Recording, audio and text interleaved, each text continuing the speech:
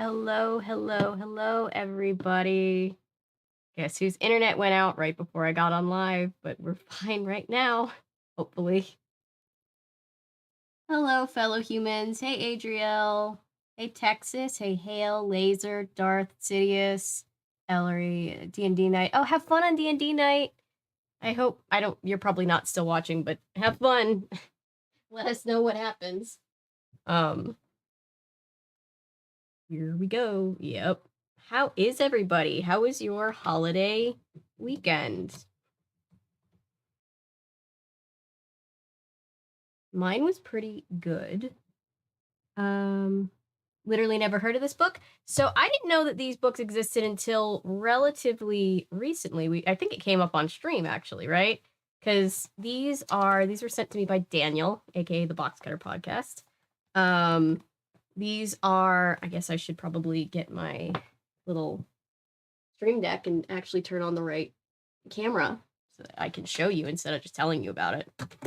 I need to figure out a better way to do this. Desk cam. Let's see. Let's turn on OBS so I can actually see what I'm doing. Hi, yes. Love how, like, when I push the camera just like a centimeter, that way you can see the mess of cables on the floor. These are spin-off books to the Babysitter's Club. This is the first book in the series. All of these books there's 5 characters, and each book is like a journal that they wrote. I've never read them, but I've heard that they are good, and I'm excited to read them. And by the way, I know I ran a poll about which book we should start with, and Dawn did not win the poll, and usually when I do a poll, polls are seen as gospel. But I did get messages from people that had read the books that were like, actually, you want to start with one, like, unlike most of the things we read, like, you're gonna want to read them in order. And so I was like, oh, okay. So for the first time ever, we disregarded our poll, and we're like, all right, we're deferring to the wisdom that is the people that have already read this book, and we're starting with 1.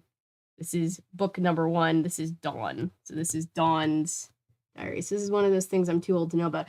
I mean, I didn't know about them until recently. When did these come out? They came out after the actual Babysitter's Club. I think.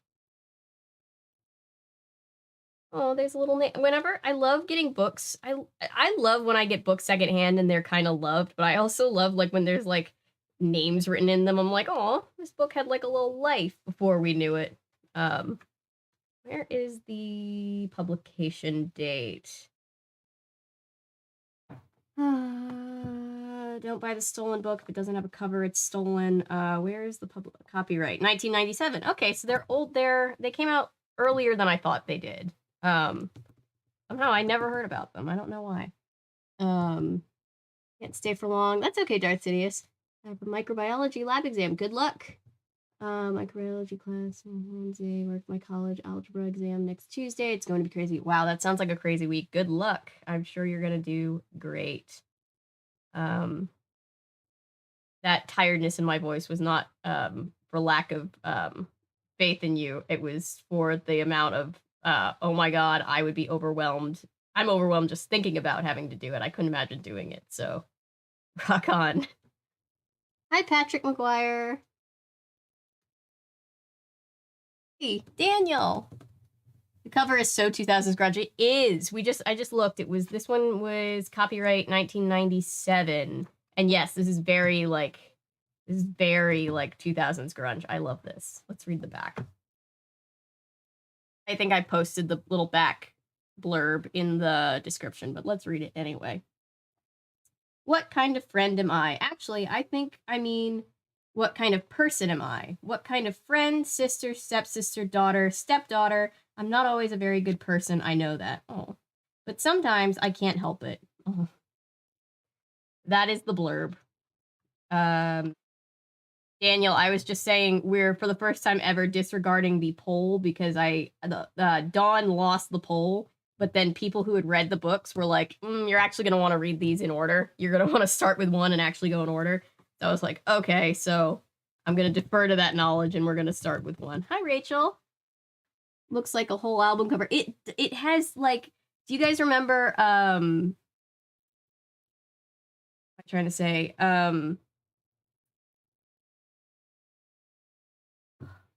am I blanking? Give me a second. Avril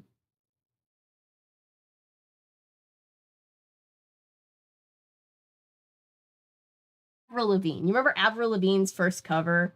Like, it reminds me very much of like the complicated cover. Carefully in the college algebra exam. Not with that attitude. No, you're gonna be great. I've been failing the class, so I'm certain I'll have to take it again. Oh, I'm sorry. I believe in you. Don't I look silly for the suggestion? No, I thought it was a fun suggestion too, because like usually the books that we read, like the Babysitter's Club books, like you can read them in any order, and like these are all like each one is a separate diary of a different character, so it makes sense that like you could kind of start anywhere. But people were like, no, I mean you're probably gonna want to start in order, and so I was like, okay, I'll listen to your expertise knowledge. In case anybody's wondering, if we had gone with the poll, we would have started with Ducky, because I think just because everybody likes Ducky's name the best. Hey, Patrick. Patrick Gaddis. We have Patrick squared, so I'll try to differentiate. I love secondhand items. I love they have a history. Me too.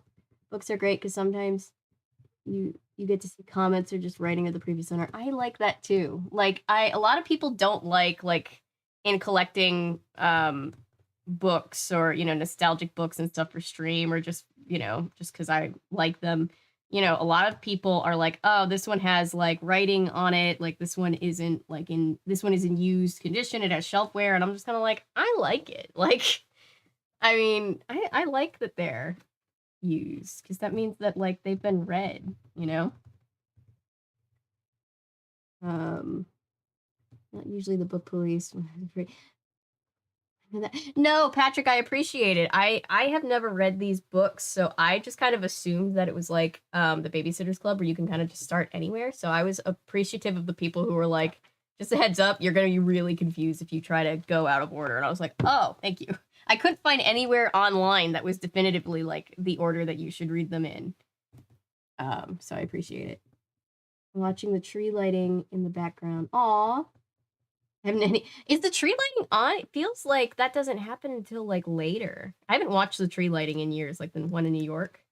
I have no idea who any of these people are. The last time I watched the tree lighting, or no, it wasn't the tree lighting. That was New Year's Eve party a couple years ago. Like Jason Derulo was there, and he was doing like the TikTok dance that was viral with the song, and I was like, I feel so old because I'm like so cynical about this.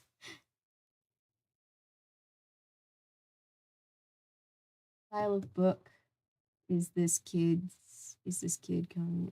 So this one, I believe they're all in 8th grade in this one. Oh, and like I would say mild content warning, because I do know that these books, like from just like doing cursory research on them, they deal with like, and Babysitter's Club dealt with like somewhat heavy topics, but these, like, I saw a lot of people being like, just a heads up, these deal with like, depression, alcohol and drug abuse, like EDs, and just kind of things that teenagers go through that are slightly more serious than like the somewhat carefreeness of Babysitter's Club. So if that's, I just want to give that warning in case until I get into it. I watched Ugly Betty out of order. Usually I'm really OCD with going out of order, but just like reading books like this on stream, like there's no point when there's like Nancy Drew books, there's 1,000 of them. Like there's no point or ability to go in order. So I'm just kind of like, oh, usually kids' books are like that. Except for Gwen Stefani. Gwen Stefani is still making music, isn't she? Know the performers during the parade either. I didn't know most of the performers during the parade. I saw Big Time Rush, and I was like, I remember. I wasn't into Big Time Rush, but I remember Big Time Rush from like when I was in high school, and my little cousin really liked Big Time Rush. But like there were a lot of country artists this year at the parade, and I'm not a country person by like in general, so like I was just like, I have no idea who these people are. For a second, I had this thing because my camera, when you're recording on it, the red light comes on. But if you're just using it like this to stream, I have it plugged into the wall, no light comes on, it's just on. And so I looked and there was no light on it. And so for like one split second, my brain was like, oh, it's not recording. And I'm like, it obviously is because I can see myself here. That's silly. But anyway, my brain caught up with the rest of my brain. I have a copy of the Babysitters Club movie you can have. That's so sweet, Patrick. Patrick has sent me just the sweetest things. Like I have, and Patrick, after I get done with the Disenchanted video, I'm doing Home for the Holidays before we get into our like Christmas stuff. I'm very excited. Patrick has sent me so much like stuff to like make videos on or like read on stream. I'm so appreciative. Oh no, what's happening? Oh no. Oh no, no, no. Oh no. Am I disconnected? Call a priest. Can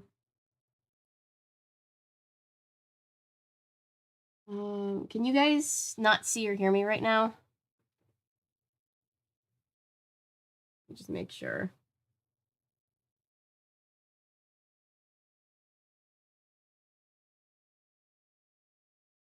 I'm back. Okay. Hi, guys. Sorry, I don't know how long I was out for. My internet is been kind of possessed. I don't know if that's the tech ghost just kind of infiltrating into every part of my house.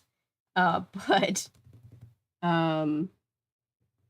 Patrick. Oh yeah, Patrick. I'm sorry. I did look into streaming this year's parade after it happened. But I was struggling with timing, and also I was very concerned about, because it's like brand new music. I was like, they're gonna give me a hard time streaming this live. So I was like, I don't know that we can do that, but hopefully we'll be able to do more like old parades in the future.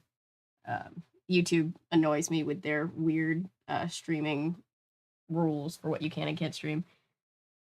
Olsen twins to grandmother's house we go. I don't have it, but I'm sure I could find a copy of it online somewhere. I will look into it because Olsen twin stuff is definitely stuff that I somehow haven't done yet. I have a couple of the books to read on stream, but I've never done a video about like any of the movies or anything, and I need to because that was everybody's childhood.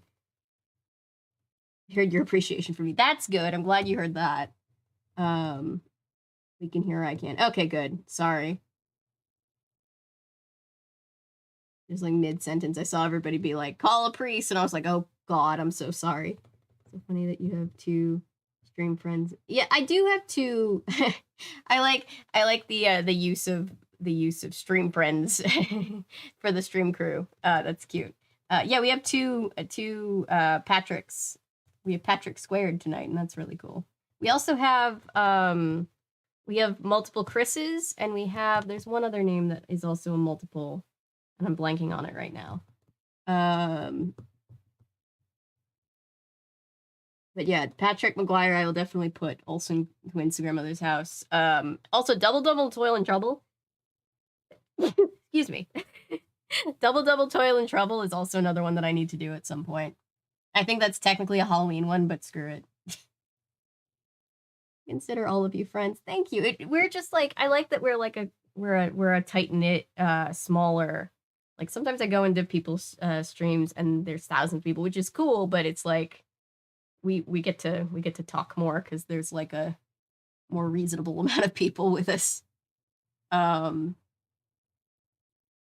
Making sure that everything is steady.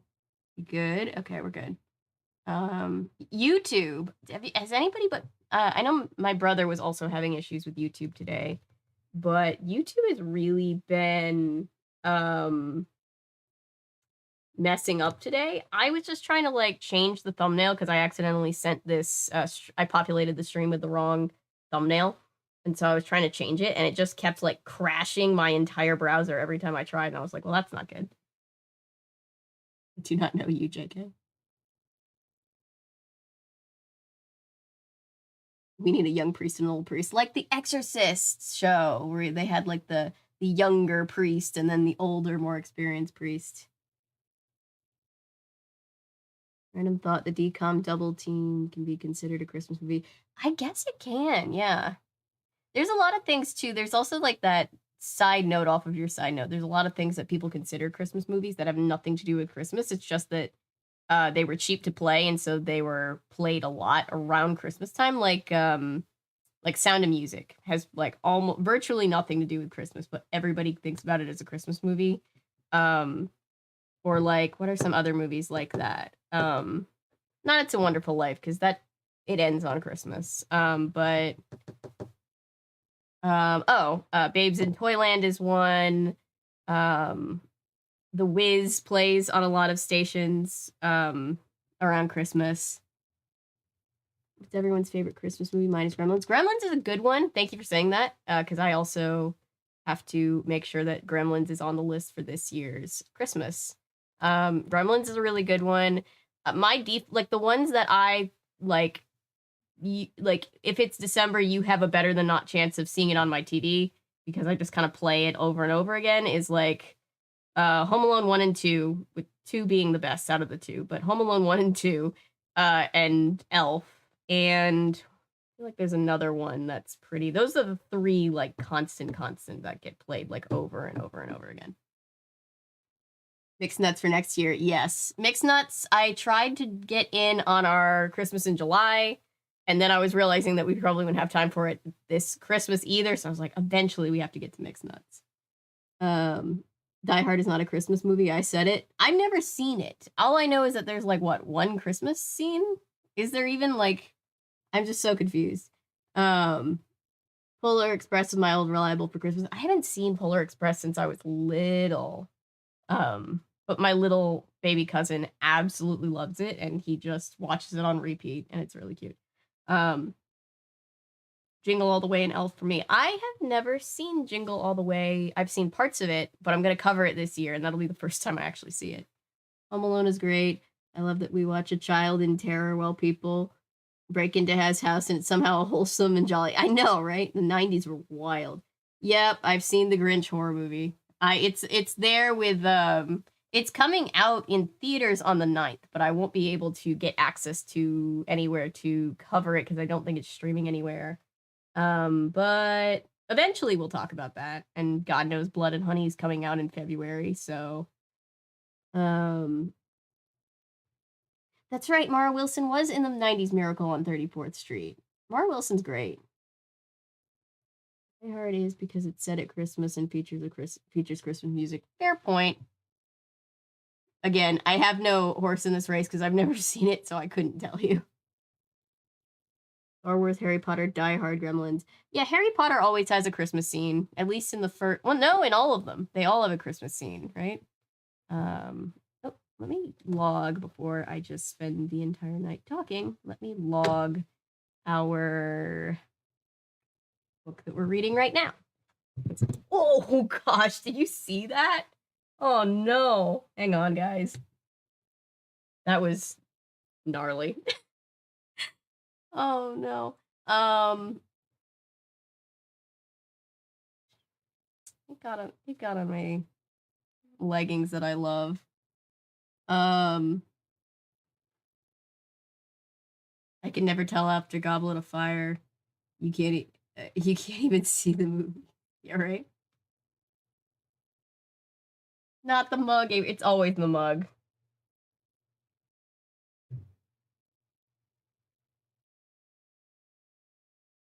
Willy Wonka airs at winter. Willy Wonka is also another one that airs at Christmas time all the time. I guess it's some movies have Christmas vibes but don't have Christmas scenes. I'm getting something to wipe this up. Oh, sorry. You're right, Streamception. I got distracted because I low-key burned myself with tea. I'll be right back.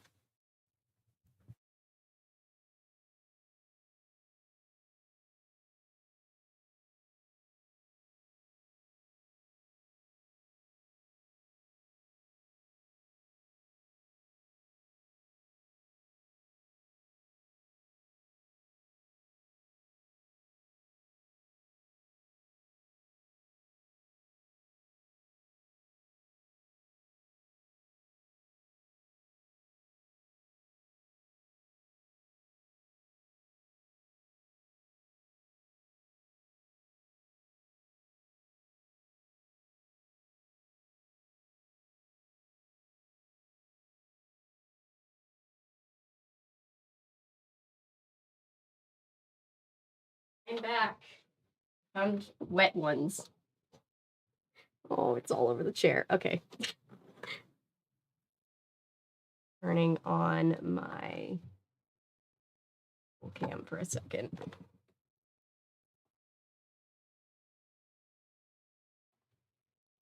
I'll listen later. Bye, Patrick.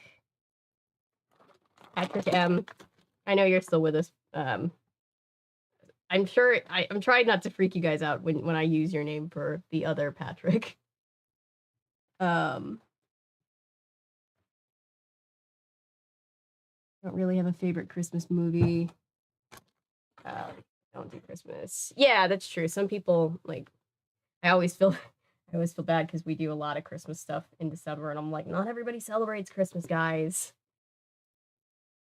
But also, I'm not versed in any other holidays to know what kind of media goes along with that.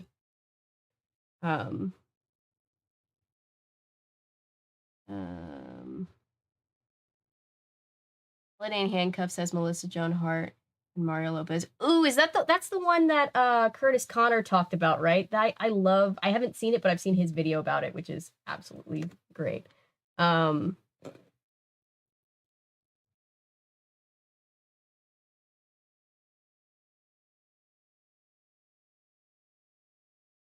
Entering the beginning phases of a cold. Oh no. I'm so sorry. This like cold and flu season has been wretched. The tea did not get on anything important. Dragon Bean is out of the splash zone, which is why he's up here. And it didn't get on the book. I did wipe down the back just in case. It's, just in case, but I think it's fine.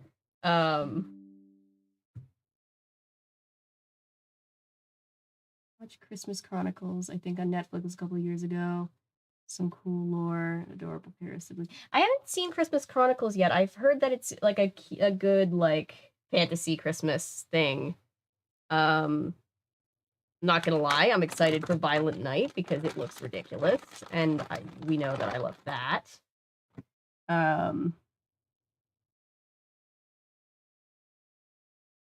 Ooh, new winter art. I just saw your comment from before, Tooney. Wonka takes place in winter. Yeah, that's true. Stop motion Jack Frost is the same way too. Yeah. A Diva's Christmas Carol? I've never seen that.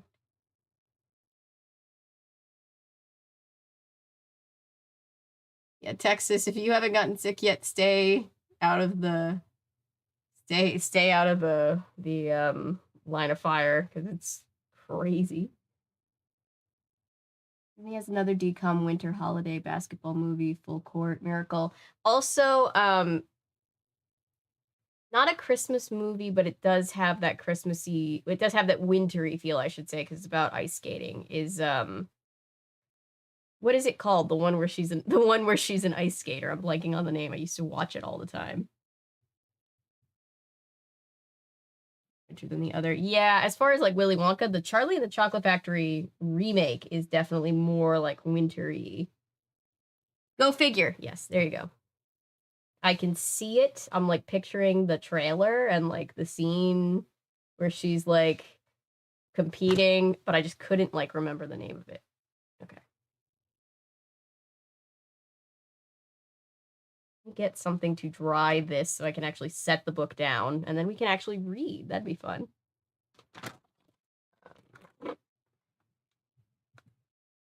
Airstream for 1 second again.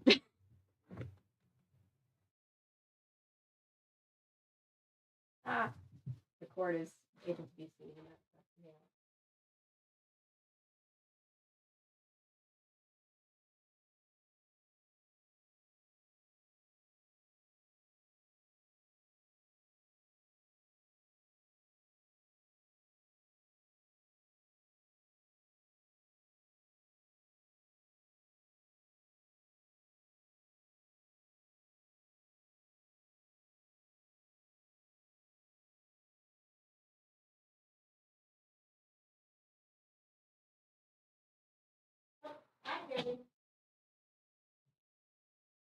Yeah. Harry has entered the chat.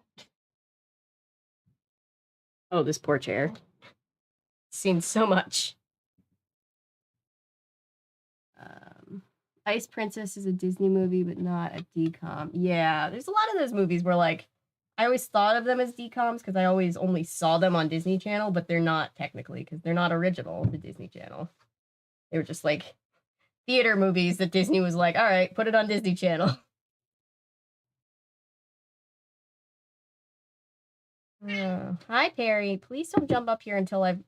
We can't knock anything else over until we clean up the first mess of knocking stuff over. This desk is going to be so sticky.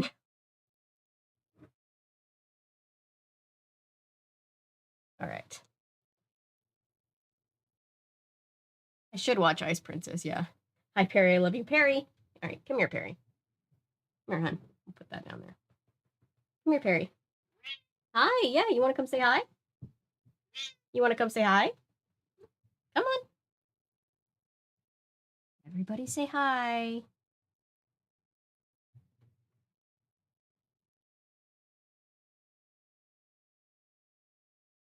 It wasn't too hot. It was hot. I didn't, like, burn myself. Dream Overlord Perry. Hi, Perry. Very chaotic Stream Overlord. If we get a different Stream Overlord, do you think we'll have less chaos? As a kid, Ice Princess seemed so boring to me. Child. She is, don't listen to her. She is an agent of chaos. Don't believe a word she says. We do love her, though. She's like putting all of her weight on my left arm as if she doesn't have an entire chair and lap to sit on. There you go. There. Hi. You gonna read? You a reading cat? I love when cats quack. Perry has 2 words that she knows. It's and ah.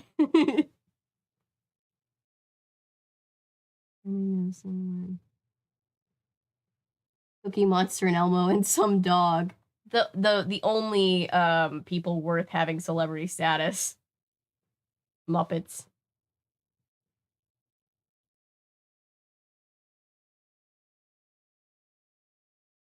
Thank you for keeping me updated because I completely forgot to watch it. I forgot that it happened this early. 2029. I'll get to I'll get to Ever After. I promise. There's just there's so many things. Yeah, Perry reminds me the Nickelodeon cartoon Cat Scratch. Oh yeah. I always joke that Perry is more of like it's a Lilo and Stitch situation where she's not actually a cat. She's just kind of like an alien, like undercover. Yes, I'm talking about you, Perry, if that is indeed your real name. But it also reminds me of, remember there was like that, was it like a toy? It was like a toy line. And I think they were like given out at Happy Meals at some point where it was like cats disguising themselves as other animals to get adopted. Because the memes about being a cat lady hadn't caught on quite yet. 3 years ago. I don't know what to review. Avery in 2022. I mean, at no point in this channel's history have I struggled to find something to review. It's more of just like when I started, I was like, how many things can I really tangibly talk about? And then I realized, oh, all of the things. Hey, Perry. She wants to be she wants ear scritches specifically. With cats, you are the furniture. Yep. What's ridiculous? Who made the 4th book in one of the stories where Thomas has on a railway for 20 years and never saw snow. Really? That's interesting. I don't know that much about Thomas Tank, mostly just because I was scared of it as a kid, and so I never really like participated. Deconstruct that fear along with puppets and claymation. Hi. I wish everybody could hear you purring because it's very loud.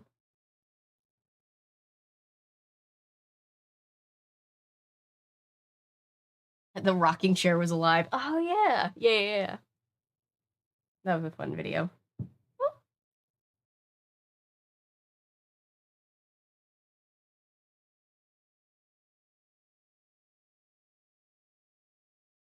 We really should start reading this book, Perry. Although I think everybody would be okay with a stream where we just talk about Perry. Please stop eating my hair. I'm begging you. Much help finding things to cover, but suggestions are handy. Yeah, it is true.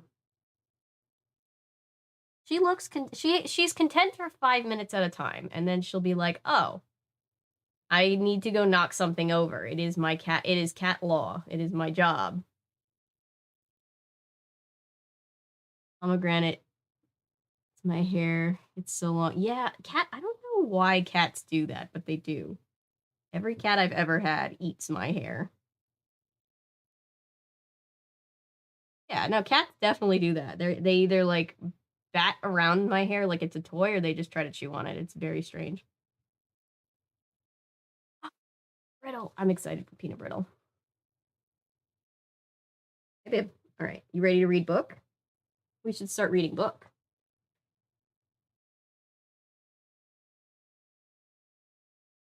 Here we go.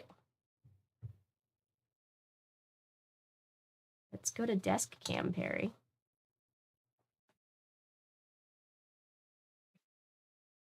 Are you excited? Are you excited for the California Diaries?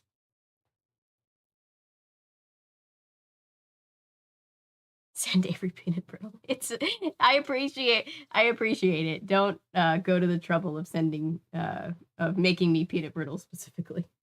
I'm excited to get peanut brittle though.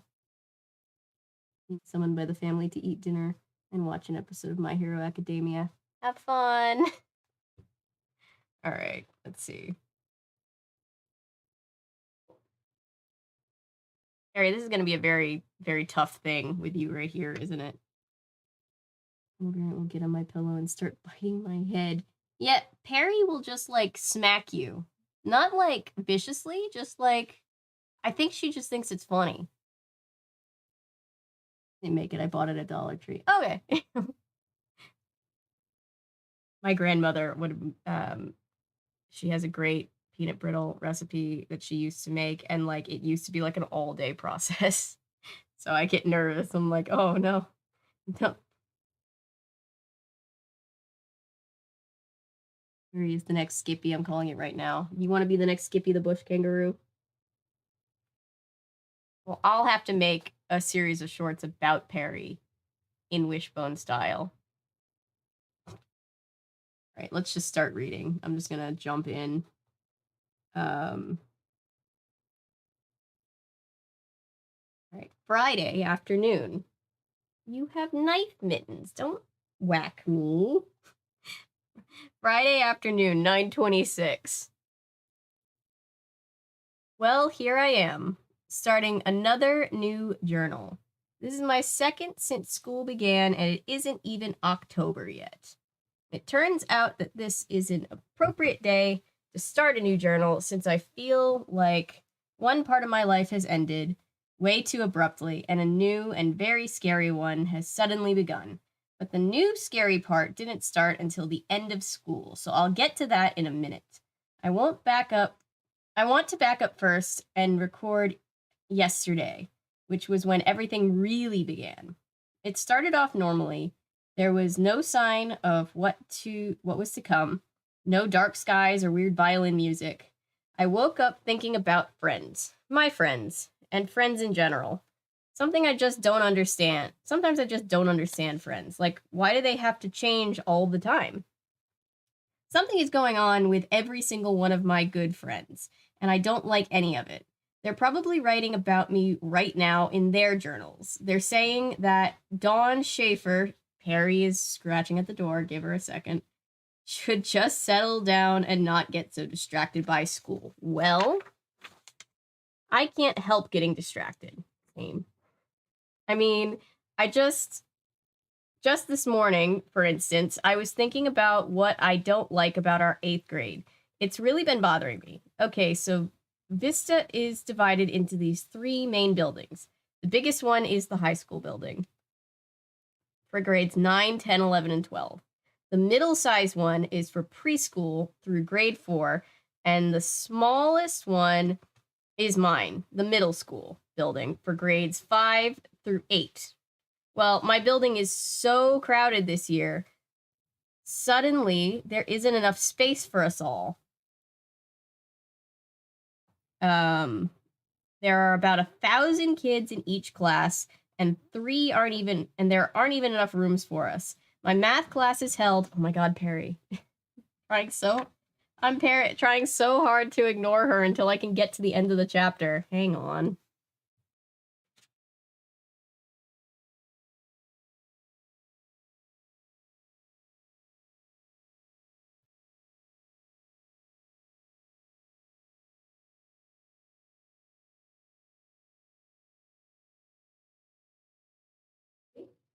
Content for 5 minutes, and then chaos. You can still see the cord a little bit, but I'm gonna live with it.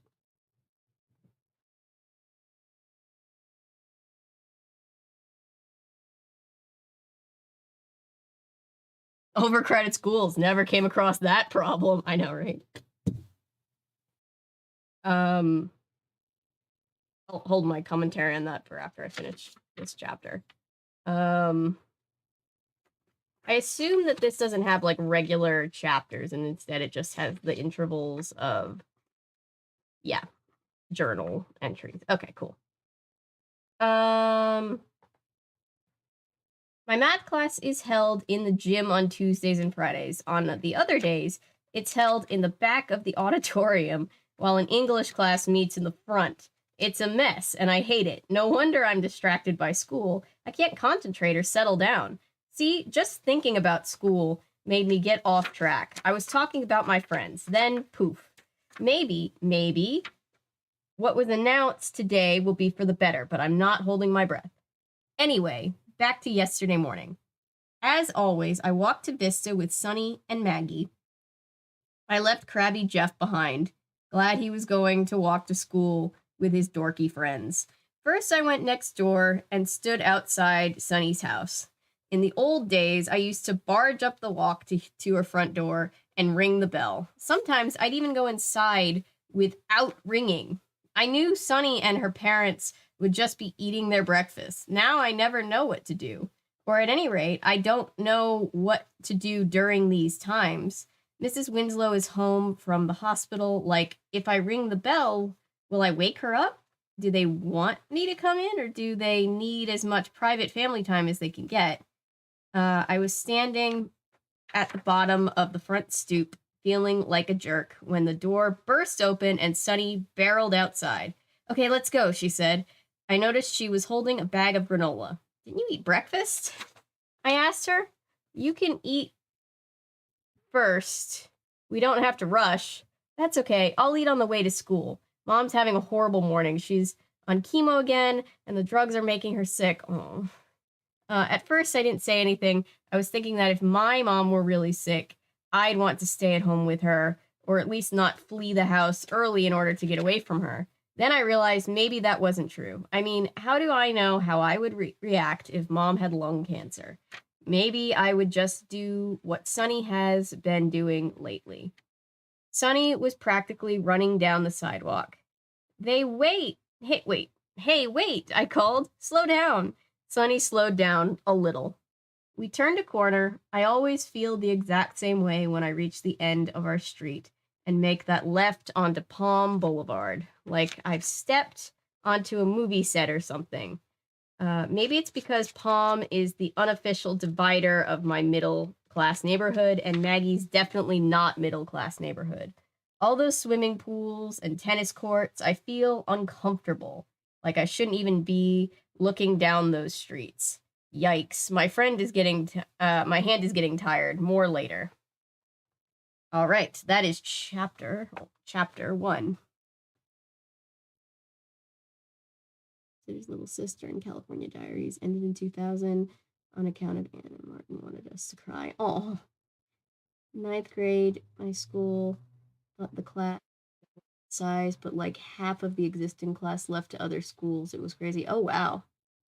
I never the Perry Trap, not the Parent Trap. I love it. Um my like I was homeschooled, so I didn't go to the public school, but we lived like practically we were just like walking distance from the public school, the high school, and it was so overcrowded that they basically set up like outside of the building, which is like a bunch of like um trailers just to like have the extra space to like put a bunch of like it was way overcrowded, like it was insanity. um when my cat starts checking my phone if I'm failing to give him sufficient attention or feeding him exactly on time. Yep, cats do that. They're the worst, but we love them. Pomegranate will get it. Last time I attempted to make peanut brittle. Poor Rover. Oh,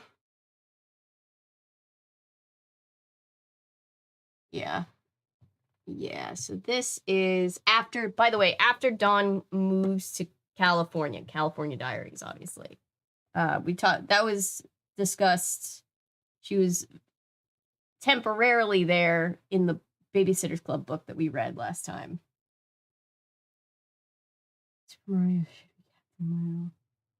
Cameron, December, and you know what that means? Christmas. It's Christmas month or holiday month, because like we were saying, not everybody celebrates Christmas specifically, but it's holiday month. That's exciting. Um, already loving the Marxist undertones of this book. Yeah. I'm trying to find kids in Mrs. Coleman's books for you. Oh, thank you, Patrick. Private Christian school, elementary and middle school was in the building, and high school was a separate one. 14-year-olds, 14 too many. Yeah, the church that I went to most growing up was like most bigger churches, also a school. And so like you'd be walking like to the sanctuary and it would just be like halls and halls and halls of elementary school classes. Obviously not in session, but like they would be used for like Sunday school stuff. And it was just like a whole lot of kids. No, I know you were joking. I was just like, oh my God. I'm gonna jump. Oh my God, you know what I didn't do when I said I was going to? Log that we started reading the book, guy. Because right when I was logging it, my tea knocked over. That wasn't good. That was bad on my part.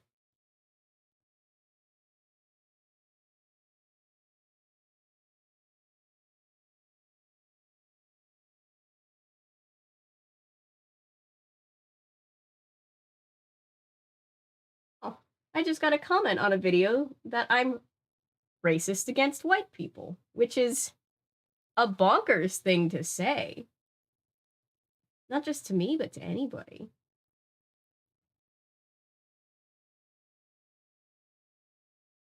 Cameron, that's correct. Yeah, I just was like, oh, I got a notification as I was switching over, and I just saw a comment on a video. I won't say which one because I don't want anybody to get into beef, but I just saw a comment on one of my older videos that somebody had posted. That's so out of pocket. It was just like, in your tiny brain, you will never what were they? They were mad that I wasn't saying anything negative about a POC character because they were saying, in your tiny brain, you think that'll make you racist. And I was just like, sir? What? And then it's like, and you hate the white characters because they're, and I'm like, what? So, are you okay? um, and this is against, no, somebody commented on one of my videos just now. I got a pop up and they were just like, yeah, saying that I was racist against white people, which is funny because I myself am a white people. I always knew you hated white people. Projection at its finest. Really small school. It's just so random. 5 months in sixth grade. Had like 30 people in my grade, split in two classes.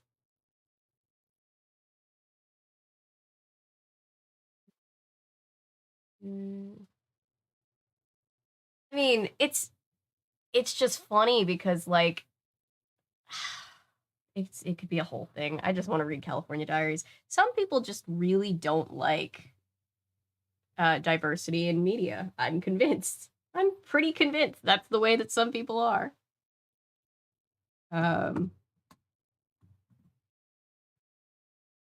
Sorry, that was really off topic. That just got my attention because I was just like, wow. Okay, I actually logged that we're reading the book, so.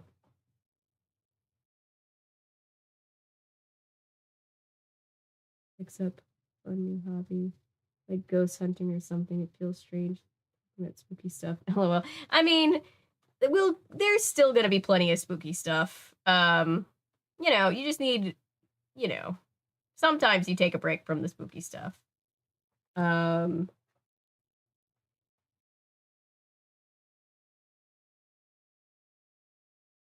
can guess who that guy voted for. Forget that ass. Yeah, it's just I just have to laugh because for a number of reasons, but it's just occasionally you just get people on YouTube just saying, like, people on the internet say the craziest stuff, and it's just like, oh my god, you really typed that out and sent it to me, didn't you? I did not see your backdoor pilot comment. Sorry, I was getting distracted.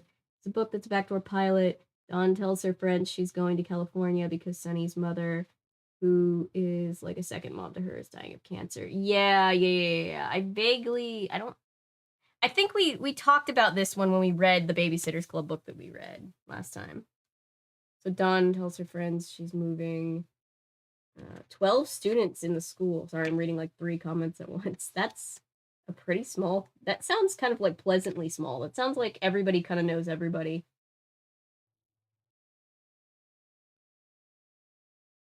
People on the internet say the crazy stuff. To be fair, I am people on the internet who sometimes say crazy stuff. Yeah, but like, yeah. It's just sometimes it's so funny when like a random person will like find my profile and be like, you're being too diverse. I don't like you as a human being. And it's like, wow. All right. No one thinks before they type, they forget about the digital footprint, right? I always think of, I'm like, this, once it's on the internet, it's on the internet forever. And that's what you put on the internet. Topic angry, which is about the same as distracted read. Sorry, I'm getting back to, let me get back to the book. I'll catch up with chat in a second. Friday later on, 9:26.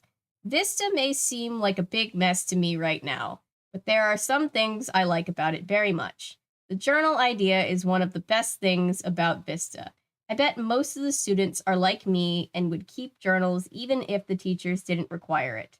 At least they would keep them by the time they left Vista's elementary building and moved into the middle school building. I went through a phase in like middle, early high school where I journaled like crazy, and then I realized that my life was boring and I stopped journaling.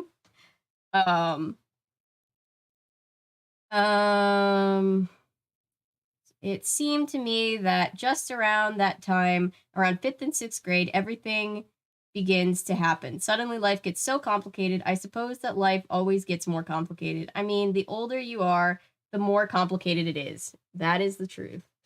In kindergarten, for example, what do you have to worry about except whether your friend will share her crayons with you? It seems like such a big deal at the time. Then by 3rd grade, you have to worry about whenever William Barton is going to kiss you on the playground, and it's enough to make you fake a stomachache so you can stay home from school. Very specific. I'm sorry, Dawn. But you have no idea what's coming. What you'll be up against when you're 10, 12, 13. For me, things heated up until they spun out of control when I was 12. That was the year Mom and Dad got divorced, and Mom moved Jeff and me all the way across the country to Connecticut. We had to say goodbye to California, to Vista, to everyone and everything. I thought my heart would break when I had to say goodbye to Sunny. I truly didn't know how to say goodbye to my best friend. Then Connecticut turned out to be cool, figuratively and literally. I made friends, Mom got remarried, and I acquired a stepfather and a stepsister. who already happened to be my Connecticut best friend. Then Jeff decided to move back to California, then I did too.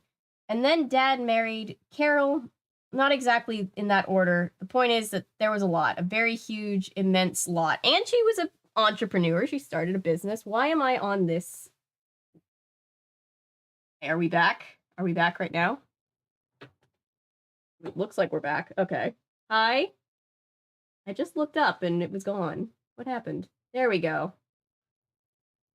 Sorry. How long was I out for? What did you guys hear last? I just looked up and I was like, that's weird. I didn't switch. I know I switched from the Goodreads screen, and then I was like, wait, my button isn't working. Oh, no. Her stepfather. Okay. Okay, what did Tech Ghost do? Sorry, guys, we're back. Let's see. Acquired a stepfather and a stepsister who already happened to be my Connecticut best friend.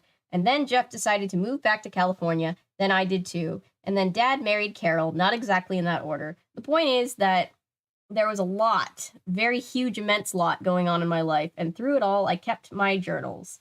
And she had a business. I was just pointing out before I realized that we weren't on live anymore, that she was an entrepreneur and had a whole business in the middle of that. But anyway. Right, I admit it. I didn't write in them quite as much when I went to Stony Brook Middle School, where journal keeping was not required, like it is at Vista. Starting in kindergarten when you can barely write and continuing until the day you graduate from 12th grade. I know why teachers make us keep these journals, apart from the fact that this activity is a healthy habit.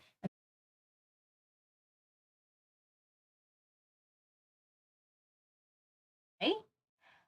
Hang on, let me see. It could easily be. I'm gonna make sure that it's not like a storage space issue messing up the computer or anything. Sorry, guys. Oh, man.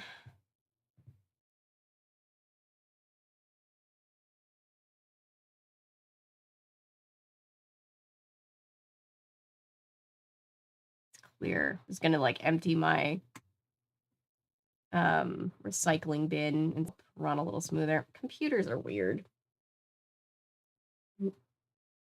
It's the worst thing to happen to the internet. Oh yeah, no, for sure, Paulo. Call the preacher. Avery, can you hear me? I can read the comment. One needs to draw a map and a family tree, lol. Like if I had a journal, just me as a kid, writing now, but such a commitment. Yeah. I feel like you want to start journal very well. Hi. It says I'm reconnected. Let's see if it actually reconnects. Sorry, guys. I just want to hear about rich people problems. All right. It's because we don't have Ellery. Keep the tech ghost at bay. Sorry to put that pressure on you, Ellery. What was I doing? I was emptying my recycling bin in case that was going to help. Tech problems always spike up around the holidays. The damn gremlins, you're right. It's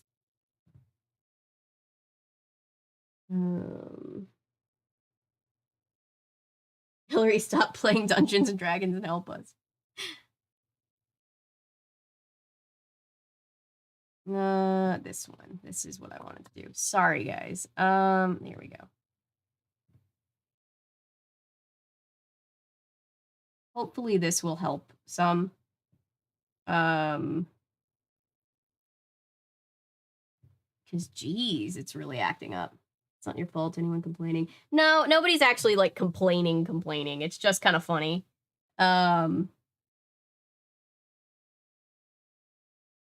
We need some sort of talisman to ward off the ghosts. Do I need to do like a cleansing ritual before we do the stream? Because I will. Don't make me do it, Tech Ghost. I will yeet your ass out of here.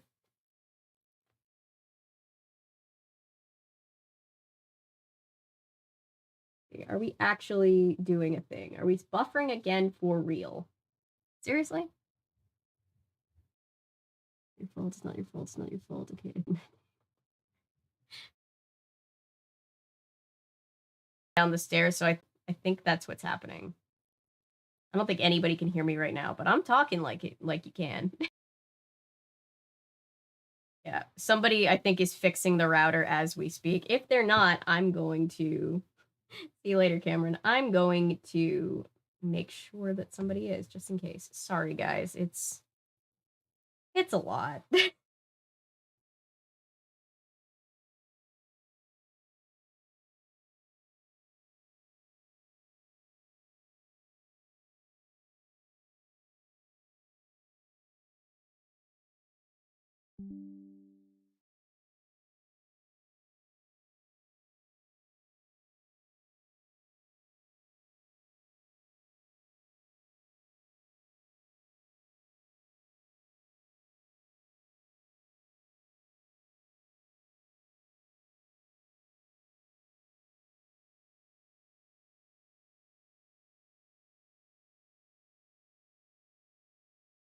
No data. That's good.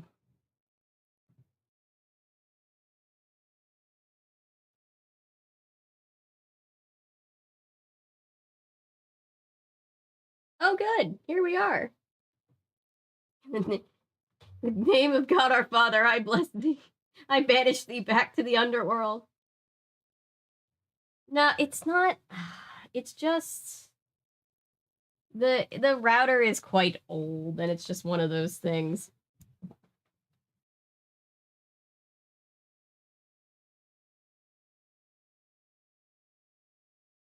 Here, I don't have a candle to light right now, and also I feel like it's kind of a fire hazard in this tiny room. But I do have my little Tibetan singing bowl. Doing wrong. Be gone, demon. Oh my god. I think it worked. Are we here? Are we good? Am I broadcasting? Woot. Thank you. That ghost can't mess with us. Well, it can, but we'll get its ass kicked. Thank you to all who lit candles. Oh my god, I'm so sorry, guys. And I'm especially sorry if this is the first time you're seeing a stream. I wish I could say they're not usually this chaotic. They are, but this is like a different kind of chaotic.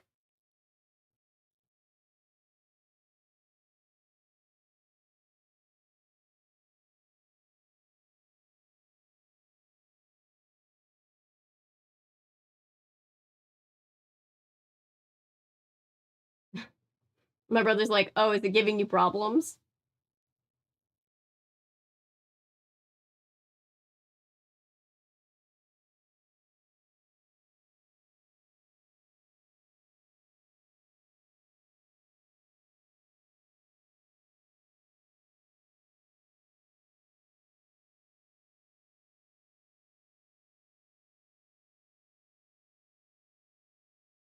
Yeah, it's a little Tibetan singing bowl. It's for like meditating and jazz.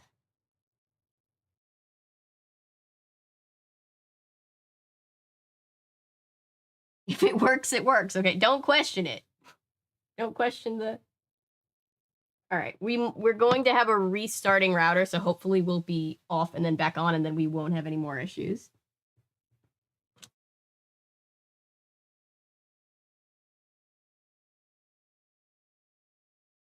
Chaos typically emanates from the chat.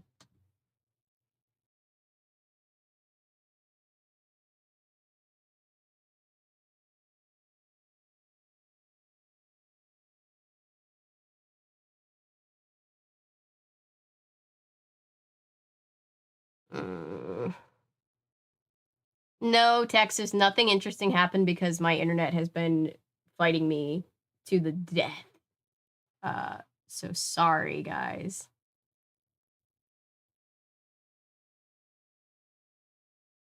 I don't know that anybody can see me right now.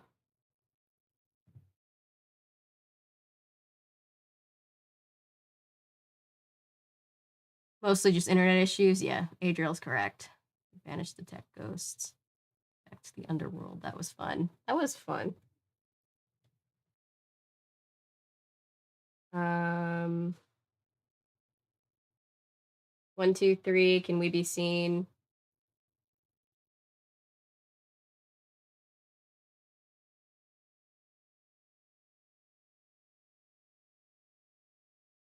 We're rebooting a router. We are fixing the issue.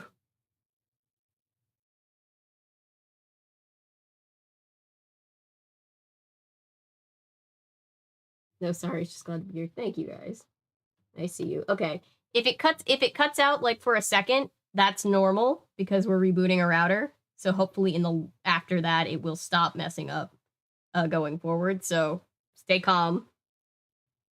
We're just getting insurance on said tech ghost. In here and see. Okay, that's good. The tech ghost is where over the rainbow. And we need a calming circle. Like 10 minutes. Hi, are we back? Are we here?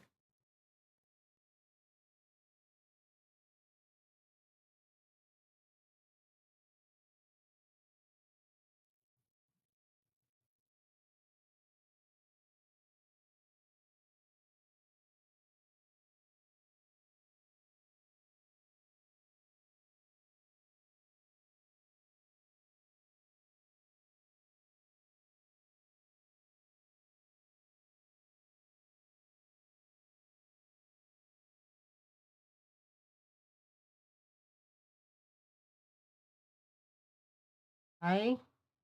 Can everybody hear me? Oh my god. Wait, what did I miss? When is on again? Again? We have movement. Movement is good. Hearing is good. Hi. Hi, guys. Oh my god. And audio. Oh my god. Ugh. Apologies, guys, for the everything. How is hopefully everybody doing now that we've made it out of the nether realm? Rose holy water. I feel like Dean Winchester in that one scene where they had to open and then close the portal to hell. And like, what is that? End of season 2. That's how I feel right now. Oh, thank God. Let me get back. Where were we? What was the last thing we even heard in the book? Do I just need to start this page over? Here, I'll start from back here. I'm just getting back into it because I've got a vengeance now. Thank you, Spencer, if you're watching, for rebooting the router. Just chat being random in your absence. Fair. Okay. Jesus Christ. Oh, okay. All right. Back here, it seems like such a big deal at the time. Then by 3rd grade, you have to worry about whether William Barton is going to kiss you on the playground, and it's enough to make you fake stomach ache so you can stay home from school. But you have no idea what's coming, what you'll be up against when you're 10, 12, 13, spun out of control.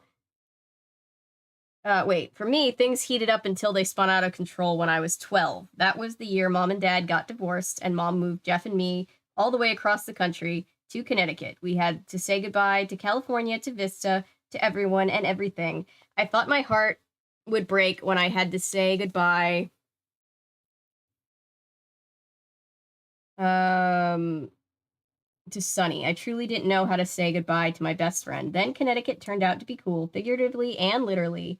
I made friends, Mom got remarried, and I acquired a stepfather and a stepsister who already happened to be my Connecticut best friend. Then Jeff decided to move back to California, then I did too, and then Dad married Carol. Not exactly in that order. The point is that there was a very huge, immense lot going on in my life. And through it all, I kept my journals.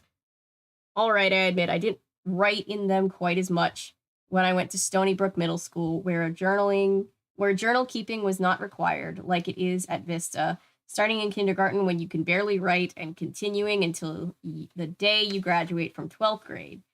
I know why the teachers make us keep these journals, apart from the fact that it's a healthy habit, a creative outlet, good writing practice, and all that.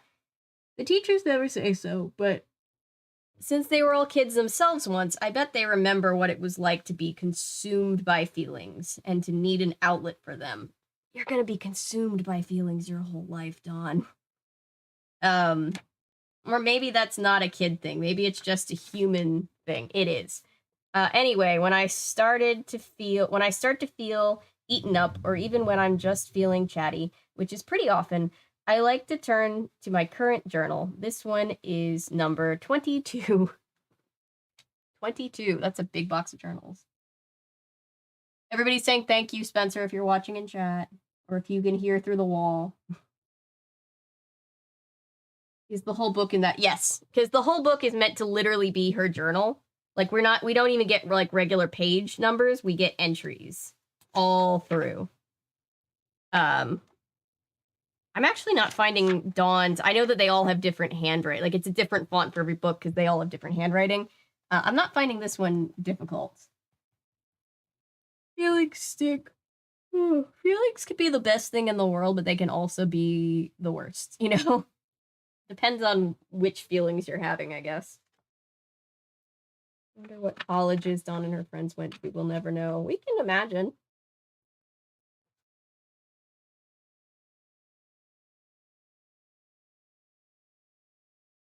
Wrong book. Now, what do we think about Chris Pratt as Mario? Random. I think it just sounds like Chris Pratt. Anyway. Friday evening, 9:26. This is the third entry in the same day. I was the same way when I kept journals. Maggie was waiting for Sunny and me on her corner. I thought she looked like she'd been crying, but all she said when she saw us was, the only thing that I have trouble with is her H's. I don't know why. The H's, they look like the way that I would write like two T's together, and so that throws me for a loop. Hi, you guys. How's your mother, Sunny? Don't ask. Oh, sorry. Sunny looked at Maggie. Then she looked at her a bit harder. No, I'm sorry, she said gently. What's wrong, Maggie? Nothing, but Maggie was definitely trying not to cry. Is it your mom again? Asked Sunny. Or your dad, I suggested. Not really. I needed more time to study for a math quiz. I didn't plan very well, I guess. I don't think I can get an A on the quiz now. I don't know if that's really what was wrong. It might have been. Maggie's awfully hard on herself when it comes to school. Actually, when it comes to just about anything. Miss Perfection. She used to be rebellious and do things like dye her hair green, which I kind of admired. Now she's made this turnaround and she tries to control everything and excel at everything. Sunny and I let the subject drop. How's Curtis? Sunny finally asked. She was smiling. The mention of Curtis made Maggie smile. Good, she replied. Mom didn't really like having to go out and get a prescription for amoxicillin for a kitten, but it was worth it. Oh, but it was worth it. I had to pay her back. Oh, I don't care, though. His paw healed up. Are your parents going to let you keep him? No, but it doesn't matter. I just want to fix him up and find a good home for him. We turned off of Palm, walked 2 more blocks, turned again, and there was Vista. You know, it even looks more crowded, I said, doesn't it? The front lawn was crawling with kids. It's morning, said Sunny, already impatient with me. Of course it's crowded. Everyone's arriving. All the buses just got here. But it's more crowded than usual, I replied. She's right, said Maggie. Well, a lot of kids do switch to Vista in 7th or 8th grade, so they can go to the high school since it's so good. Why'd they let so many in this year? I grumbled. Hi guys, we heard someone call them. Call then? It was Jill, of course. She was hopping off the bus and running across the lawn toward us. Oh, please, what is she wearing? Sunny said under her breath. She must have found her 1st grade things, Maggie whispered. I wondered how she got them to fit. Ah, super mean. Jill was wearing a sweatshirt with a huge pink unicorn on the front. The unicorn's horn, why aren't unicorns called unihorns,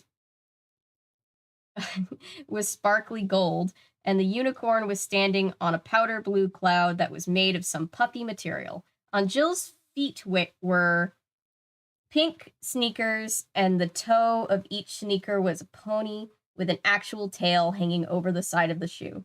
Hi, we called back to Jill. No one said anything about Jill's shirt or shoes, which I thought was commendable of us. Then I realized that Jill wanted us to comment, and so her face fell when Sunny looked beyond her and said, "Well, I guess we have to go in." I glanced at my watch. Yeah, the bell is going to ring any minute. Come on, you guys.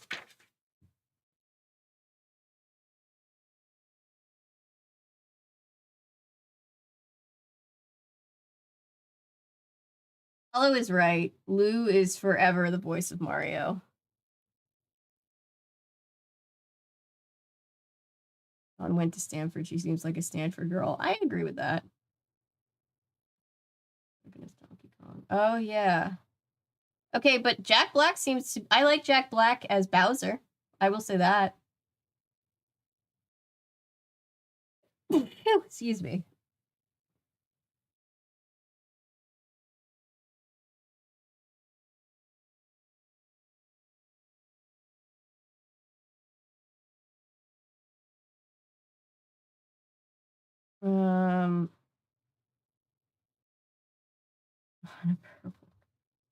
Purple gloves. All I can think about is Barney.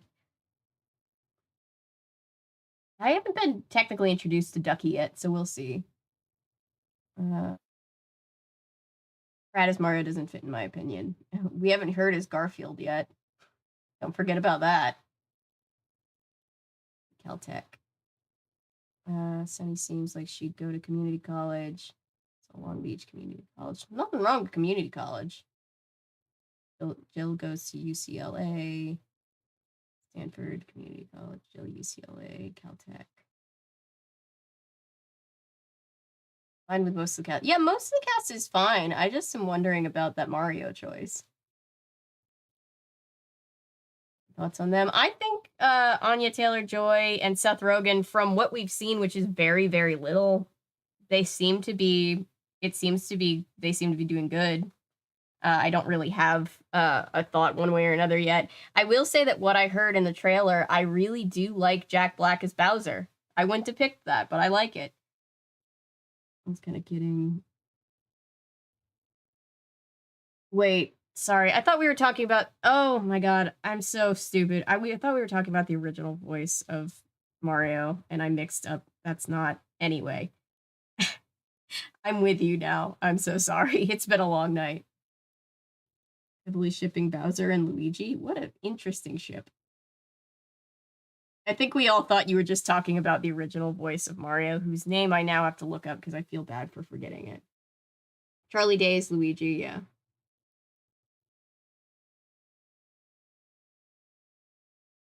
Oh, your husband just spilled some Disney tea. Which Disney tea? Is it the Disney tea that I've been hearing? Or is it the other Disney? Is it other Disney tea? Because I want all the Disney tea.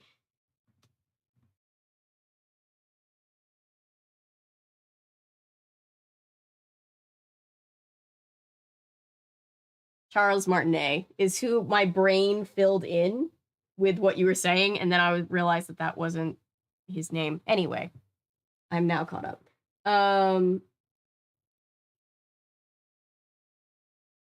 The tea that I heard, because we were all celebrating last week during the stream that Shaper got fired, and then there were rumors that allegedly, it was being reported that allegedly they were like, Shaper was like trying to make Disney Plus look more financially successful than it was. Captain Moon. Oh, okay. I'm okay. Sorry. My brain just kind of autofilled. It was weird. Who played Super Mario on a TV show. Oh, that's why it autofilled.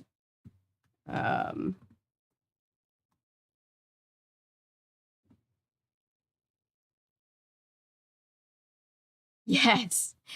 So I've come across this TV show in my adventures and have planned or hoped for a long time to do at least one video about it. And that name, I remembered that name sitting next to a picture that said voice of Mario. And when you said that's the original Mario, we've been talking about how the original voice actor should have gotten the part in the movie. My brain filled in. Gotcha. You just got done telling me that the CEO was cooking the books to make Disney Plus look like it was. Yep. Yeah, that's what I heard too.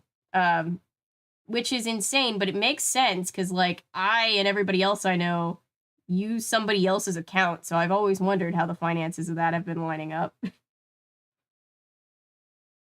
girls just want to have fun video. I didn't know that. Into film school in once in the 4-year programs. Yeah, community college is totally valid.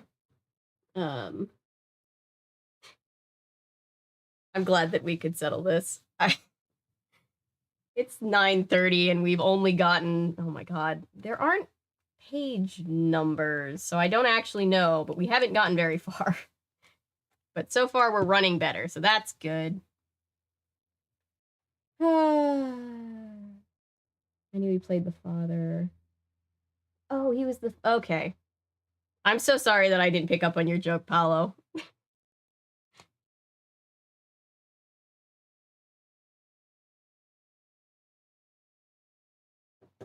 No, I know you weren't being mean about community college.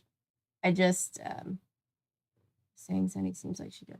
No, I knew. You, I don't know, community college sometimes gets a stigma, but, like, yeah, just another type of college. Sorry for causing such confusion. No, you're good. It's not you causing confusion. It's residual confusion from the tech ghost problems and everything. I'm going to read the next part of the book because people coming in are going to be like, why are we talking about... I thought I was watching a California Diaries stream. Sorry, guys. Later Friday evening, 9:26. We are up to the 4th entry on the same day. Damn. Girl gives me a run for my money. I used to journal a lot, but I don't think 4 times a day is a lot.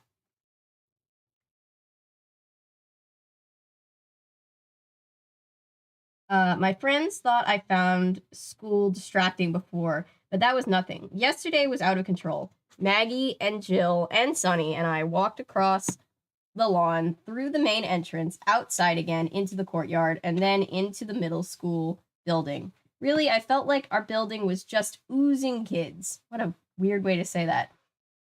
I don't like the word oozing. I wouldn't have been surprised to see them seeping out of windows and through cracks around doors like mold or bacteria. What a visual. In my homeroom, we were short 2 chairs, so Brett and Max sat on a windowsill. It turned out the chairs had been taken by the teacher next door, who suddenly had 2 new kids in her class. What is going on? I whispered to Trey Farmer, who sits next to me and knows everything. Well, he has an answer for everything anyway. I think he makes some stuff up, but it always sounds good. It's the current surge in 8th grade enrollment, he replied, and I noticed that little tick by his left eye. I guess, but why? Vista is an excellent private school, Dawn.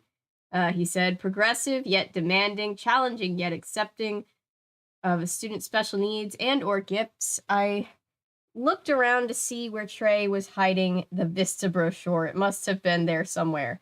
An atmosphere of, I know, I cut him off. I mean, why are there so many more 8th graders this year?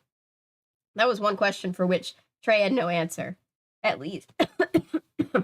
Gosh, sorry. That was very random. At least not a quick one. His face was still screwed into a frown when the bell rang and homeroom began. Out in the hallway after homeroom, I squeezed my way through the halls. I am not exaggerating when I say squeezed. At one point, I really did have to ooze between... Second use of ooze, huh? I really did have to ooze between 2 bunches of kids in order to go past them. I felt like toothpaste in a tube. At the end of the hall, I caught sight of Sunny. She saw me, but we couldn't reach each other, so she just raised her fists in the air and called out, "Rulers! Rulers!" I shouted back. Sunny and Maggie and Jill and I have waited for years to be able to do that. As 8th graders, we are the rulers of the middle school building. It's a nice position to be in. I wonder why the seniors don't bother to call themselves rulers of the high school. Oh well, I'd intended to enjoy my status this year. I'd earned it. You're so tired by the time you get to senior year. It doesn't matter.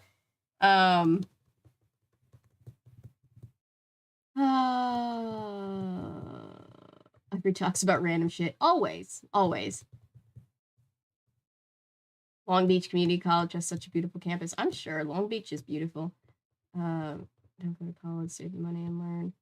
I mean, college is one of those things, like, I didn't go to college because I felt like what I wanted to do, I would be better off doing on-the-job training, which turned out to be correct for my specific career path. But it just kind of depends on, it's less about, like, where should you go to college and more like, what do you want to do and how best to get there for you, I think.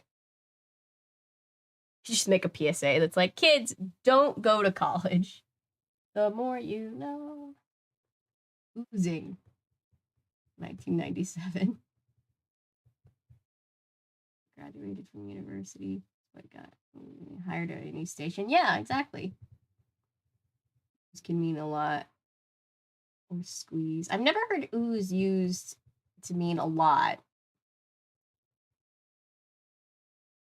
Who's asking? Very nice, Laser. Welcome back. We did fight off Tech Ghost with the help of intention candles and my brother restarting the router. Glad that you are glad you did. I'm glad that that got you into the path that you wanted to do. Senior year. You're working on your escape plan, right? Why? I knew what you meant in Texas. Yeah. By senior year, you're just like, oh God, where am I going to college? Am I gonna get out? Like, am I taking a gap year? Like, what am I doing? Am I getting a job and going to college? Like, PSA, it's your choice to go to college or not. Yes. Or brain, whichever is malfunctioning tonight. That I feel that so much. And in my case, sometimes it's a little bit of both. It's your computer and your brain. All right, we've made it to Saturday morning. We've read through one day. We're making progress. Okay, so I ran out of steam last night and never got around to writing about what happened in school, or maybe I was afraid to write about it, as if putting the words on paper would make it seem even more real and horrible. But there's no point in delaying any longer, so here goes. At the very end of school on Thursday, Mr. Dean's voice came on the loudspeakers, and he said, "Attention all 8th graders. Please report to the main auditorium tomorrow morning at 9:30 for an assembly with the students in grades 9 through 12. Thank you for your time." He's always formal like that.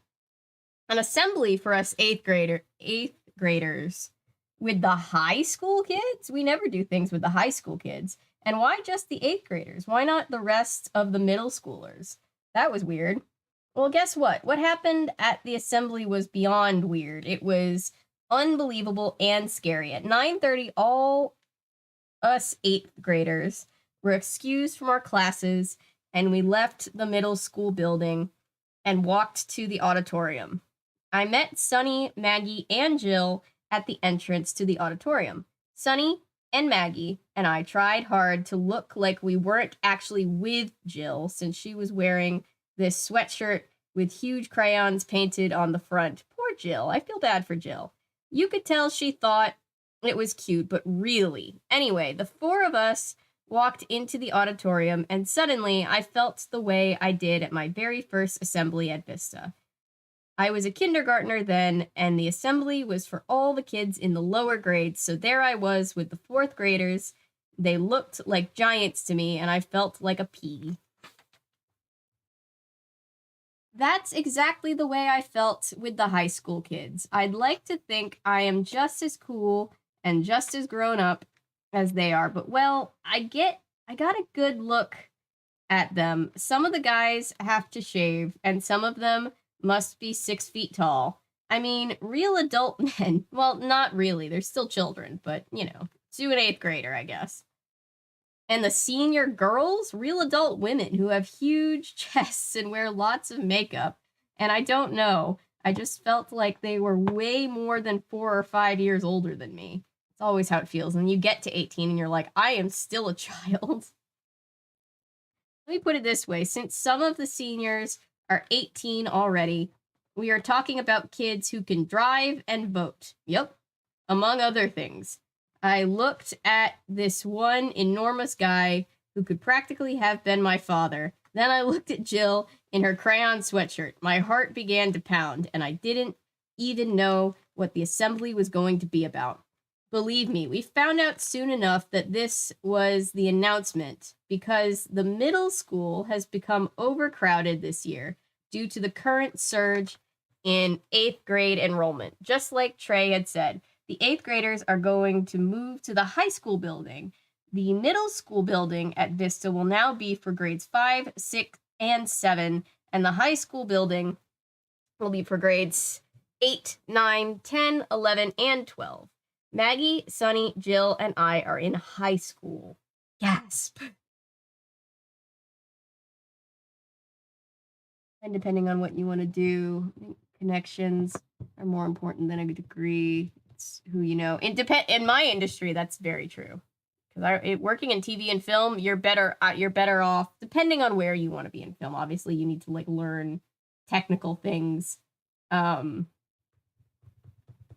like my brother's the best DP that I know, and he taught himself because internet. And yeah, just getting out there and working and making connections with people is going to be the most valuable thing to you.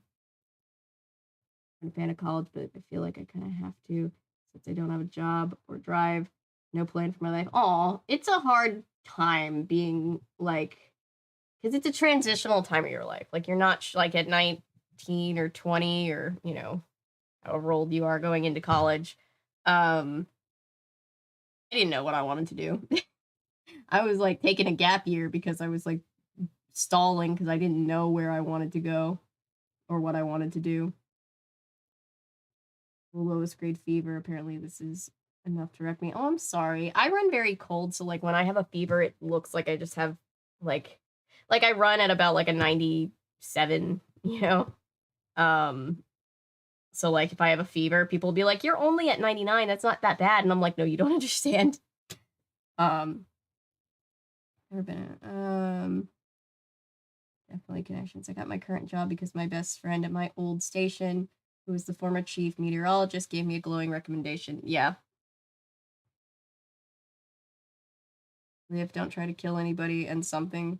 Yeah, just do what makes you happy, and that will lead you to where you're supposed to go. It's very corny, but it's true. What I said was corny. The way Paulo said it sounded like practical advice, and then I was just like, live your dreams. Sorry. City Community College. I got to learn from Frederickson. Sometimes you get industry by accident. Oh yeah. I got into the film industry by accident. I'm glad to be there. But I got into it by accident for sure.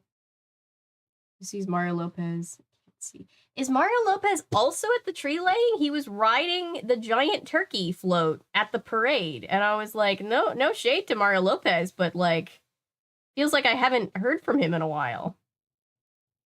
What did I miss? I had to Google his name because I couldn't remember his real name. Yeah, he's just the guy from Saved by the Bell to this day. Yeah, not said in a bad way. Always be AC Slater and Jesse will always be that weird girl who can fish in the pool. If you know, you know. Yep. He does host Extra. That's right. I don't watch any of like the celebrity news stations, so I always forget that.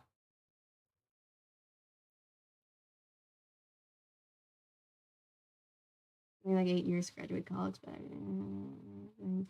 my brain actually good at. I kind of can't work in because disability. Oh, that's frustrating. But definitely like really great time for writers because there's so many avenues. Like in filmmaking, there's so many more avenues to like get into it, but like for writing too, I feel like there's so many more avenues for people to get discovered or, you know, do what they want to do. So if writing is your passion, just keep doing it is my suggestion. My unsolicited advice. One room in college because the thought of sharing with a stranger terrified me. I wouldn't have minded that. But I can definitely see, yeah, I can definitely see.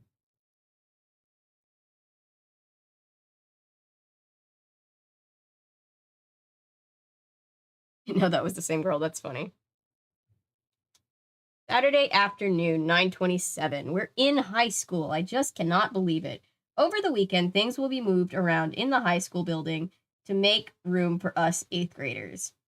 And on Monday morning, we will report to the high school. They're trying to make it look like real handwriting, but the lines are so perfectly straight, and I'm just having a complex about how horrible this would look if this was my journal. The high school. Unthinkable. We won't be the rulers anymore, I said sadly to my friends as we walked out of the assembly. They got for like one day. I might add I might add here that us 8th graders did not look like the only ones in shock. The high school kids looked pretty shocked too, and no wonder. A big bunch of babies were about to join their ranks. I'm sure that's what they thought as they looked around and saw things like crayon sweatshirts, and Peg, this other friend of Jill's, was actually carrying a troll doll. Hey, don't judge her. It makes her happy. It was sticking out of her puppy backpack. Forget being the rulers. We're going to be going to school with kids like that guy, whispered Maggie. She was pointing to this humongous guy with a crew cut who was wearing fatigues and dangling a ring of car keys. He was walking along with his arm slipped through the arm of a girl in a dress, so tight you could almost see her pores through it. Okay, very judgmental 8th graders. Calm down. You could certainly see her D-cup breast. Out of pocket, Dawn. Jill began to giggle. He looks like, she started to say. Shut up, he'll hear you, Sunny cut her off. Jill clamped her mouth shut. She looked wounded and embarrassed. I felt sorry for her, but not sorry enough to say anything. Oof. I feel bad, but not bad enough to actually help the situation. The 4 of us kept quiet until we were outside and on our way back to the middle school building. What do we know about high school? Jill finally asked. Well, we were going to be over there next year anyway, replied Sunny. So what's the big deal? I don't know, mumbled Jill. We were quiet again. Then Sunny said, well, I'm excited. This is going to be cool. It's the big time, you guys. We'll get a whole extra year of parties, dates with older guys, all the good stuff. I feel like we've been in middle school forever. Time out. If most of those guys are dating 13-year-olds, I would be concerned. My mom friend instincts kick in. I like middle school, said Jill. She sounded as if she might cry, but the only thing anyone said then was, I don't really care what we do. That was Maggie. I mean, what's the big deal? We'll still be at Vista. Does it matter what building we're in? Anyway, I'll just be so glad not to be squished and squeezed and bumped all the time.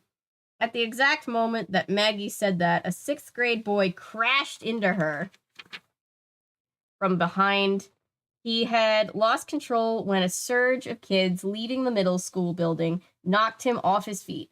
He could not understand why this caused Maggie and Sunny and me to start laughing hysterically.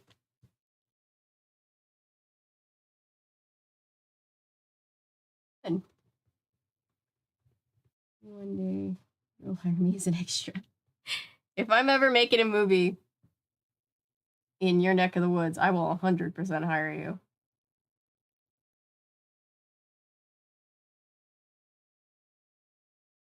My writing program was actually great, and I have a bunch of projects from it in various stages of editing and submission. That's really cool.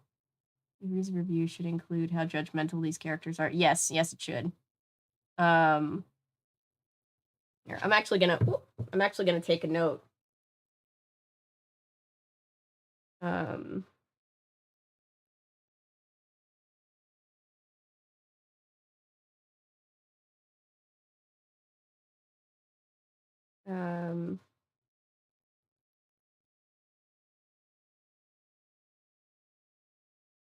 Way to take notes. I think there's a way to take notes on Goodreads. Sorry, I'm getting distracted by my distraction.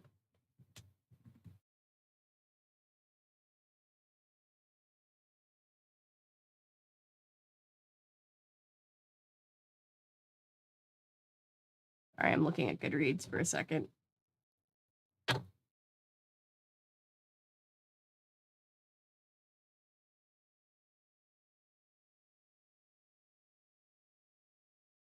And that sixth grader crashing into people. Oof. Who's dating whoops? I know, they're like 13, and she's like, we're gonna date older boys. And I'm like, time out.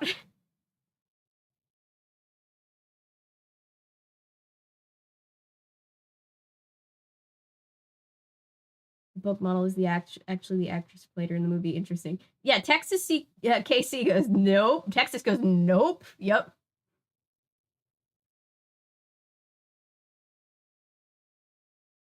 Go to school and take some writing classes. Me. Not paying people to tell me I suck. Aw, I bet you'd be good. High school kids would call the sub-freshman subbies. Oof. I'm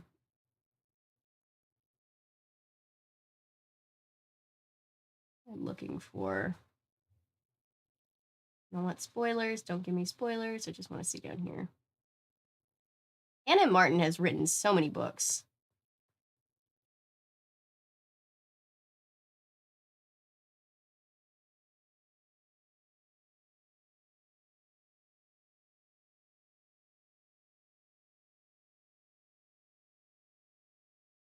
Let's update our progress. We are on page... I don't even know.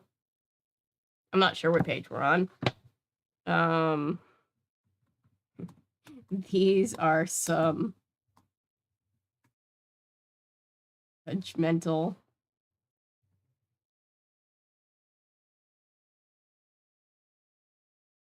teen girls.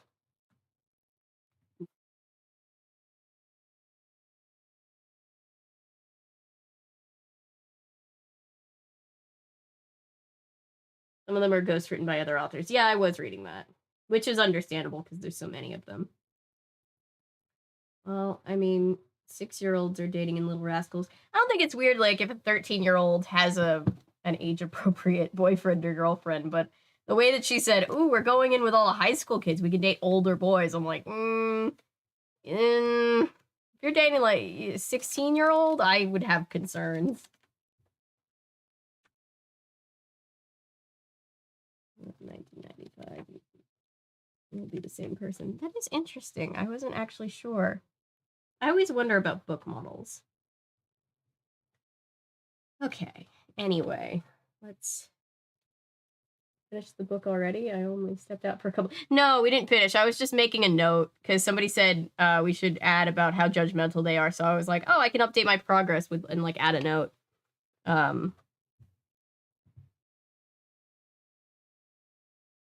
Yeah, we can share our thoughts. I just had never used that feature, so I got sidetracked. Okay. Sunday night, 9/28.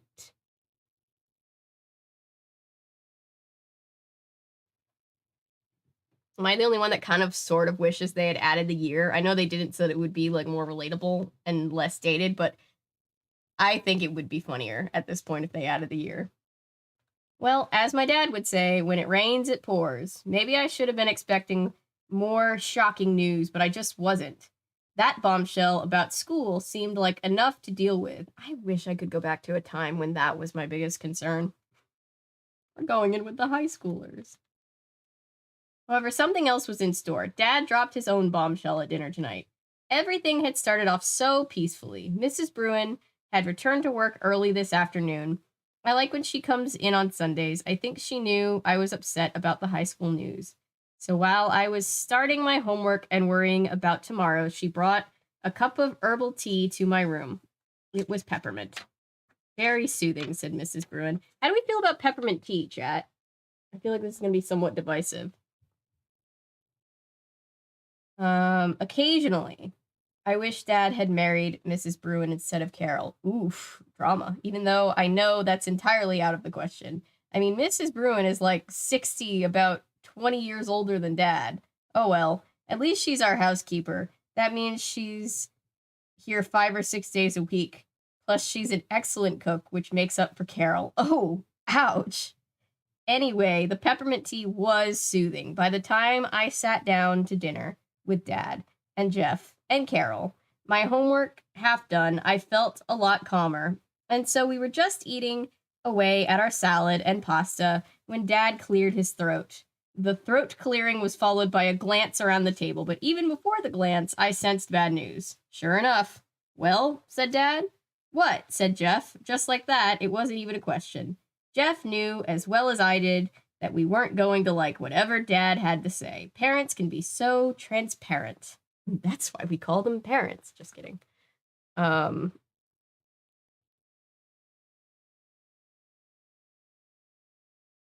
going on a business trip, said Dad. Oh, that didn't seem so bad.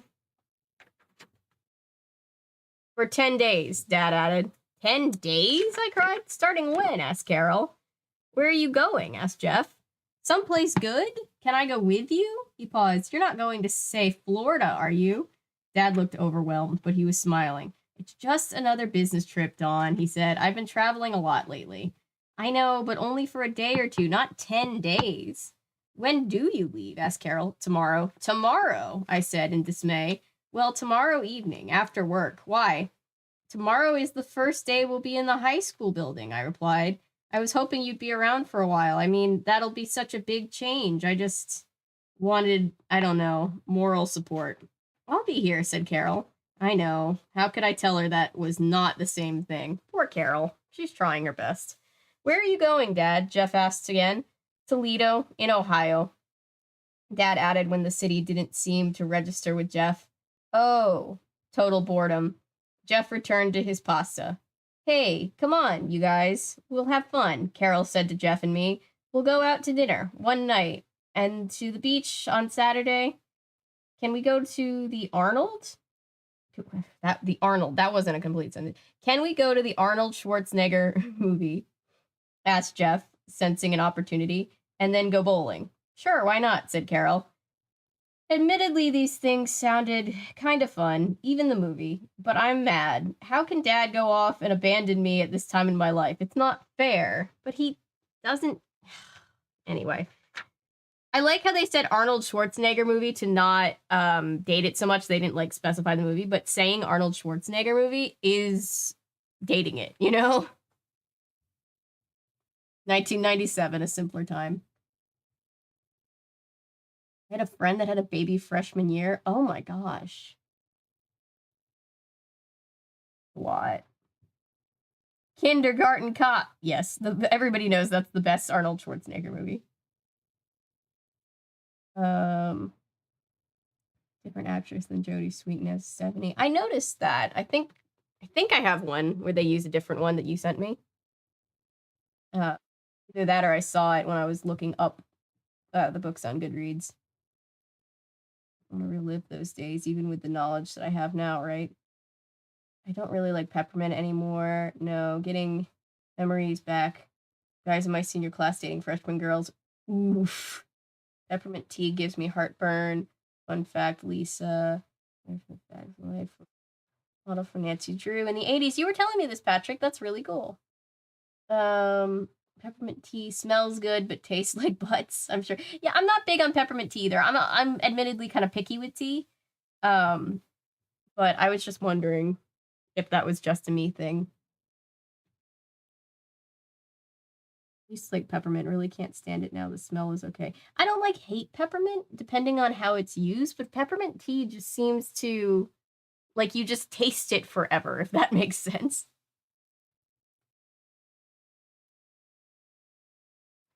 Um,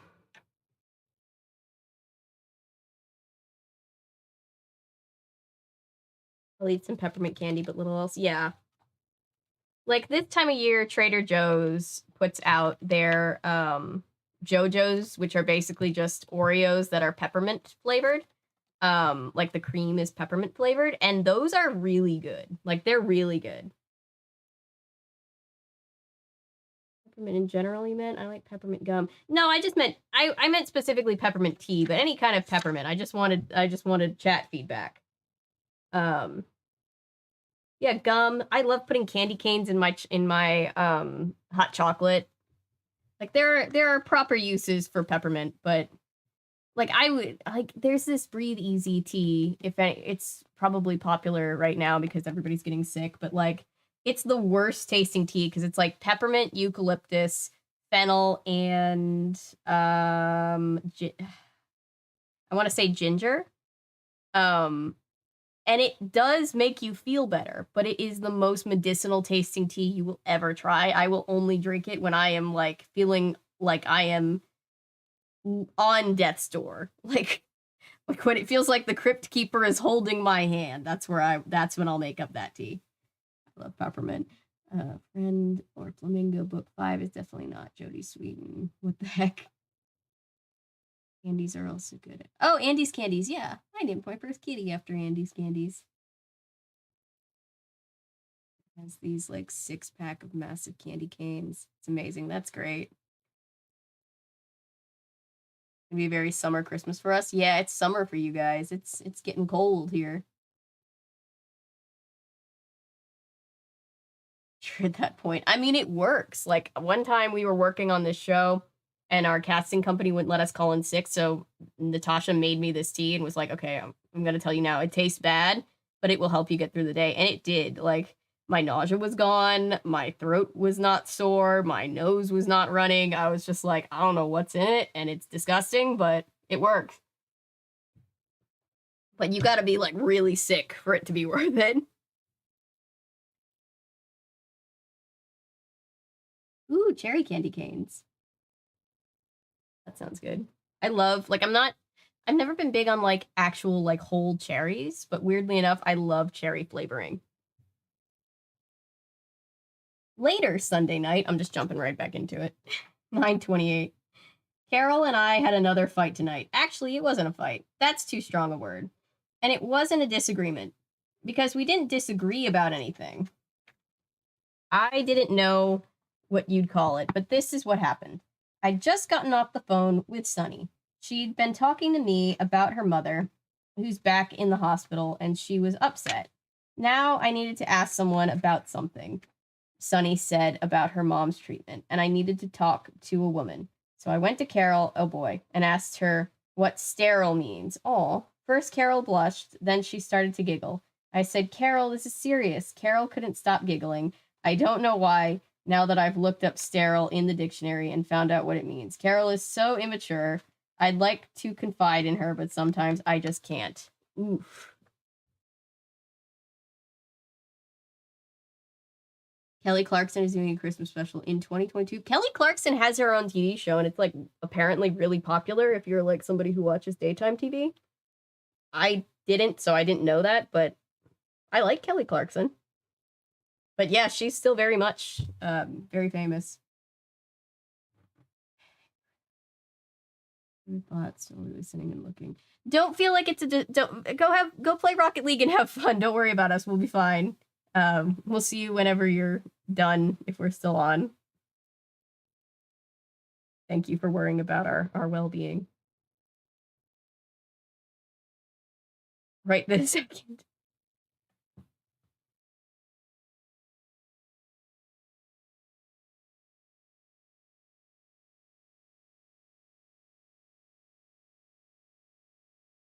like the candy canes with green stripes. Peppermint ones. I like the ones that are just red and white best. Remember one year we had grape flavored candy canes, and I hate grape flavoring because I used to have to take grape flavored Benadryl. It makes me want to gag just to saying it.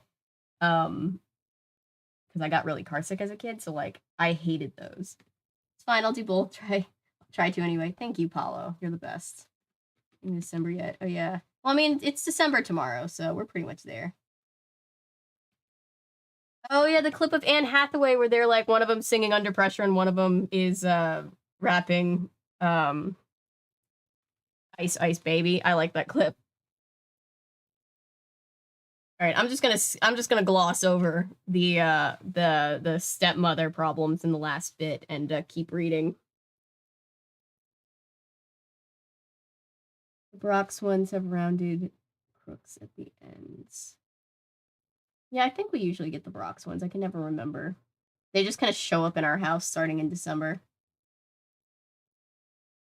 Where did eat come from? I knew what you meant.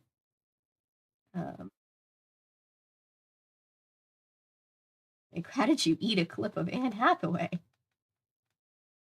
Thanksgiving parade. It's time for Christmas. Yeah, that's what my family says too. As soon as Santa rides down at the end of the Macy's parade on Thanksgiving morning, then it's the holiday season.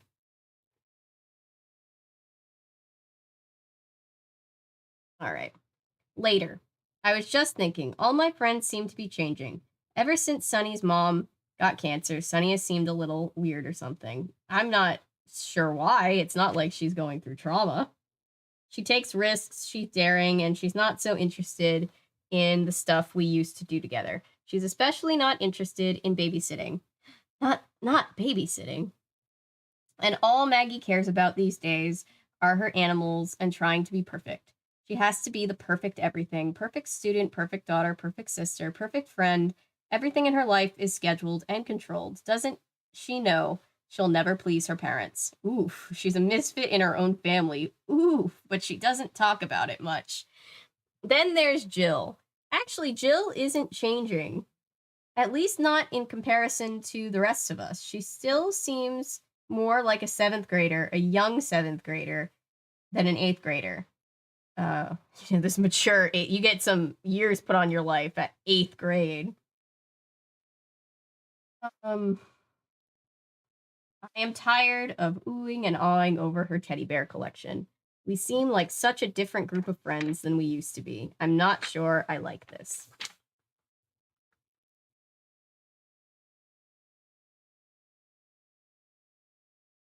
Oh, I saw Patrick post a comment and then leave a...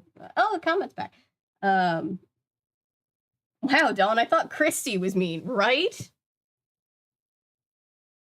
Wait, the other book that we read, who is it written from the perspective of? I'm blanking. What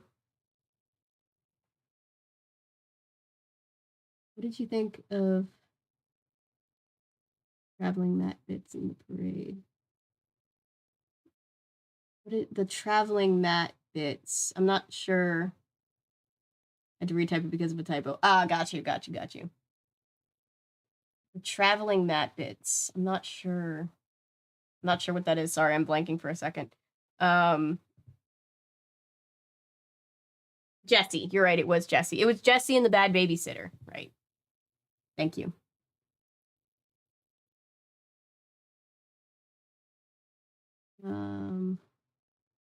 Oh, the Fraggles. Yes, that was great.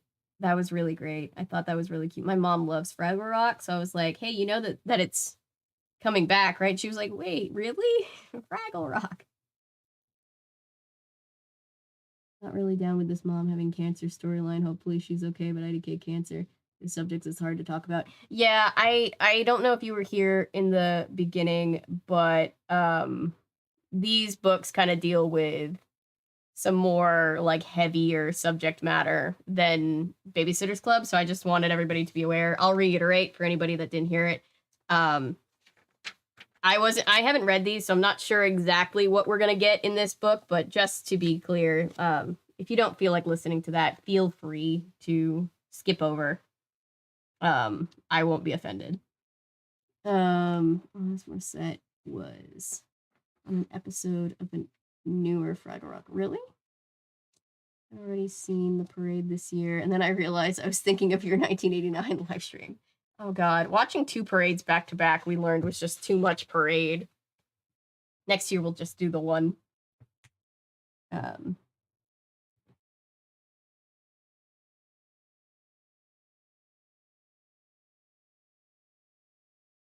Yeah, and if Sunny's mom is the one that's sick, that means that Sunny's book is going to be the one that's like probably very, very sad. Just to give everybody a warning. Also, I found at Goodwill, I found the Babysitter's Club book where Claudia's grandma dies. And I was like, oh god, I don't know if we're ready for this yet on stream. This is sad. This is going to be sad. I need to watch the Chicago Thanksgiving Day Parade. Yeah, for sure. That dino. There's way too much music and songs. Definitely we have to watch only one next year. Yeah, definitely. But thank you guys for being there with me. We had like 40 concurrents that night. That was a fun night. Monday, 9/29. I'm writing this during study hall on my first day as a high school student. I feel like I'm the new kid in a whole school, not just at Vista, where I've been going to school practically all my life. I mean, this is just so weird. Plus, and this is even weirder, I'm scared. Yes, really scared.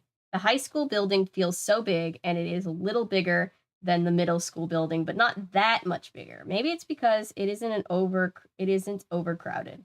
There's more space, and that makes everything feel bigger. So right now, I'm in a study hall. In this building, they have an actual room just for study hall. It's like a giant classroom with some reference books in case you need them. Get this, I do not know one single other person in the room. I think I recognize a few other 8th graders. And one of them, I hear a cat. And one of them might be named Amelia or Amalia or something. She's new this year. Then there are all these older kids. That huge guy with the crew cut. And the fatigues is here. He's sitting at a table with a different girl, though I can't even look at him. The one person I do look at sometimes is the guy who held the door open for me when I came into the room. He's definitely one of the older kids, and he's definitely very nice. He doesn't look particularly cool, but everyone seems to know him. Kids, girls mostly, it looks like, want to sit at his table. Right now, he's sitting with another guy and 2 girls. They're studying, but not in a nerdy way. What does that mean? What do you have against studying, Dawn? Oh my god. The study hall monitor, a teacher, I can't remember his name, just left the room for a minute, and the big scary guy and the girl started making out. Welcome to high school. They didn't even move to the back of the room. They're just sitting in their chairs. Well, they moved them closer together, obviously, and they're all over each other. The guy has lipstick on his cheek. I have never seen anything like this at close range. To be 13. This just reminded me of a story from Dragon Con that I don't want to tell right this second, but it is a pretty funny story. But these kids are so judgmental, gosh. Welcome to high school. I mean, it is, like it's that age where it's like, oh my god, people kissing in front of me? It's like that age where it's like, it makes sense that you'd be like, oh, I've never seen that before, but it's just like, you're gonna see it. Donna's back in California. Her turf. She's back to her old ways. Did you ever watch the 1920? No, I didn't watch it. I'll have to watch it. I did see that you sent it, though. I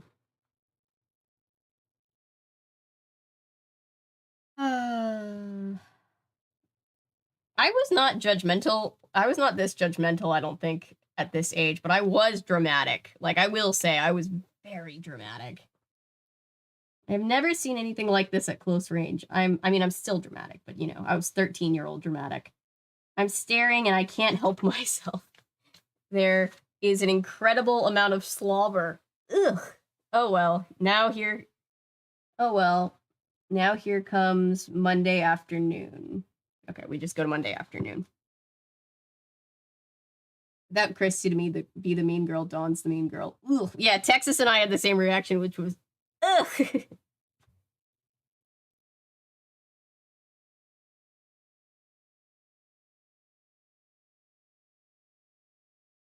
Oh my gosh.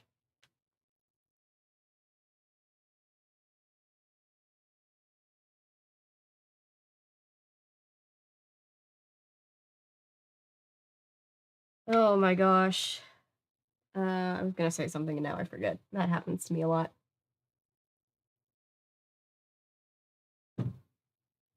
Guys, we've read more than half of these Scooby-Doo books, by the way. That's kind of cool. Anyway. Me when I was 13, whenever I'd get mad at my mom.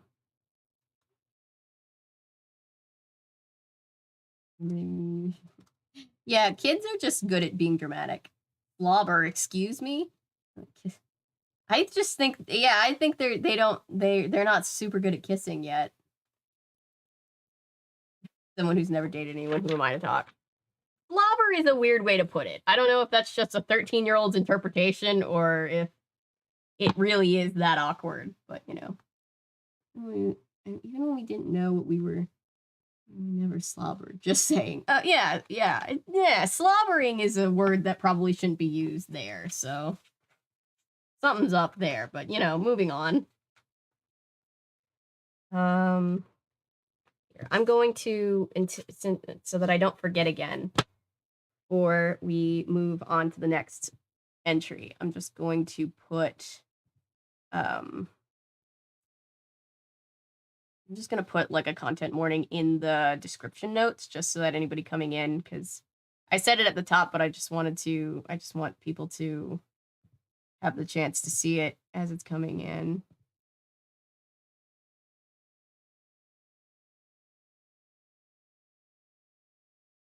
Oh my god, Perry, that was scary as hell.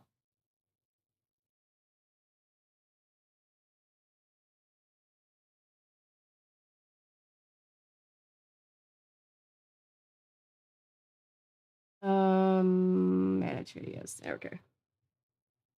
You wanna say, Mom, can we go to McDonald's? I'm saying, oh, Mom, what? Yeah. Yeah. 13-year-old me was very much, honestly, like, we've been talking about Frozen a lot.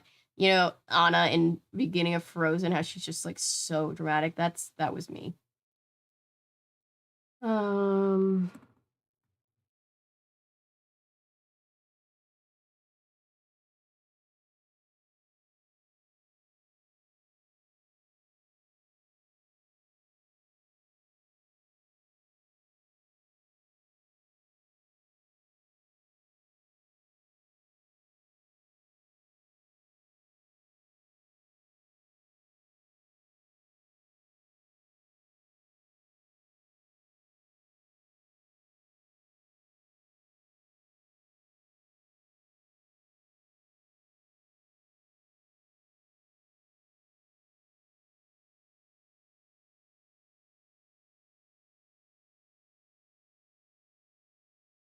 sorry. I get tired when or I get quiet when I'm focusing. I don't know why I said tired.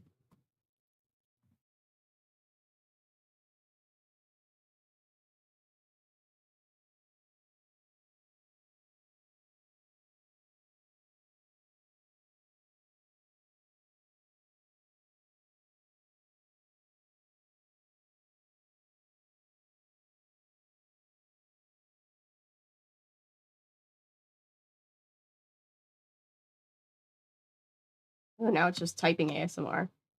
Am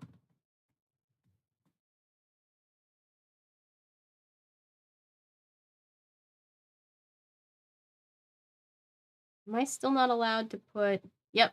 For some reason, I can't do the little emoticon heart because I can't put the lesser than sign in the description. Don't know why. It's always been a YouTube thing. Okay, anyway, what was I doing?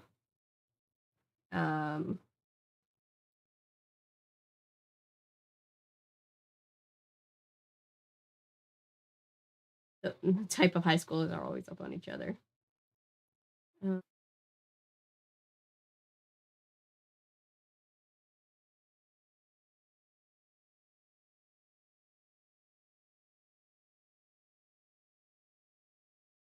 Um,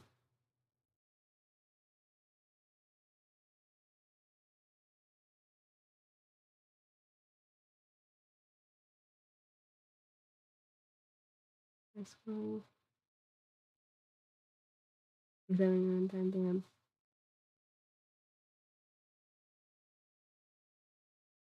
And you're currently in high school? I feel old.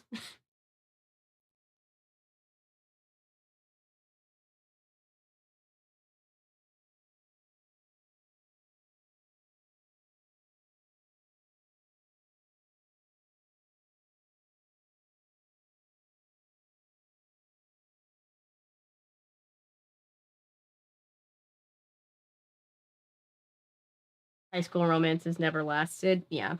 I never had any high school dating experiences, so I wouldn't know, but yeah. It is interesting because it's just like the people you know at that age, it's just like we're dating, and then like 2 weeks later they're not.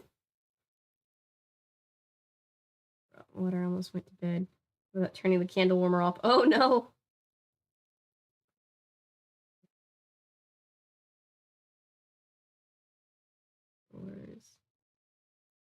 No one marries their high school sweetheart. I mean, I've heard of it. I've heard of it. Doesn't happen often, but it happens.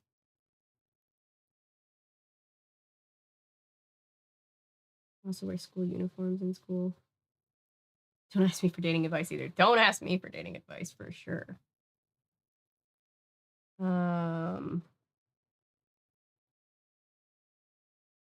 Be 28 in July. It's gonna be December. At midnight, I'm gonna be able to say that my birthday is this month and I'm gonna be 26. That's horrific.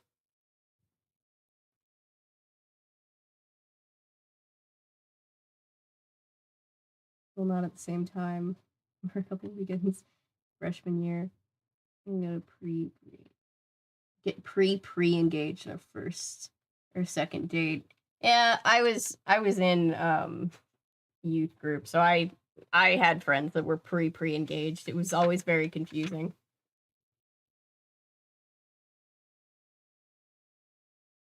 You're young, thank you.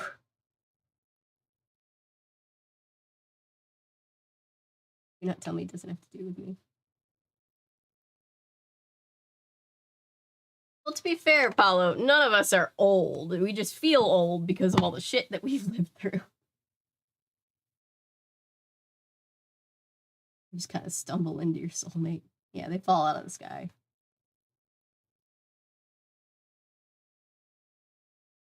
All right. When that study, Monday afternoon, 9:29, when that study hall monitor came back, all hell broke loose. No, that's an exaggeration. But what happened was hostile, very, very quietly hostile. The monitor came back. I still can't remember his name. And he was furious. And he said, Dex, how many times have I spoken to you about this? How many times have I told you not to slobber on the desk? Is the big scary guy's name Dexter? Now that's funny. Why? Dexter is a normal name. Dex's face turned red, but it was an angry red, not an embarrassed red. And I could tell the teacher was afraid of him. Afraid of him. Oh, I have so much more to say. I mean, this was the first day of high school, when you think about it. And I didn't even start at the beginning. I jumped into the middle of the morning, and then I got all caught up in the study hall incident. I want to go back to the beginning of the day and not get so bogged down by details. When I got up this morning, I was so nervous, I almost barfed. Really. I've been there. Horrible butterflies in my stomach. The first thing I thought about was all the big kids we'd seen last week. Then I spent about half an hour choosing an outfit, and in the end, I wore jeans and a t-shirt. How original. I met Sunny and Maggie as usual. Sunny looked nervous but excited and even a little proud. Maggie was biting her nails. The first thing she said to us was, "Do you guys know what hazing is?" Uh-oh. Hazing, Sunny repeated. "I guess," I replied. "Why?" "Do you think the upperclassmen are going to do anything to us?" Maggie asked. thumbnail in her mouth. I read thumbnail, and I've been on YouTube too long. I just pictured like a YouTube thumbnail. Well, I started to say, because they get to haze the freshmen on the first day of school, but the first day of school is over, and we aren't freshmen, technically. We're sub-freshmen, said Sunny, sort of like bacteria. I wondered what they're going to do to us, I said. Oh, look at that. Look at that. That's lovely. Can I... No, I can't. Really? Okay, hang on.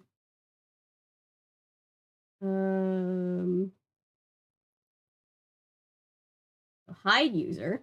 Goodbye, 69 mega, whatever your name is. I like girls, but not now. And report. Because I'm just tired of this YouTube. Do something about the spam.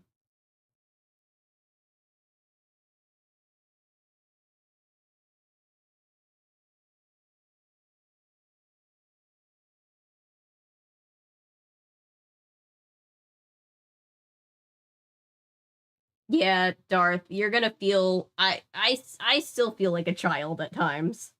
And then you realize that we're all winging it.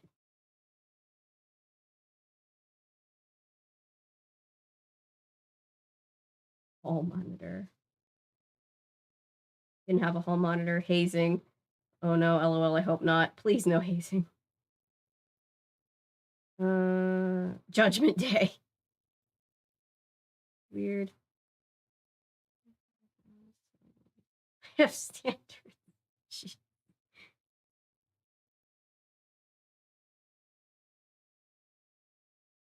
One hall monitor got mysteriously locked in the janitor's closet, and then you didn't have hall monitors. Oh my god.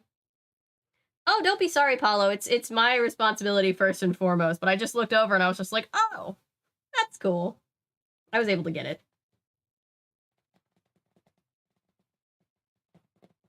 I'm more of a child than I like to admit. Same, Chris. Oh no, you're good. It's no that was my neck. It's no mod's job at any given time to definitely make sure that we have no spam or unwanted anything going on in chat. It's just helpful to have extra eyes that are able to when you're able to, but it's totally fine. I'm capable of reporting spam. It's kind of fun.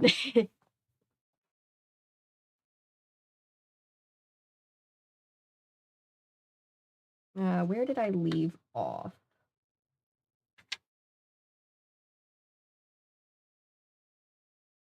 As it turned out, not much. You know what? I'm on a roll, but my hand is about to fall off from so much writing. Plus, I have a lot of homework. I have to stop now. I'll pick up later. But this technically is homework, right? Because they have to keep this. Do the teachers read this? Like, they make them keep journals. Hopefully nobody's reading them. But if they're not, like, how do they know that they're doing it? I don't know. Did anybody have a program like this? Also, hi. I used to mod a Twitch channel. They removed me a year ago. Oh no!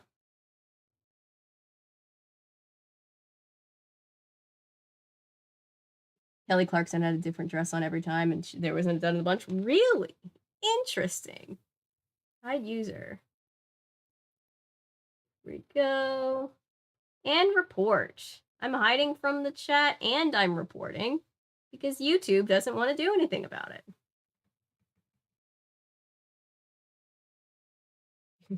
No, Paulo, I'm so sorry. I don't want you to get booted from your game. Go play. Be free. Have fun. She is a stylish lady. All right, I'll finish. I'll read the next bit because it's a short. They're short, thankfully, but I'll just keep going and then come back.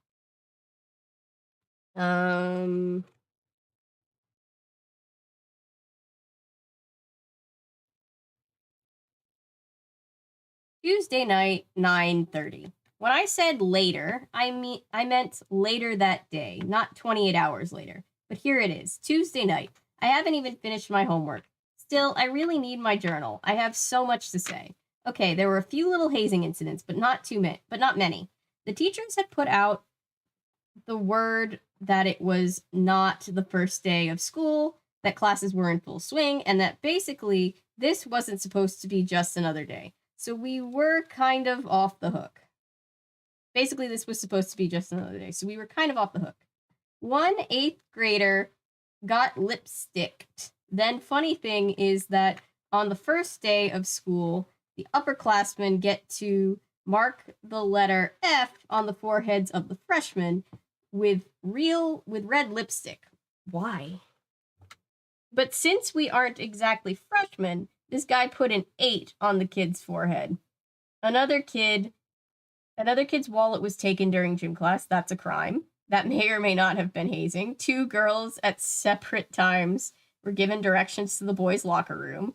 That feels like a bad idea. When they asked where the library was, stuff like that. So all in all, we made it through our first day of high school without much of anything. Yeah, just you know, a sprinkling of trauma, you know.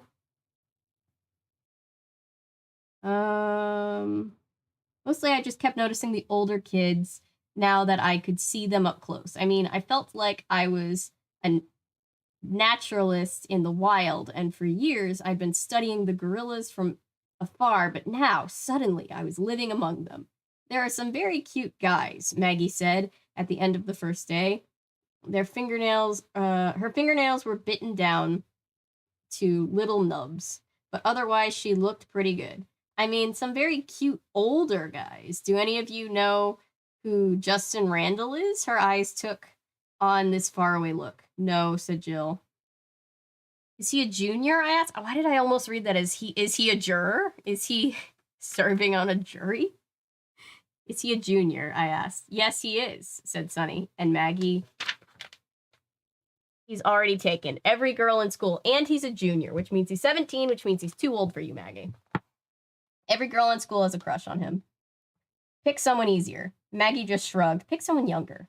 Then grinned. Sunny and I grinned back. Maggie's smile was contagious, except to Jill, who must have developed an immunity. What's wrong? I asked her. It was Jill's turn to shrug, but unlike Maggie, she looked miserable. Well, anyway, we all made it, I said cheerfully. Day 1 was over. Hey, Milo. What did I miss? Okay, so the 8th, Dawn is freaking out because the 8th graders have merged with the high schoolers, and there's people making out in front of them now. I'm not a librarian yet, Patrick. I missed 3 questions on the questionnaire, and that was enough to give me a failing grade, and I'm still kind of salty about it. I'm going to take it again. I think it's actually harder to be a Goodreads librarian than it was to be a librarian in my hometown, which is kind of funny. You have missed a few pages. Well, you've missed quite a lot of tech ghosts, which I think we've hopefully resolved. Jury duty for Justin. And yeah, you haven't missed as much as it looks like you've missed. It's just kind of the setup. Dawn and her friends are having problems. Where did I leave off in chat? But yeah. Your best friend was the one who locked the hall monitor in janitor's closet. Oh my god. I was in middle school, elementary school. I had to write everything, papers and everything. Hurt my hand so bad because I was writing for so long. Oof. Yeah, we wrote most things too.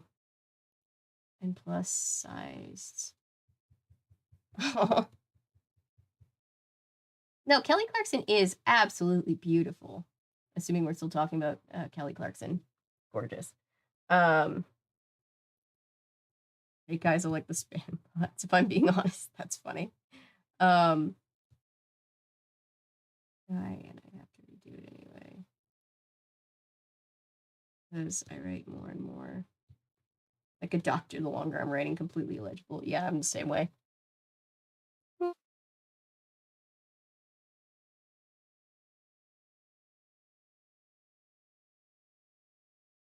My notebook paper with spaces between the lines, so it wasn't the worst thing ever.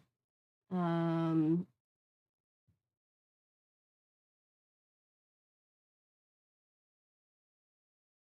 getting off topic. Yes, of course. Why are these children simping? Is that what the kids say now over the older high school kids? I don't know. I mean, when I was 13, I probably thought an older boy was cute at some point too. But like 4 years is not a big deal of an age difference if you're like adults. But these are children. That's a 13-year-old and a 17-year-old. That's way too old for you.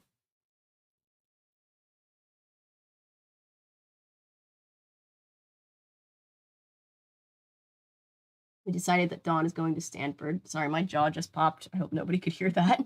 It's probably very disconcerting. When I followed it posted about jury duty, and when they got asked about their occupation, illustrator, the prosecutor literally asks in a courtroom, "Do you draw anime?" That's funny. Anime. I mean, depending on the case, I mean, each case, I know that like there are certain things like depending on the case that they're afraid might make you biased. I wonder what the case was about.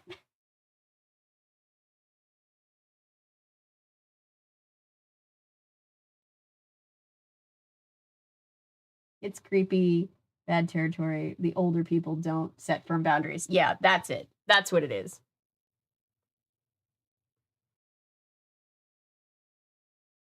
Like it's normal to have crushes when you're younger, but like if the older people are encouraging it, that's where it's weird. Um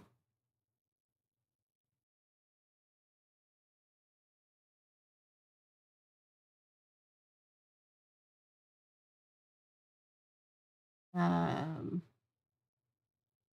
Ariana Grande. Ooh.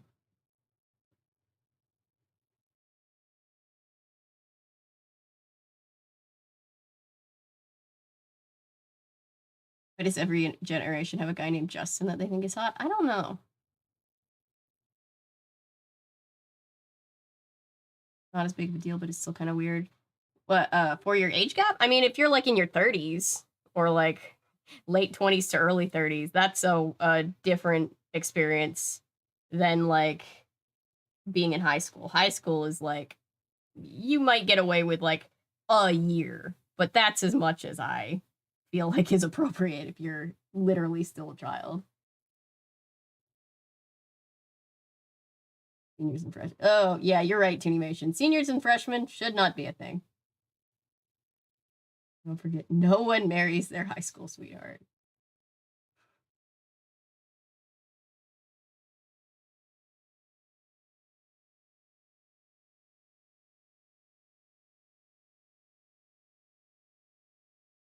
Oh. Ow, that was my elbow. High school. I'm having high school flashbacks. It's when I was in junior high.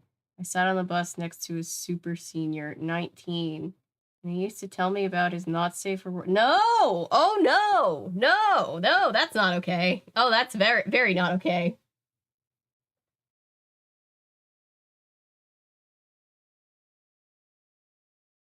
Actually, that should be illegal.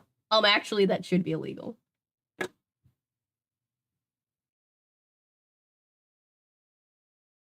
Nope, nope, nope. Everybody's like, what the fuck? Hate them in their grade, most likely. Oh dear. Yeah, that's a lot of oh no's. That's an oh no's.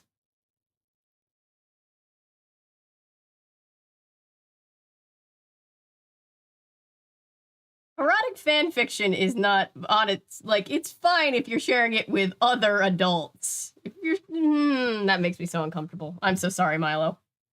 About horses, yes. Oh god, Milo, I'm so sorry. Yeah, that sounds like actually traumatic. I'm so sorry.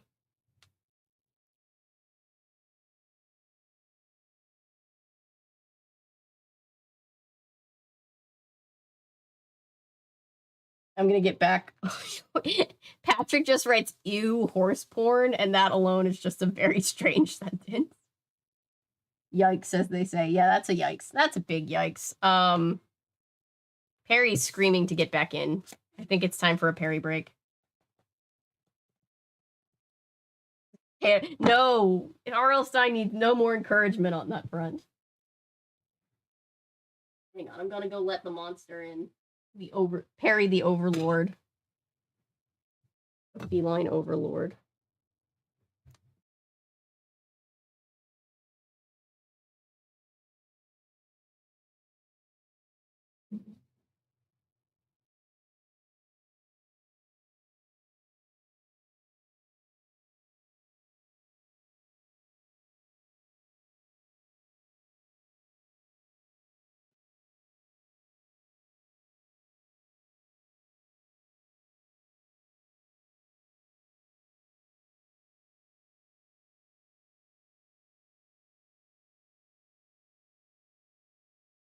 There you go.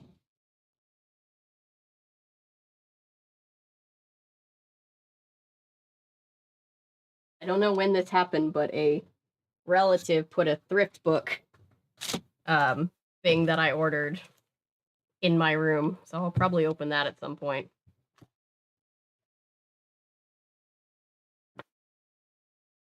It's not even the worst case of... Oh, I'm so sorry, Milo.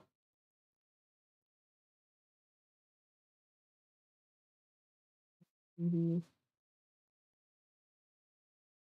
Yeah, my fanfic was always just about, like, creative... It was just, like, creative story. Whatever. It's very bland.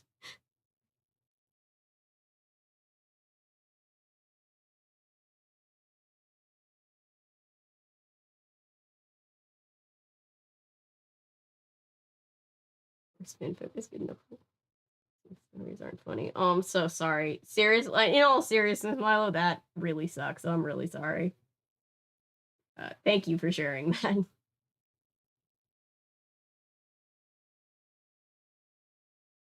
We need to start lining up to fight people from trials. Yeah, I think we do. I think we definitely do. I'm bad at throwing punches, but I am a biter. Very small, but I am scrappy.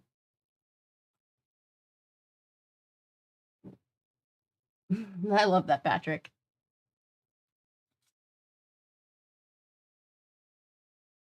All right, I'm getting back into the book. Let's see. Later Tuesday night, 9:30. Day 1 was over at school, but not at home. Dad returned from the office at about 4 and packed 2 suitcases. Carol came home at 4:30, which meant she had left her office early. The next hour was hectic. Mr. Bruin was still there, trying to finish... Mrs. Bruin was still there, trying to finish making dinner before she left for the evening.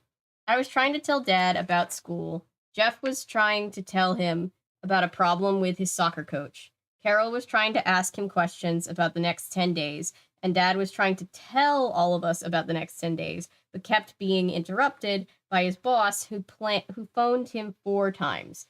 Carol seemed really nervous about something. She wanted to drive Dad to the airport by herself, but Jeff and I insisted on coming along, so Dad said we could. Carol did not look happy. Still, after Dad's plane had taken off, she turned to Jeff and me smiling and said we were going to have a great 10 days together. I tried to feel convinced. What happened? No. The small town where everyone...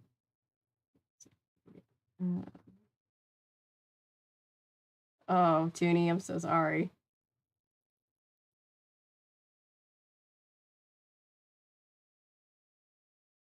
I own multiple swords. I sent a paper out with my friend after place, and I hated it so much. We had to wake up early and just like walk around the neighborhood. And her dad was there. Hi, Perry. Perry, you coming to say hi? Hi, you coming to see people that weren't here before? Come on.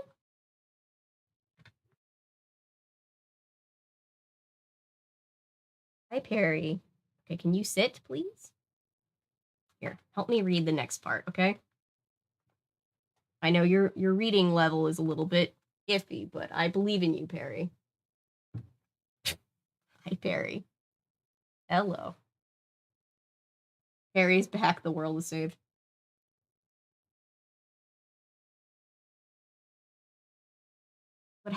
Wednesday afternoon, 10:01. Are we gonna get a reference of Halloween? That'd be nice. What happened today was so embarrassing I can barely bring myself to write about it.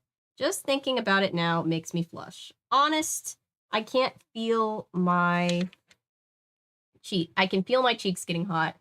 And the thing is, it really didn't have to blow up into such an incident.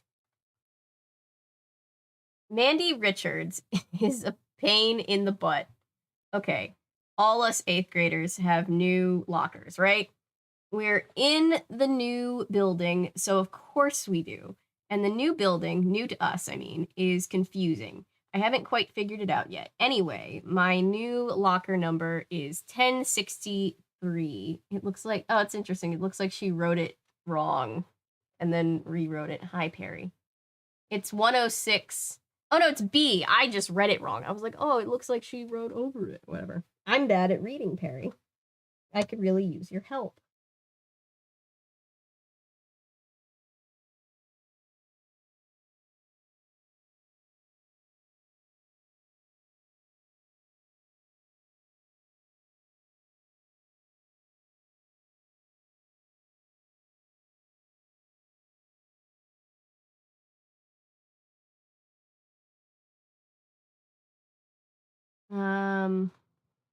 It's a pretty good locker. I haven't had any trouble opening it, but yesterday after lunch, I just could not get it open. I kept turning the dial and nothing would happen. Finally, I found a piece of paper from the main office with my combination on it. I checked it. I was using the right combination, so I tried it again. Nothing. I tried it for like the 8th time. Nothing. And then I whammed it with my fist. Sometimes that would unstick my old locker. It didn't unstick this one, so I whammed it 2 more times, and then I kicked it. Excuse me, said this really snitty? What an interesting word. Voice from behind me. I turned around. A girl was standing there. She looked like a junior or maybe a senior. Oh, sorry, I was making so much noise, I said. Me too, she said, since you're making it on my locker. Your locker? The girl rolled her eyes, then she shoved me aside. Mandy? Someone called. 2 other girls were hurrying towards us. They stopped at the locker. This jerk, said Mandy, pointing at me, was trying to break into my locker. Can you believe it? I was not trying to break in, I exclaimed. I thought it was my locker. Isn't it number 106B? No, it's not 106B, said Mandy. It's 106D. I peered at the faded number on the locker. Sure enough. What an actress, said one of the other girls. I feel like that's the more plausible explanation. Then she turned to Mandy. See if she's got anything. Is anything missing? She didn't even get in. It's locked. Mandy wrestled the door open. No, she paused. Then she glanced at me. But thanks a lot for breaking my mirror. I could see where Mandy had fastened a makeup mirror to the inside of her door. A fancy nameplate over the mirror said Mandy Richards, which is how I know her name. My whamming, I feel like that had to be reverse engineered. They had to tell us why she knew her name. We going down? Okay. Goodbye. She's sitting under the chair now. My whamming had caused the mirror to fall off its nail. Now it lay on the floor of the locker in a million pieces. Oops, I said. The 3 girls were looking at me like I had 3 heads. I mean, really, they were so condescending and snotty. I'll buy you another mirror, I said quickly. Here, I opened my purse to get out some money, and inside, this is the part I can hardly bear to think about, I found a fuzzy toy puppy. A note was attached to its tail. It could only have been from Jill. Some sort of surprise she'd planted for me. What is that? Exclaimed Mandy. Oh, it's nothing. Mandy took the puppy out of my... Imagine being more embarrassed that you have a little puppy in your bag than you breaking something of somebody else's. And held it between her thumb and forefinger. Her friends started to laugh. No need to pay for the mirror, said Mandy. I'll take this instead. You, I started to say. I paused. Don't you ever put your hand in my purse again. That is private. Mandy frowned. Then she stepped forward, but suddenly one of her friends grabbed her and jerked her back. Don't, Mandy, she said. And Mandy, she's about to get beat up on like her second day. That sucks. And Mandy didn't do whatever it was she'd started to do, but her eyes were flashing. Luckily, the other girl distracted her. She pulled the note off the tail, opened it, and read it aloud. Here's a little good luck friend for you, she read. She glanced at Mandy. A good luck friend. She looked back at the note. Keep it with you always. Your puppy pal, Jill. Suddenly, I couldn't take it anymore. I turned and ran down the hall. Believe me, I have truly never been so embarrassed, not in my whole life. Of course, since then, I've seen Mandy and her friends about 100 times, and they always snicker and call me puppy pal. Mandy's snicker is accompanied by those flashing eyes of hers. I think I'm going to kill them. After that, I will kill Jill. Sequel to Kill Bill, sorry. I don't miss high school. People can, oh no, I don't miss high school. I mean, I never went to a high school. I just don't miss anything about that age. Because I still like had like high school like functions with people my age. Hi Ellery. Headphones are plugged. I'm not really here. Wanted you to know, Avery. Next D&D update I'll have for y'all is going to be interesting. Anyway, back to my D&D session. Bye-bye. Bye.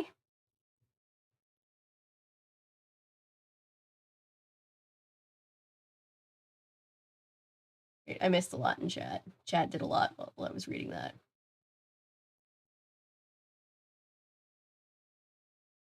Gas station donuts were the best growing up. Dunkin' Donuts will always be my favorite. People get really like, what's the word? Pretentious around here, like about donuts and like the best ones, but like Dunkin' Donuts is just the tried and true favorite, if you ask me.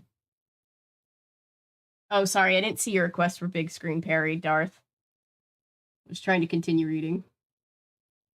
Don't pay attention to the closet behind the curtain. Nah, it's not a curtain back there. That's Narnia? I don't think I want it to be Narnia back there. Narnia was kind of scary. But I did love it. So maybe I do.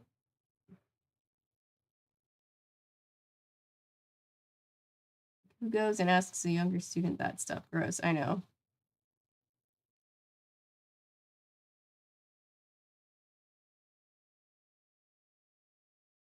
Yeah, it's true. Everybody does. You do deserve peace, and some people just don't let you have that, and that sucks. God, Mandy Richardson is such a bitchy name. I know, right? I'm picturing the girl, the mean girl from Princess Diaries, played by Mandy Moore. I already hate her. I was writing a debut. Asked if my character. Oh my god! What the fuck? Did she know what it meant? Thought it meant holding hands. I'm pretty sure when I was 5, I thought French kissing meant kissing somebody on the cheek, which is hilarious thinking back. The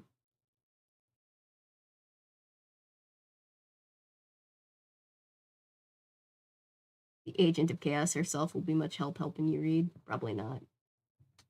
Oh, are we back? Come on. You were the one that left. You can come back.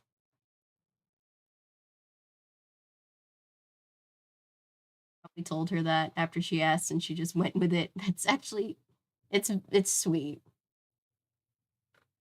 But heart-stopping at the same time. We didn't have lockers. Yeah, let's go to full screen since I missed the request for full screen last time. Oh, we're gonna park it here? Okay, I see.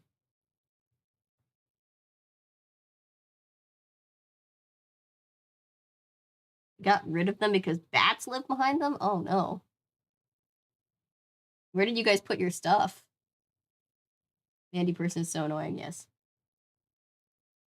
Okay, now I'm on Mandy Richards' side because she got the mirror broke.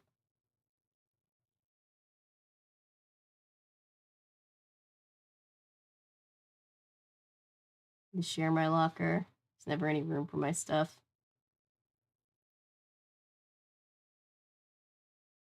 No, Jill is their friend who is just like the uncool friend. Her stepmom is Carol.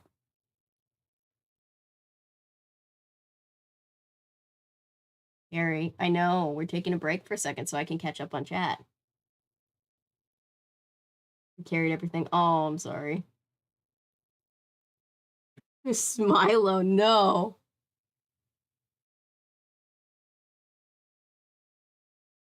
Big screen Perry this time. We are on big screen for Perry. Jill is the one they stop hanging with halfway through the series. Yeah, I feel bad for Jill. Stuff near me.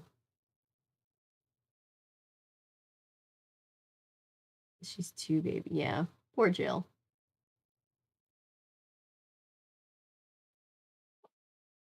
Hi there.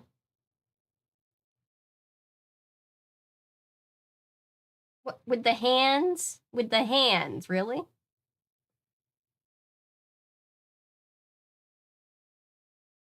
think Perry thinks she's a J. Crew model.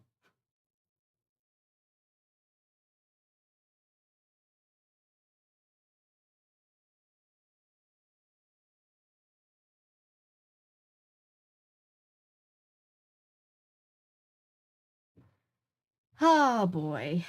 It is almost 11 o'clock, Perry. Oh, what? Well, okay. You just, what was that? You tried to do a trust fall.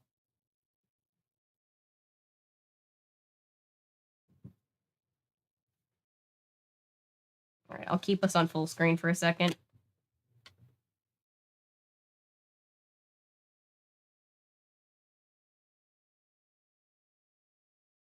No. Later Wednesday night, 10-1.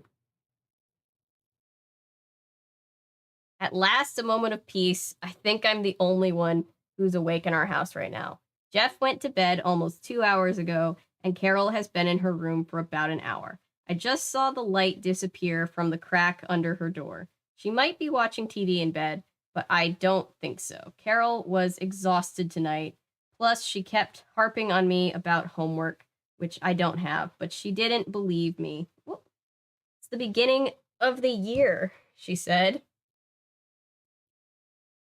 You should have a ton of homework right now.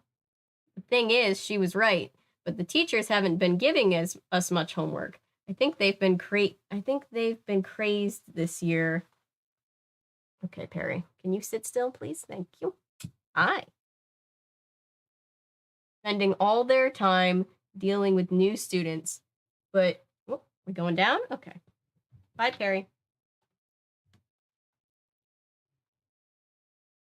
But did I say this to Carol? No. I just got all defensive like I usually do with her. I said, if I had homework, don't you think I'd be doing it? Dawn, she said warningly, you're always picking on me. Carol just looked at me. Well, you are. I am not picking, Carol said in that staccato voice. In the staccato voice. I don't know what that means. And then she marched into her room. She doesn't understand me, and I don't understand her. Nobody understands me. Such a teenager thing.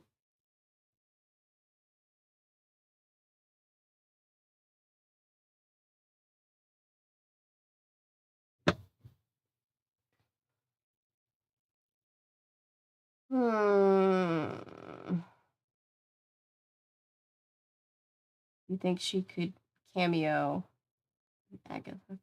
Yes, probably. I kind of just want to make a Wishbone style series with Perry some days. And she's scratching on the door to get out.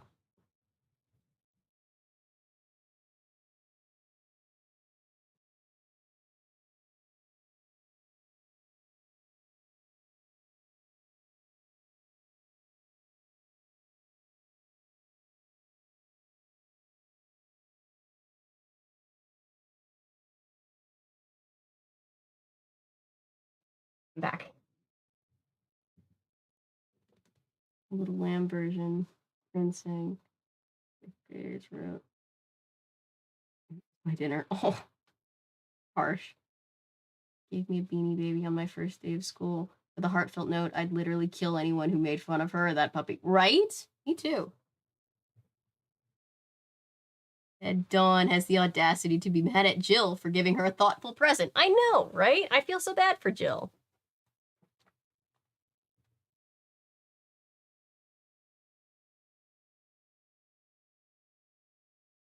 Thursday afternoon, 10:02. It's quiet. It's a quiet time, and I'm home alone. Carol and Jeff and Mrs. Bruin are all out together. Carol decided Jeff needs new school clothes, and instead of being thrilled at the prospect of shopping, Jeff threw a fit. He said he doesn't need anything new, and that all his ripped jeans and too tight shirts are fine. Now it's true that you can wear just about anything you want at Vista. Oh my god, sorry. But honestly, Jeff looked awfully raggedy. Oh. Some days. He's just embracing that grunge culture, man. Anyway, he said Carol has no idea what 5th grade boys wear, which is probably... Wait a minute, he's younger? He's a younger brother. I thought he was an older brother, by the way he was acting. Okay. Which is probably also true. So he insisted that Mrs. Bruin go along, since she's known him for so long. I think the whole thing is a mistake. Wait, the phone is ring... And then she didn't finish it. The phone call was from Mary Ann. I miss my stepsister. Oh. But you know what? This is a terrible thing to write. However, since no one but me ever reads my journals... Okay, that answers my question. I know I can say it safely. I don't miss Mary Ann or my other Connecticut friends as much as I thought I would. I mean, I love them and I miss them and everything. And I'm glad the custody arrangements are for Mom to have Jeff and me in Connecticut for vacations and in the summer... But my friends do seem far away, and as far as Stony Brook is from Palo City.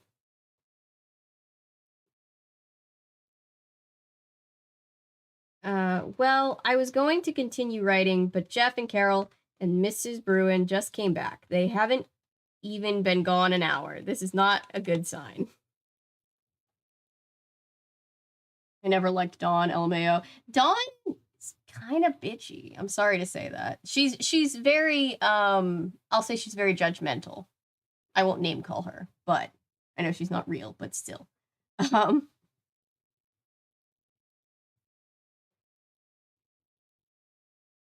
makes Christy seem like Snow White. Yeah.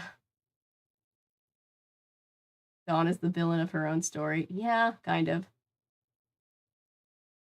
Fact that at my high school dress code applied to everyone but the cheerleaders was gross. Oof. Things you realize when you're older. Oof. Yeah. Well, again, my only real experiences with anything like a dress code was just like girls getting yelled at for wearing shorts, like normal shorts to church group on like Thursdays or Wednesdays, because it was church. Forget the fact that it was also July. Thursday night, 10:02.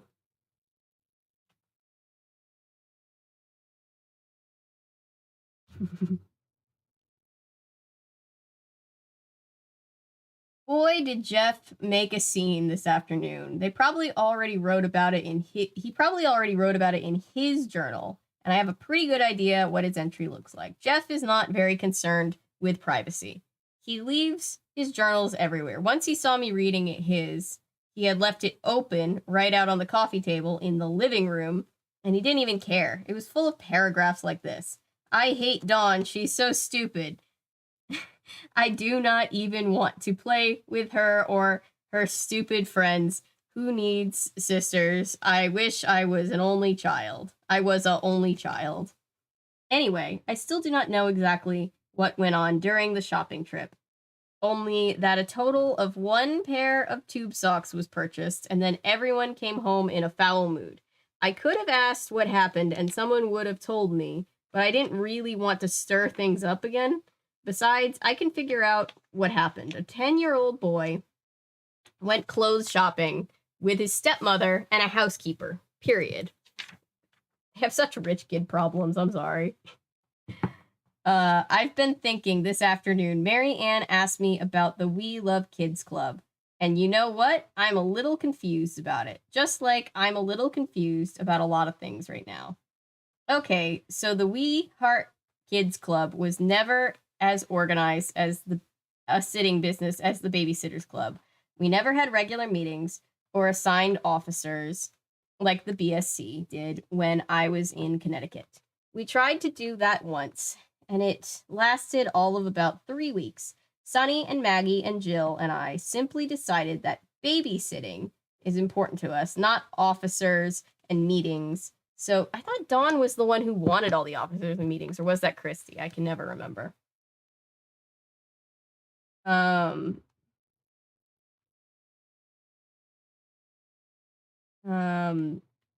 so in our haphazard way, we got sitting jobs and we carried them out and we had fun. But lately, we hardly meet at all. And you know something? Just like I don't miss Connecticut too much, I don't miss babysitting all that much either. I wonder why. And I wonder why my friends and I haven't been getting together so often. I mean, getting together for meetings, we get together. I mean, getting together for meetings. We get together to do other things all the time. We are always hanging out, not so much at Sunny's anymore because of her mom, and not so much at Jill's anymore because of Jill, poor Jill. Sometimes we hang out at my house or at Maggie's spread. Okay. More often we go to the movies or shop or stand around at the mall eyeing cute guys. Girls always think boys so rudely check out girls. Well, girls check out guys all the time. Hashtag equality. What is happening to babysitting and the We Heart Kids Club? You know what? Jill would love to continue the meetings and babysitting.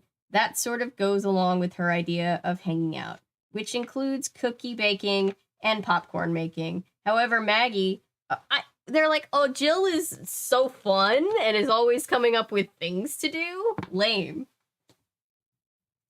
Oh boy, my thoughts are all over the place. I'm giving myself a headache. I better go to bed. But what is happening to my friends? What's happening to you? What about you? Teachers used to always tell me to put on a sweater or zip my jacket because my cleavage was showing, and then I'd just take the jacket off as soon as they were gone. LMAO, same. Let me. Dawn, that doesn't justify you reading your brother's journal. I know, right? What the hell, Dawn? Jeff and I would be best friends. Just because it was open doesn't mean you can look at it, right? Cheerleaders and the two teachers who cared. Such a bad sister, LMAO. She also is so mean to Marianne all the time. She is, yeah. There's a reference to BSC books called Dawn on the We Heart Kids Club. Yeah, there was a reference to the we talked about that one, I think, when we read Jessie and the Bad Babysitter. There we go. I remember what it was called. Literally, they're so fucking mean to Jill for no reason. Poor Jill.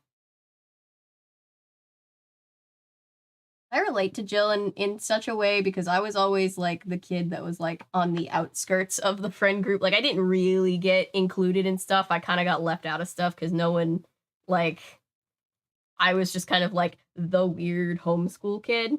So I feel bad for Jill. I feel solidarity with Jill.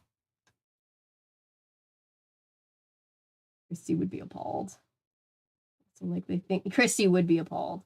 Also, like, they think they're too old for cookies and popcorn at 13? I know, right? I feel like baking is a pretty quintessential 13-year-old girl thing to do.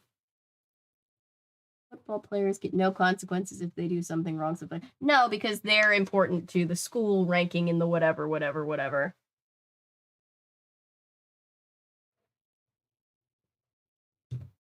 They don't get any consequences.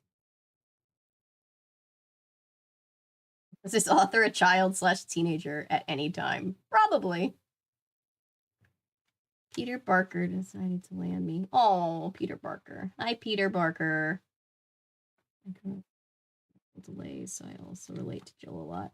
Not being as mature as her friends. Yeah, I mean, I didn't know it as a kid, but I had like, you know, really severe ADHD and like a lot of things that kept me from functioning. Like, not so much development, like just jumping off of what you're saying. Like, I I was always like just a little bit odd, you know? And so I relate to Jill a lot because like she's just trying to like be a good friend.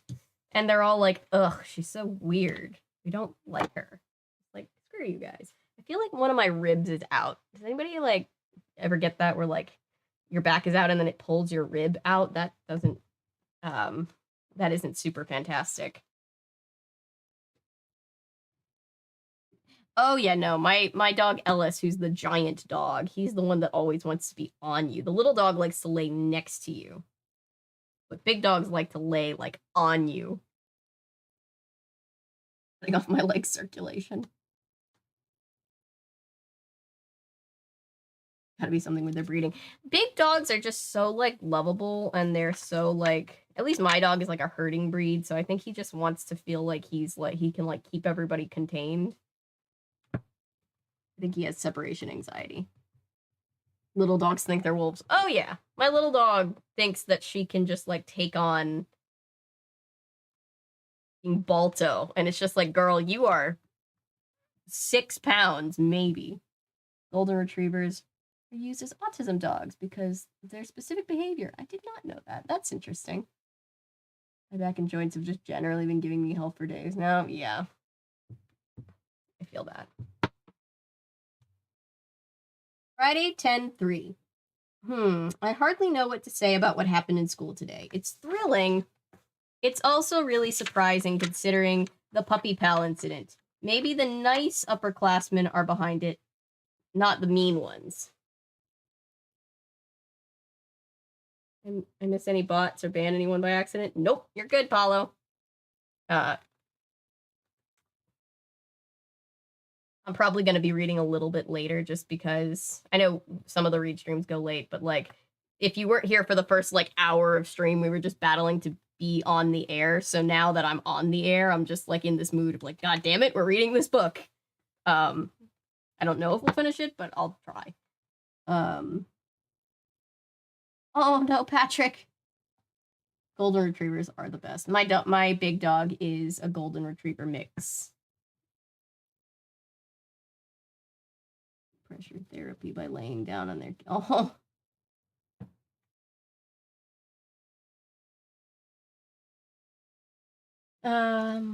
I just reread what I wrote and realized I'm not being clear, so let me start over and explain things better. Okay, when I got to the school on Friday morning, I went straight to my locker. My locker, not Mandy's. I'll never make that mistake again. And sticking out of the vent at the top was a folded piece of paper. I opened it. It turned out to be an invitation to a party. This is what it looked like. Shh, it's secret. Come meet your fellow students and get acquainted. The upperclassmen want to get to know you and a few others, but only a few others. This is going nowhere good. You, the select few, food and drink served. The fun starts at 10 on Saturday night. Don't be early. This is going nowhere good. An address appeared at the bottom of the invitation, but no name. My first thought was that it was from Mandy and it was a joke. I mean, why would Puppy Pal be invited to a cool party put on by the upperclassmen for a select few 8th graders? But just then, Sunny ran to me and grabbed me. She jumped up and down, squealing, "Look what I got! Look what I got!" Sunny held out an invitation identical to mine. Frowning, I held mine up for her to see. "You got one too!" she cried. "Yeah, but hey, you guys, look!" Maggie rushed to our sides, breathless. She held up another invitation. I started to say. Sunny couldn't contain herself. She cut me off, grinning. "I know for a fact that not everyone got one," she said. "Lucinda Dayton didn't get one, and neither did Dakota Wild. Or Polly Guest," added Maggie. I don't know who the fuck any of these people are, but all right. "This is so cool," cried Sunny. "It's the big time. A party given by the upperclassmen, and they want to meet us. And the party doesn't even start until 10, added Maggie. Extremely cool. I started to feel more hopeful about the party until lunchtime. What parent lets their 13-year-old go to a party that starts at 10? We bought up the Tech Ghosts, and it won for an hour. It did win for an hour, but we won in the end. That's the important thing. Oh, she's totally going to get pranked. Milo, just remind me, have you read these? I know you read like a lot of the Babysitter's club, but you've read some of these too, right? The news came on and my husband went poof. Oh no, it's gonna be a Biggest Loser party. We're gonna compete to see. Invite the. Oh no, that's so sad. This is depressing as fuck. Yeah. Function in the morning. Good night, Texas. Thanks for hanging out. He got down. Okay. How are you? There's a constant feature of BSC books referring to random characters by full names. LOL. Any party at any party at 13. I haven't read most of the California Diaries. Okay, just wanted to check. I'm always trying to keep tabs on like who knows where this is going because I don't. Friday afternoon, 10:03. It was at lunch that I found out that Jill had gotten one of the invitations too. I waited until she had left the table to buy a carton of milk. Then I said, if this party is for cool kids, how come Jill got invited? Poor Jill. Sunny waved her hand. Oh, they probably thought they had to invite her, you know, because of us. They must have found out that we all hang out together and they didn't want to hurt Jill by leaving her out. When I looked unconvinced, Maggie said, you should hear who else was invited. Dawn. And she began to reel off a list of the most popular 8th graders. Really? I said. Yup. Maggie nodded smugly. Jill returned with her milk. Then, so? Sunny said to us. So what? I replied. So are we going? Going to what? Asked Jill. The party, said Sunny. The one we just got the invitation to. Are you crazy? Said Jill. We can't go to a party like that. Why not? We were invited, said Maggie. They are 11th and 12th graders, cried Jill. Jill's speaking truth. Jill's spitting facts. They're like 4 years older than us. Some of them are 18 already. So what? Sunny said. I want to go. Besides, like Maggie said, they invited us, so they must want us at the party. It doesn't mean we belong there, said Jill. Just think, they're going to be doing all sorts of stuff. How do you know what they'll be doing? Asked Sunny. Come on, you guys, I said, interrupting them. We don't have to decide this now. We have all day today and tomorrow to think about it. Well, if we do go, we should probably bring something, Jill went on. What do you mean? I asked. We can't show up at a party empty-handed, my mom says. We can bake cookies or make fudge. Oh, no. But Maggie started to say, an incredulous look on her face. We can talk about it later, I said again. End of discussion. I snuck a look at Jill's face then. She seemed puzzled. She always seemed puzzled lately. Ordinarily, that would have made me feel pretty protective of her, but today I felt annoyed, and then I got mad at myself for feeling annoyed. What kind of friend am I? There are 15 California Diaries. Yes, 3 from each of the 5 main characters.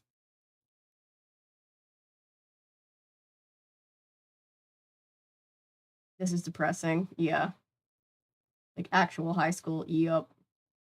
Yeah, I know. I feel like I need to just put content warning high school. Seniors inviting freshman girls to parties. One of the reasons they split off junior high at my school. Oof. 11th and 12th graders. Something is up. Yup. The 8th and 9th graders to a separate school. Hey, Darman. Yes, but why specifically? Yeah, Dawn, literally, what kind of friend are you? Jeez. I do like the handwritten look of these books. I didn't know how I was going to do with, like, reading them, but so far, at least, for all of Dawn's many faults, at least I can read her handwriting pretty easily. Even later, Friday afternoon, 10:03.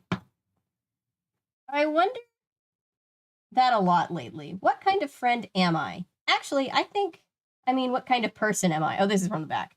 What kind of friend, sister, stepsister, daughter, stepdaughter? I'm not always a very good person. I know that. I also know that most people are not good all the time. But that doesn't make me feel any better. I don't like being a bad friend, daughter, sister. But sometimes I can't help myself. And then I feel guilty. Jill is driving me crazy. Whoa, I just overheard the most amazing thing. I didn't mean to. Not exactly. I love the self-reflection and then distraction. I mean, I didn't intentionally eavesdrop. I just picked up the phone when it rang, and Carol picked it up on the same time and at the same time on the downstairs extension.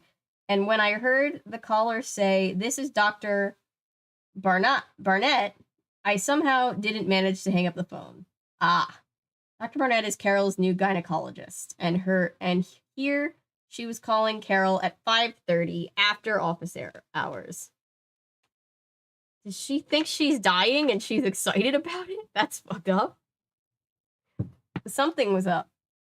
I really I just choked on my spit at how fucked up that would be. Oh, LOL, remember listening in on the extension? Yes, I do. I specifically remember finding out that my brother was going to get the new Teenage Mutant Ninja Turtles movie for his birthday because I was listening on the extension, and that is a very old thing to say.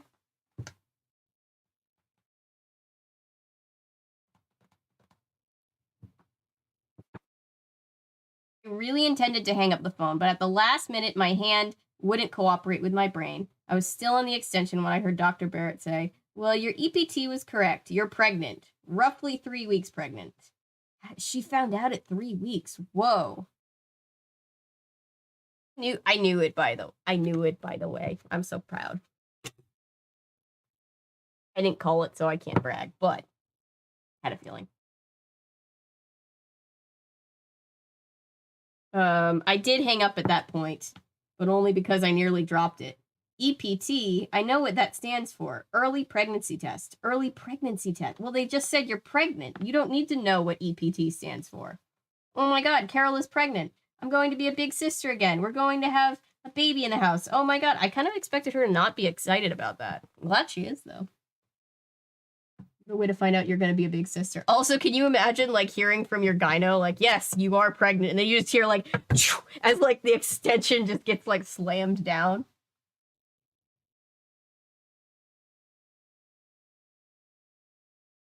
Anytime a book describes a woman acting strange, she's either pregnant or dying. Yeah, it's honestly true. It's kind of a weird trope with these books.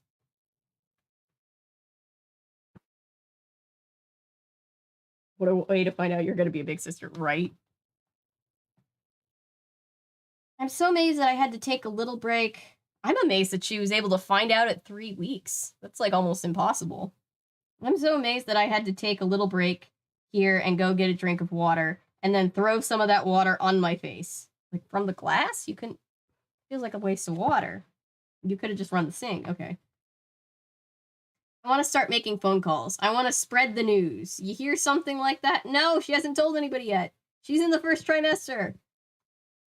Like this, and all of a sudden, some things that had recently seemed so important, like deciding whether to go to the party, don't seem so important anymore. I just was very self-conscious and aware of the fact that I just yelled, she's in the first trimester.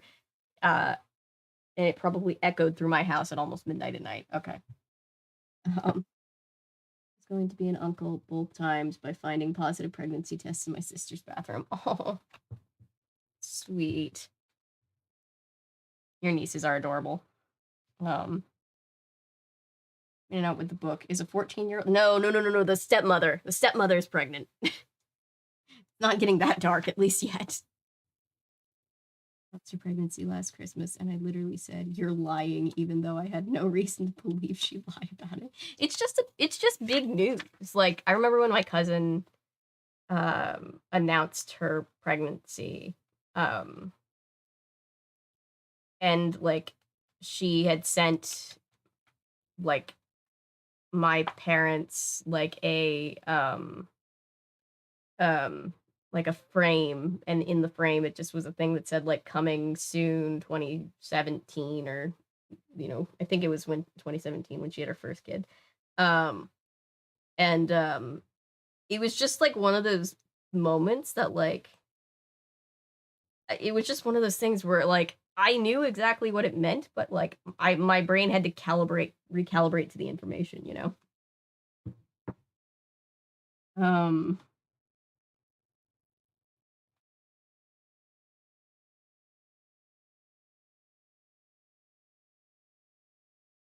I know I can't go calling people without talking to Carol first, though. Wait, she's on the phone. More later. Friday night, 10:03. Well, I just do not understand Carol. She isn't mad at me for eavesdropping, but wait, there's a capitalization that isn't supposed to be capitalized. Maybe that's on purpose because it's like supposed to be a journal. This is confusing. I'm going to start over again. Okay, it's now Friday night. Supper is over. Jeff asked if we could eat on trays in front of the TV, and Carol said that would be all right. Now Jeff has gone to bed, and Carol is puttering around her room. We've already said goodnight, and I'm alone thinking over what happened this afternoon. After I hung up the phone, and after I had recovered somewhat, I ran downstairs. Carol was already off the phone. She was sitting on a chair in the kitchen, looking stunned. Carol, I said. She didn't answer. Carol? What? Oh, Dawn, I didn't hear you. Carol, I have to tell you something.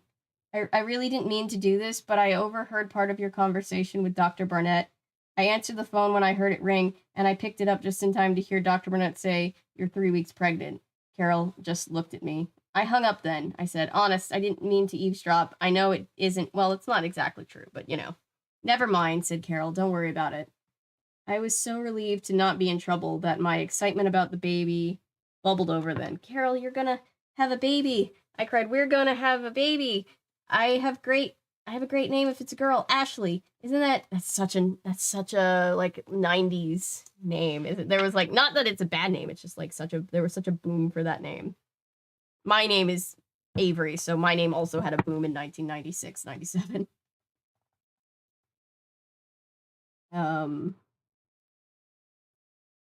Is that a good name? Or better, we could spell it Ashleigh.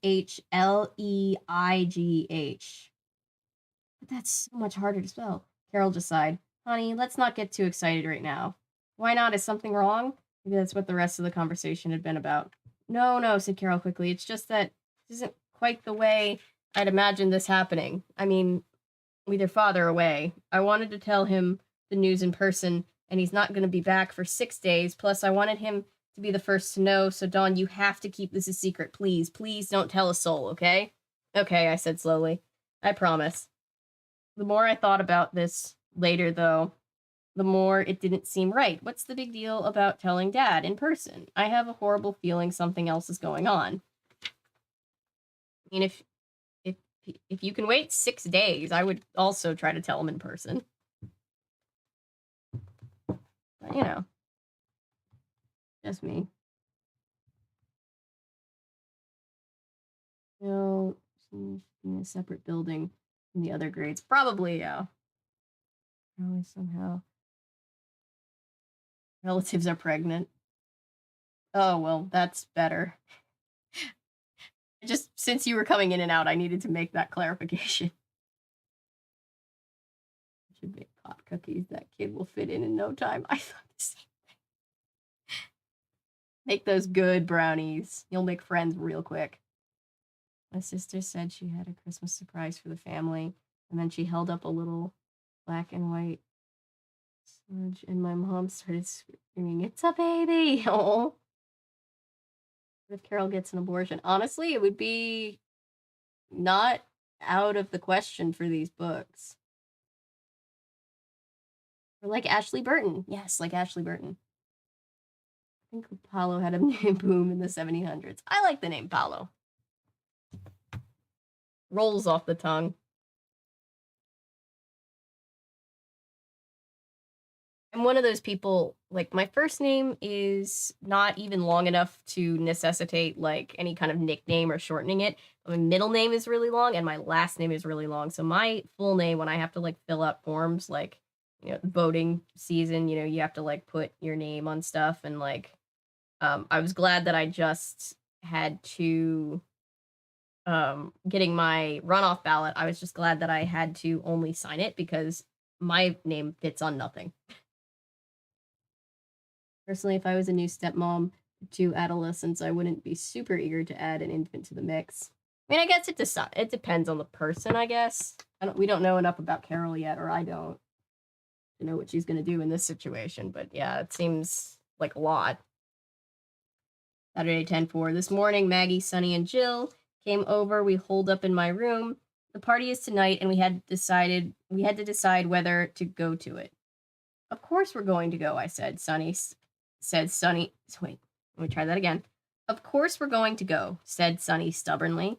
We have to, I added, although I didn't feel very certain about this. Well, we really want to, Maggie said.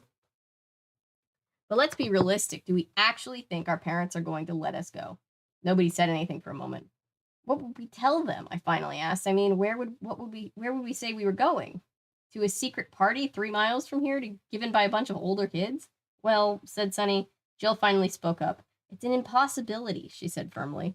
Sunny rolled her eyes. I shot a glance at her, but of course, Jill had seen the eye rolling for herself. Don't look at me like that, Sunny, Jill exclaimed. Come on, get real. What are we going to tell our parents? We have to tell them we're going somewhere.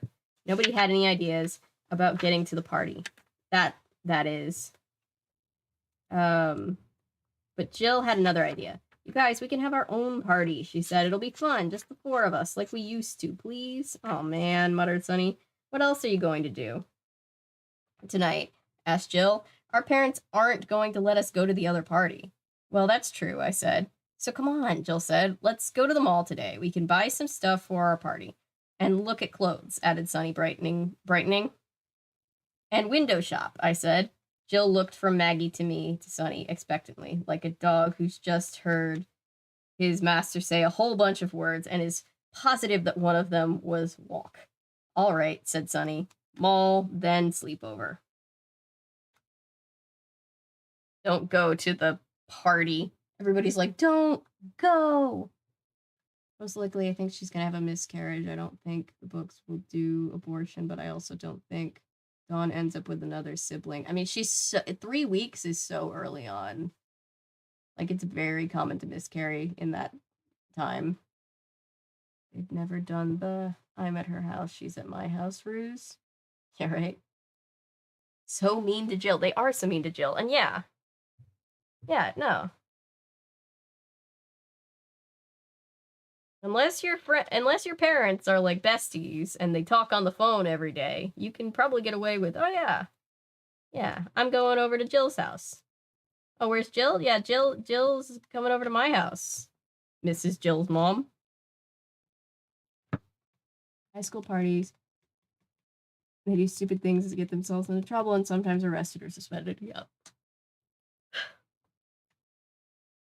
Whenever I did extra work for a movie or TV show or whatever, where it was like a high school party, it was always like the worst. It was just like, let's litter red Solo cups everywhere and give everybody a beer with a fake label on it because no beer company wants to be associated with underage drinking. And then somebody's going to get pushed in the pool and some people are going to be in bikini, like every single time.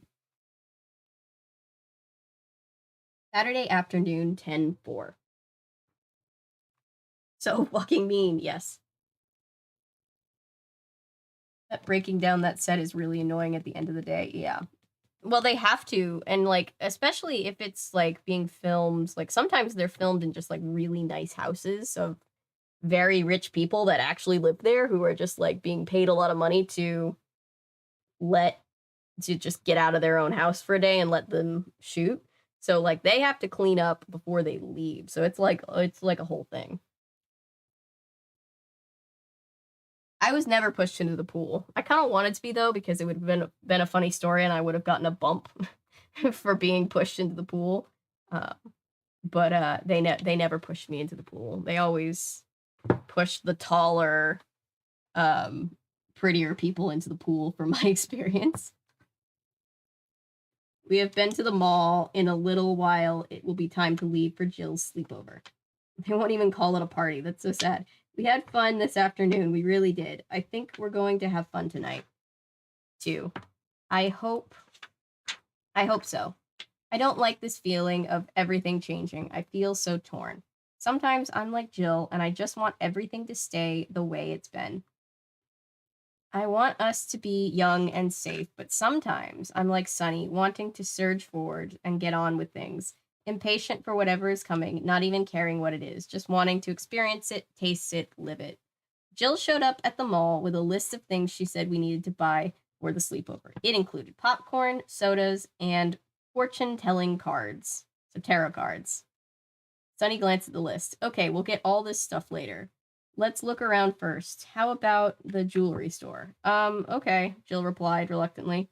She folded the list slowly and set it back into the pocket of her jeans. Oh my god, I just realized she's the Will of this group. Like if this is a Stranger Things simile, she's Will. Poor Will. In the jewelry store, Sunny ran to a case of pierced earrings. Okay. I've never seen it written that way, but that could just be me. Maybe I'll get another couple of holes in one of my ears. I need to do this, my nose piercing, speaking of which. Anyway, side note.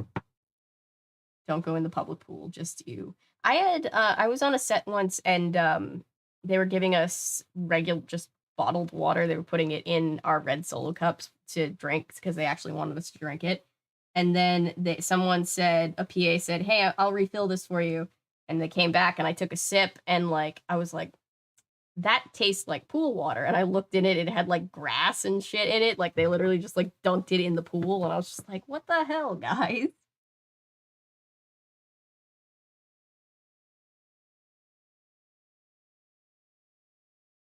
Another couple of holes, I replied. Sure, they can do that here. See that stool? That's where you sit for ear piercing. Or navel piercing. Navel piercings, I exclaimed. Ew, said Jill. You are not getting your navel pierced, I said, or getting extra holes. You have enough holes already. Why don't you just buy some more earrings? Here, look at these. These are cute. I guess, agreed Sunny. But I want something a little, I don't know, wilder, like these. Those? I said. They're just plain gold hoops.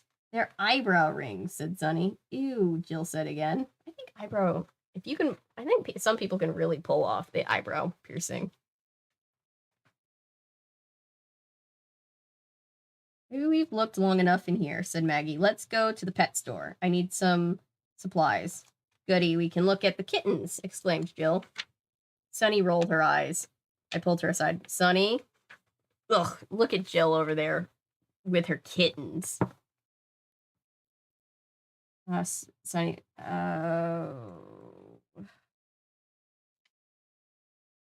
Sunny, I whispered, quit doing that, okay? Please, Jill is going to see you. Let's just have a nice afternoon. Sunny's response was to roll her eyes again. Tisk. Or I guess it's supposed to be interpreted as wrong, I said, exasperated, and then I caught myself. Is it your mother? I whispered. Sunny turned away from me. We can talk about it later. Okay, I said, putting my arm around her shoulder.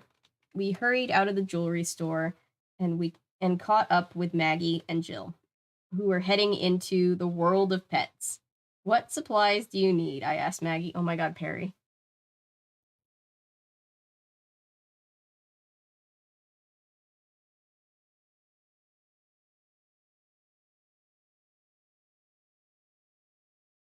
Oh, Claire's. That PA's going to hell.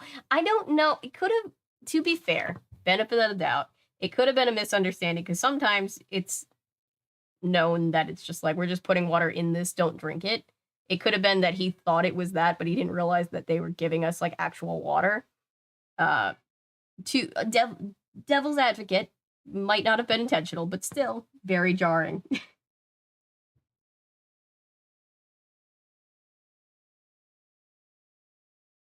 There are oracle cards. That's true. There are oracle cards.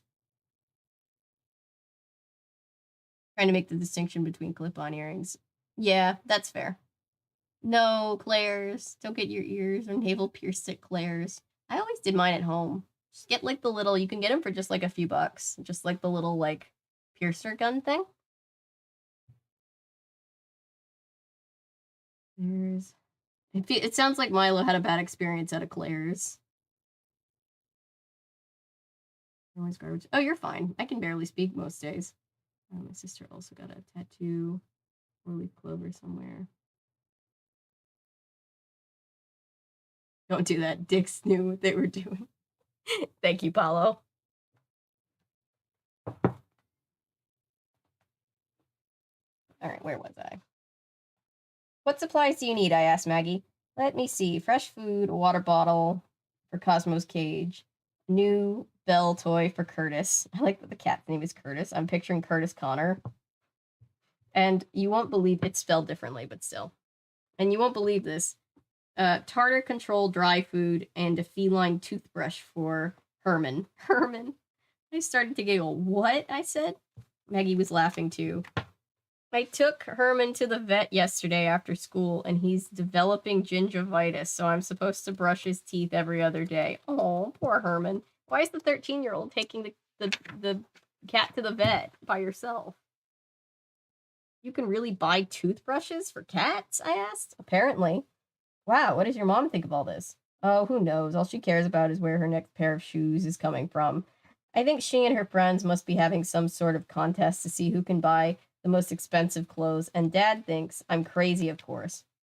He says when he was my age, he'd already started making films, amateur ones, but still, he can't believe I want to be a vet. Oh, look, feline toothbrushes. The parent that does not exist, the parent that's like, no, don't be a doctor, go into the film industry.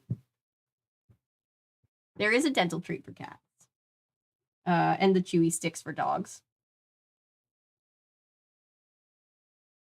Um,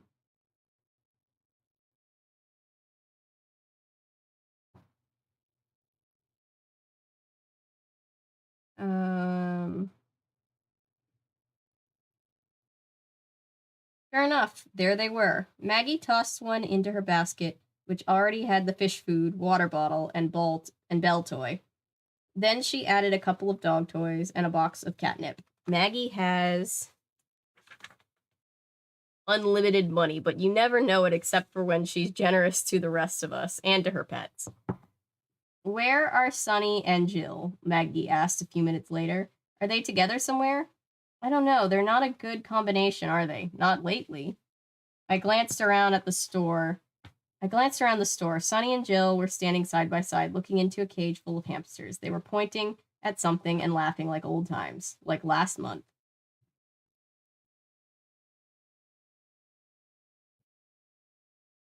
I knew a lot of people who had bad experiences at Claire's. My mom was always just like worried about this, like how sanitary it was to get your ears pierced at Claire's. So I had mine pierced somewhere. I don't think it was a Claire's, but I can't remember. When I was like 7 or 8, and then they closed up.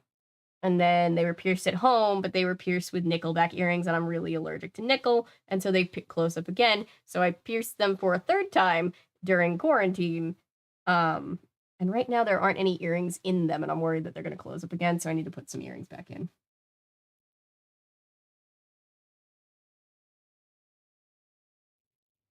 Babysitters Club books are why I got 2 extra holes in one of my ears.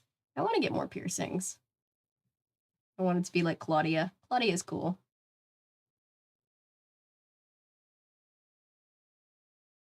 Or do it like the Parent Trap and use a sewing needle and an apple. Yup. 30 degrees where I am. Why an apple? So that it has something to pierce into. They put like really just any like piece of fruit so that when the needle goes in, it doesn't just like go into somebody's hand or the pillow or whatever is under your ear at the time. They put the ice and then they switch it with the apple.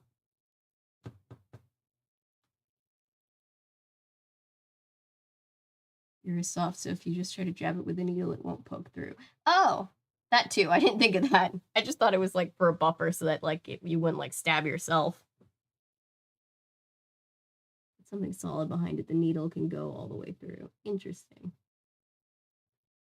Rocking a nose ring. Do you guys remember I had my nose pierced and then it closed up because I'm like my skin is really sensitive to like, and I didn't even have like, I made sure to have like hypoallergenic studs, but it did not like it, and it just like rejected the piercing, and it was just not fun. So I haven't gotten around to redoing it.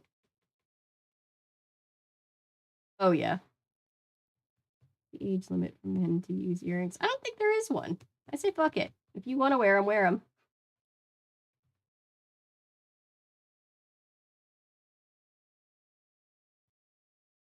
I get my septum pierced, but I'm scared it's going to encourage men to say weird shit to me. I thought the same thing. I hate that that's a thought that we've both had. Let's see. All right. Later Saturday afternoon. Well, I have to leave for Jill's soon, but I haven't finished writing about the mall trip. So I'll add some more here before Carol takes Sunny and me over to Jill's. After World of Pets, we looked in a couple of clothing stores, and then Jill insisted we go into this store called the Bare Necessities. Sorry. I've never seen it before, but Jill seemed intimate with it. It was full of, guess what, teddy bears and accessories for teddy bears and things with teddy bears on them and books about teddy bears and kits for making teddy bears. There was also a huge section of dolls and other stuffed animals. This is how much I vibe with Jill, right? I have seriously considered going to Build-A-Bear Workshop for my 26th birthday. And I keep talking myself out of it, but I'm not lying. That would be a very fun birthday. I'd fucking love that store, right? We live in a society negative, yeah. Tongue pierce. I couldn't do tongue pierce. That would bother me. I want to Build-A-Bear so bad. Yeah. When I was like 8, I got to go to Build-A-Bear, but I didn't like I didn't like do any of the like putting clothes on it, so it was just like a regular cat that had like a roaring I put like a tiger roar thing in its arm. Get a Build-A-Bear instead. I seriously, people are like, you want to go to Build? You're 20. You're about to be kicked off the insurance. You want to go to Build-A-Bear? I'm like, yeah.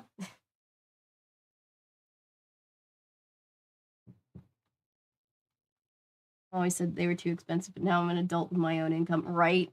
I have so many moments where I'm just like, I have adult money and I can do whatever I want, and then it like hard cuts to like the person with like some kind of like kids thing.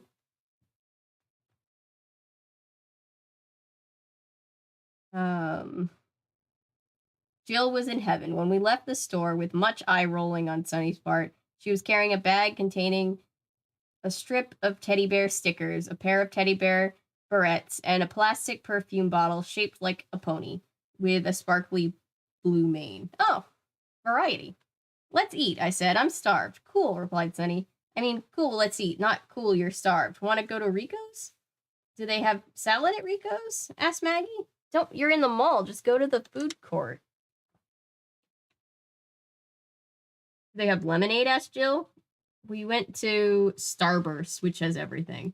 We sat at a booth. We ordered our food. It arrived quickly, and we were all sitting around eating and gabbing and sampling each other's lunches when suddenly Sunny burst into tears. What's the matter? I asked her, alarmed. Did they give you the wrong meal? Asked Jill. Do you really think she'd cry because they brought her the wrong meal? Asked Maggie, giving Jill an odd look. Besides, she's been eating it for 10 minutes, I pointed out. Well, said Jill. Maggie put her arm around Sunny. What is it? She asked. Sunny tried to smile. Oh, it's so stupid. I was just like thinking about my mom, and I remember the last time I visited her in the hospital Thursday. Oh, this is gonna get sad. Warning for anybody.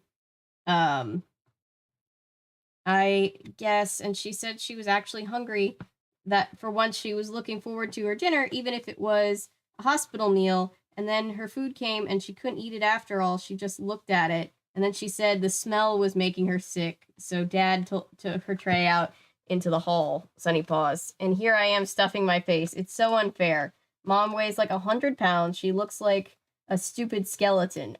I appreciate the sentiment, but oof, what a way to put that. Her mom's got cancer, Jillian. Yeah.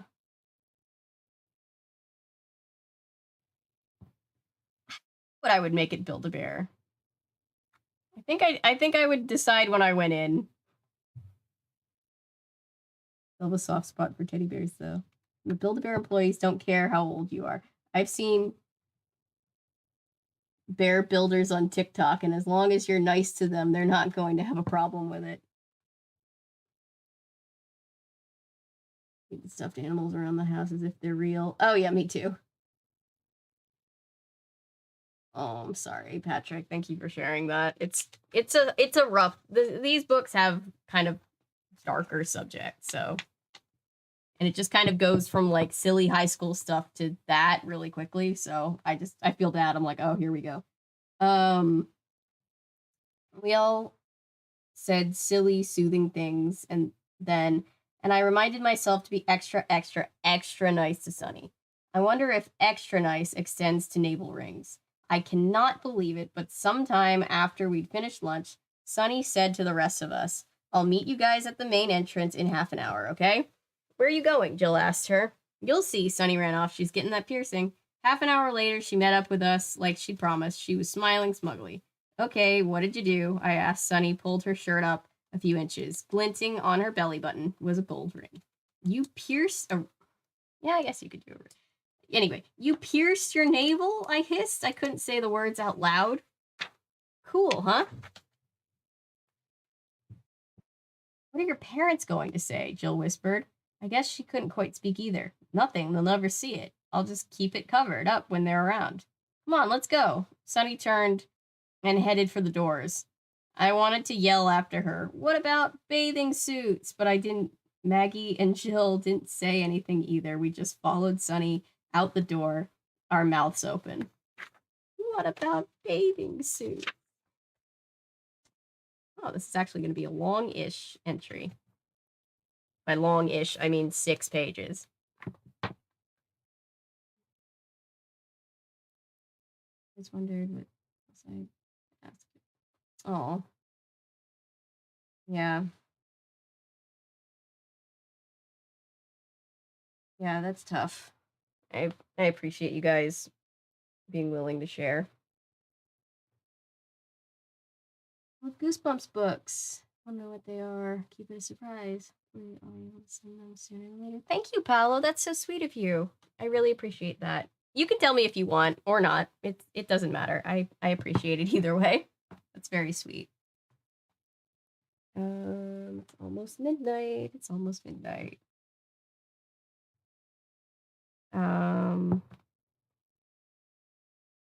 Sunday night, 10:05. So much has happened since the last diary entry that I hardly know how to begin writing it all down. It's going to take forever. I hope I can explain things. That's why it's going to be a long entry.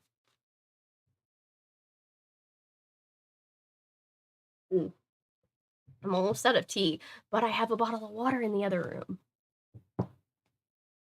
Gotta go to bed. Good night, Patrick. Good luck at work tomorrow.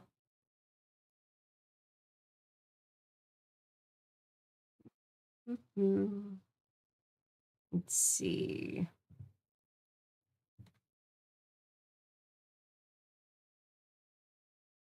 What am I gonna say? What was I gonna say? What was I gonna do? Okay, here we go.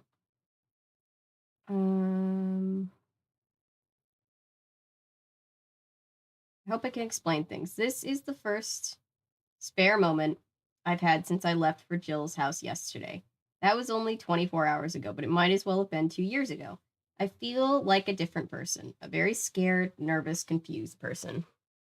I guess I should start with yesterday, when Carol drove Sunny and me to Jill's house in her red convertible. Jeff was with us. That was because he and Carol were going to go out for dinner before they went to King Hotshot to play miniature golf. I kept looking at Carol. I was surprised that she was going out to eat and then to play miniature golf. I mean, most women are sick to their stomachs all the time when they're first pregnant. I mean, it depends on the person, but anyway. Plus, they get really, really tired. But here was Carol on her way to eat Mexican food and play golf with a 10-year-old. This was when I began to wonder if everything was all right with Carol's pregnancy. Maybe there was a problem after all. Maybe that was why Carol didn't seem so excited. I wish I could talk to Sunny about Carol, but Carol has sworn me to secrecy. Besides, Sunny has enough problems of her own. We drove out to Jill's house with Jeff making annoying duck noises the entire way. He was sitting in the front seat wearing a Donald Duck mask.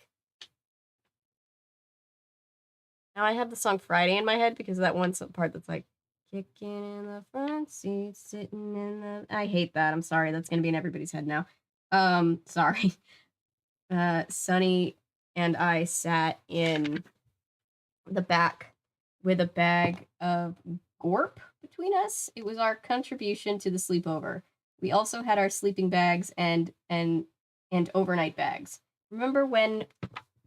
No, McAfee. I don't have McAfee. Why do you want me to keep reinstalling it?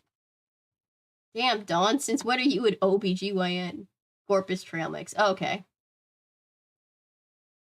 Attack of the Lawn Gnomes and Attack of the Jack. Thank you. That's so sweet. Good old raisins and peanuts. I'm that terrible person that would eat the M&Ms out of the trail mix.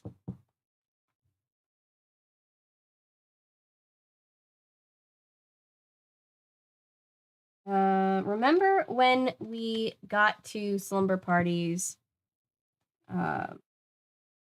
We go to slumber parties and our overnight bags held candy and stuffed animals, Sonny asked me. Yeah, I said fondly. This time I packed clothes and makeup like I was going on a business trip. You know what Lorna Tobias took to her last summer party? What? I asked. A cell phone. Quack, quack, said Jeff. I feel so old, I said. Me too, said Sonny. Yes, the ripe old age of 13. 1997, having a cell phone, though, at 13 is pretty intense.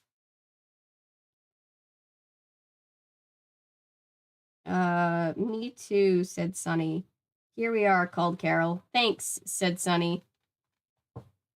And I, as we scrambled out of the car, we'll call you tomorrow, I added. Okay, bye, called Carol.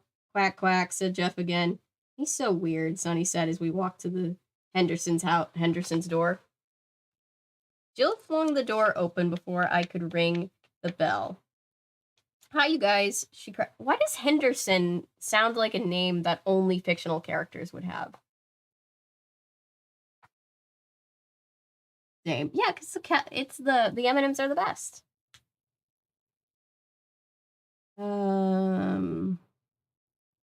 Maggie's got a movie director dad, so maybe that girl is rich. Yep.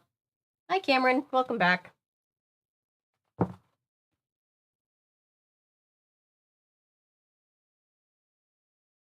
You guys, she cried. Come on in, Maggie. Come on in. Maggie just called. She'll be here in about 20 minutes. Something to do with their chauffeur. Oh my gosh. That'll be perfect timing. I just ordered the pizzas. They should get here about when Maggie does. Too bad the pizza guy couldn't pick her up on his way. Jill seemed to think this was very funny. Sunny smiled politely. I nudged her. The second Jill turned her back for a moment, I elbowed Sunny. Be nice, I mouthed to her. She got the point. The thing is, Sunny and Jill used to be close friends, just like Sunny and Maggie and Sunny and me. This is just one of the many things that are changing. It nearly made me cry. Jill needs better friends. She's fine. She's better off without them, honestly. 20 minutes later, just as Jill had predicted, the pizza guy and Maggie arrived at the same time. The pizza guy arrived in a white van with Papa's Pizza painted on the side. Better ingredients, better pizza. Papa's Pizza. The team named Henderson Silver Knights. That's true, there is. I just meant I've never met anybody with the surname Henderson, and I'm sure it's fairly common, but I only hear about it in like books and movies. I think of Harry and the Hendersons. Only you could see where it had painted on the side. Only you could see where it had once said. Wait, where it said what?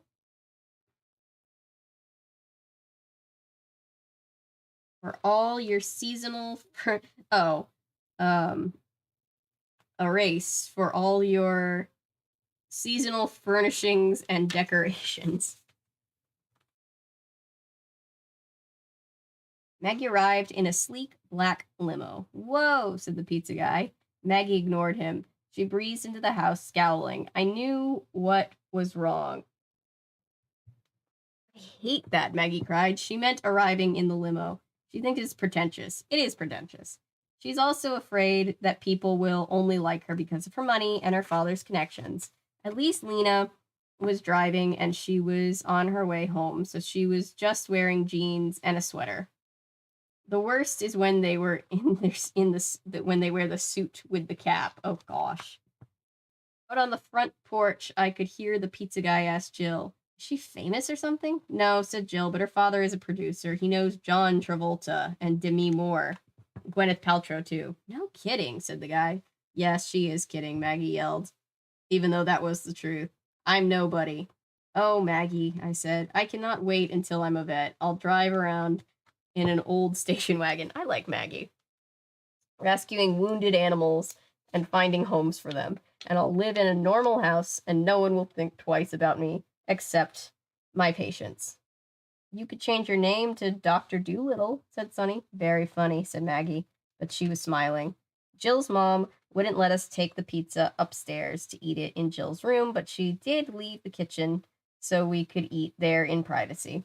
As soon as the dishes were cleared away, though, Jill said, "Now let's go upstairs. I've got a big surprise there for you." The big surprise was that Jill had wheeled the TV and the VCR from her mom's room into her room. Plus, her room was all decorated. "What's this?" asked Sonny. "I decorated for us," Jill said. "Oh, very, festive," I told her. Jill's decorations consisted of pink and white streamers, a pink and white string of letters that spelled out "back to school," and bunches of pink and white balloons. Honestly, that sounds pretty sweet. "It looks like a birthday cake," added Sonny. This time, I couldn't tell if she was being mean or trying to be nice. Jill couldn't tell either. "Well, thanks," she said finally. "Okay, are we ready to party?"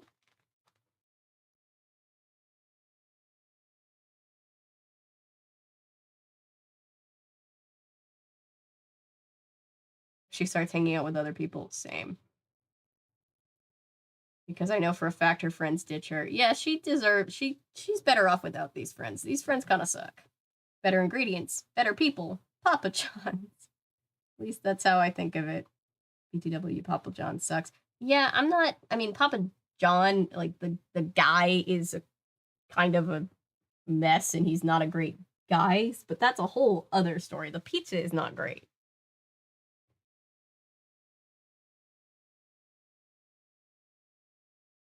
This is Jill's house. I don't think Jill's not the one with the movie producer dad, but they're probably all like upper middle. It's 97, so they wouldn't have a DVD player. Maybe Laserdisc. I don't know. Maybe VCR was like the coolest at the time, cooler than Laserdisc. I don't know.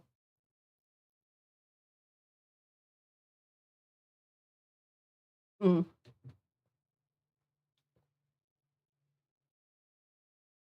He's a douche and the pizza isn't good. Yes, that's a very good way to put that. Let's see. Late Sunday night, 10:05. I should definitely be asleep now, considering what is going to happen tomorrow. I mean, what is probably going to happen.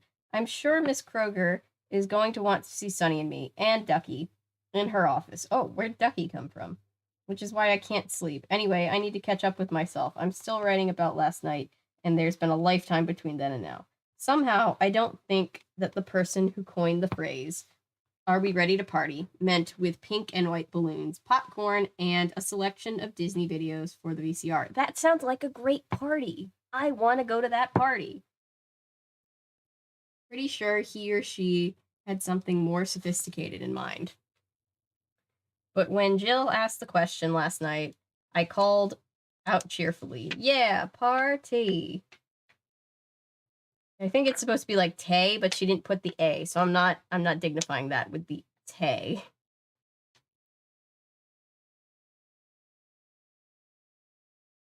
Loading episodes.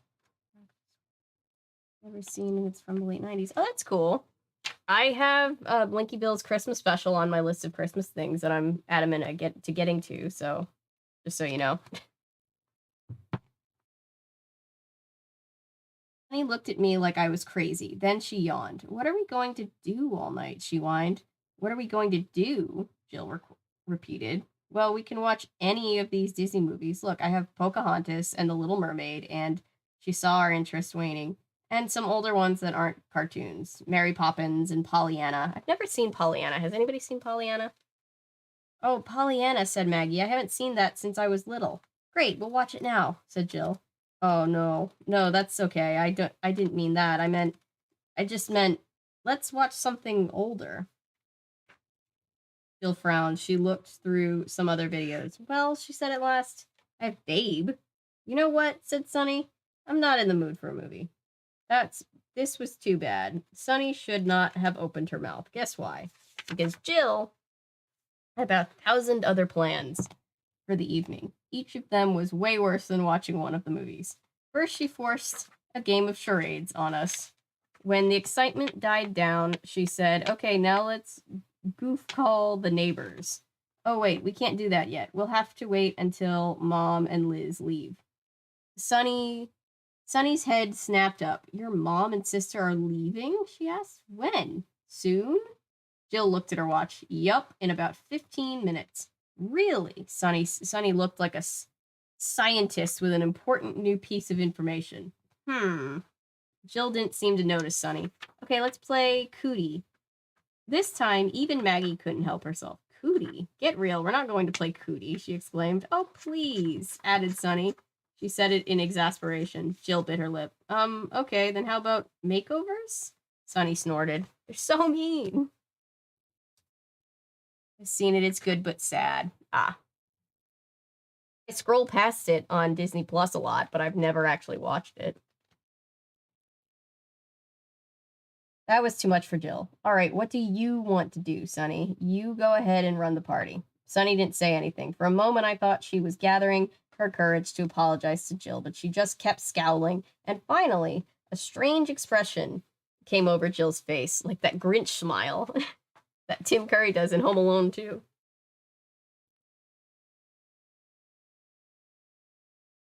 You don't want to be here, do you, Sunny? She said. You didn't really want to have a sleepover, did you?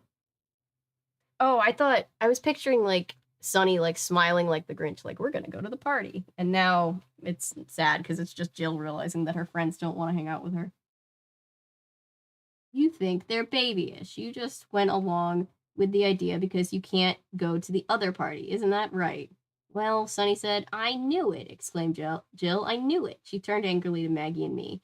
How about you guys? Did you guys want to have a sleepover? Did you? Well, sleepovers used to be fun, Maggie replied. I thought that was a very diplomatic answer, but it made Jill burst into tears. Jill, I said, come on. I started to put my arm around her, but she jerked away. Leave me alone. Just... Jill, I heard Mrs. Henderson call from downstairs. Jill opened her door. What? Your sister and I are leaving now. We'll be back around midnight. You girls have fun. If you need anything, the Burgeons are home. Mr. Burgeon said they'll be up late tonight. Okay, Jill called. Bye. Bye, honey. The 90s were a trusting time. My phone died and I missed a few minutes. So Jill's crying because she's realizing that her friends don't want to hang out with her. It's very sad.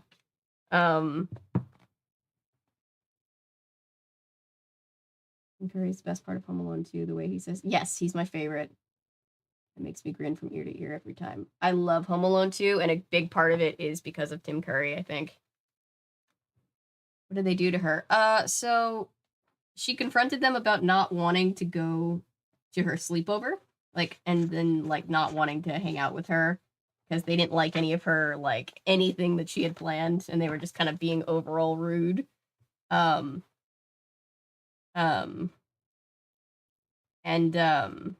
And then she started crying. And I think they're going to sneak out to the other party, but that's just my guess. I have no idea.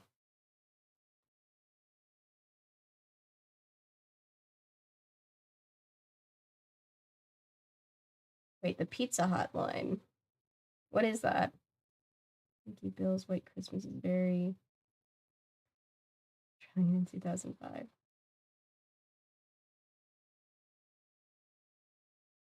And yeah. So Milo, her parent, Jill, her mom and her sister are going out and they won't be back till midnight. So I definitely know that they're gonna sneak out, but that's just me. Okay. Anyway, my investment in this, I have a knack for getting invested into,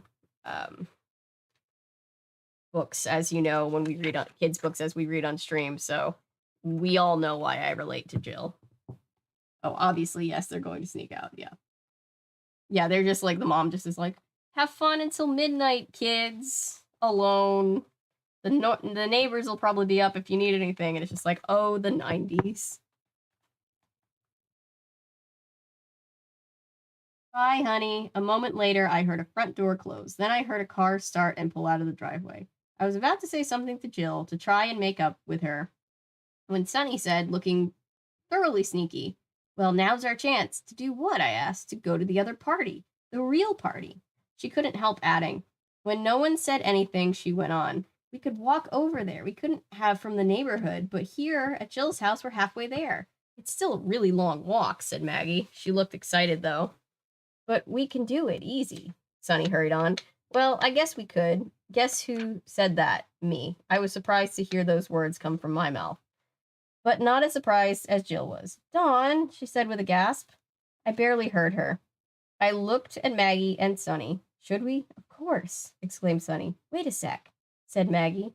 Just let me think. Okay, the party begins at 10, and Jill's mom will be back at midnight. We can get to the party in half an hour. She checked her watch, and it's only 9 now. We could stay at the party for an hour and easily be back before Mrs. Henderson gets back. Cool, said Sunny. Great, I said. No way, said Jill. We all looked at her. But Jill, said Maggie. No way, Jill said again. What if we get caught? What if the Burgeons call to check on us and no one answers the phone? Are the Burgeons your babysitters? Asked Sunny. No, cried Jill. Well, we want to go to the party, said Maggie. Jill crossed her arms. Okay, if you guys want to go, then go. Okay, we will, I said. And we did. I always saw ads for it during games. Maybe Boston Pizza put them out of business. Okay. Canadians fucking love Boston Pizza. I was just talking to Anton about y'all's love of Tim Hortons up there.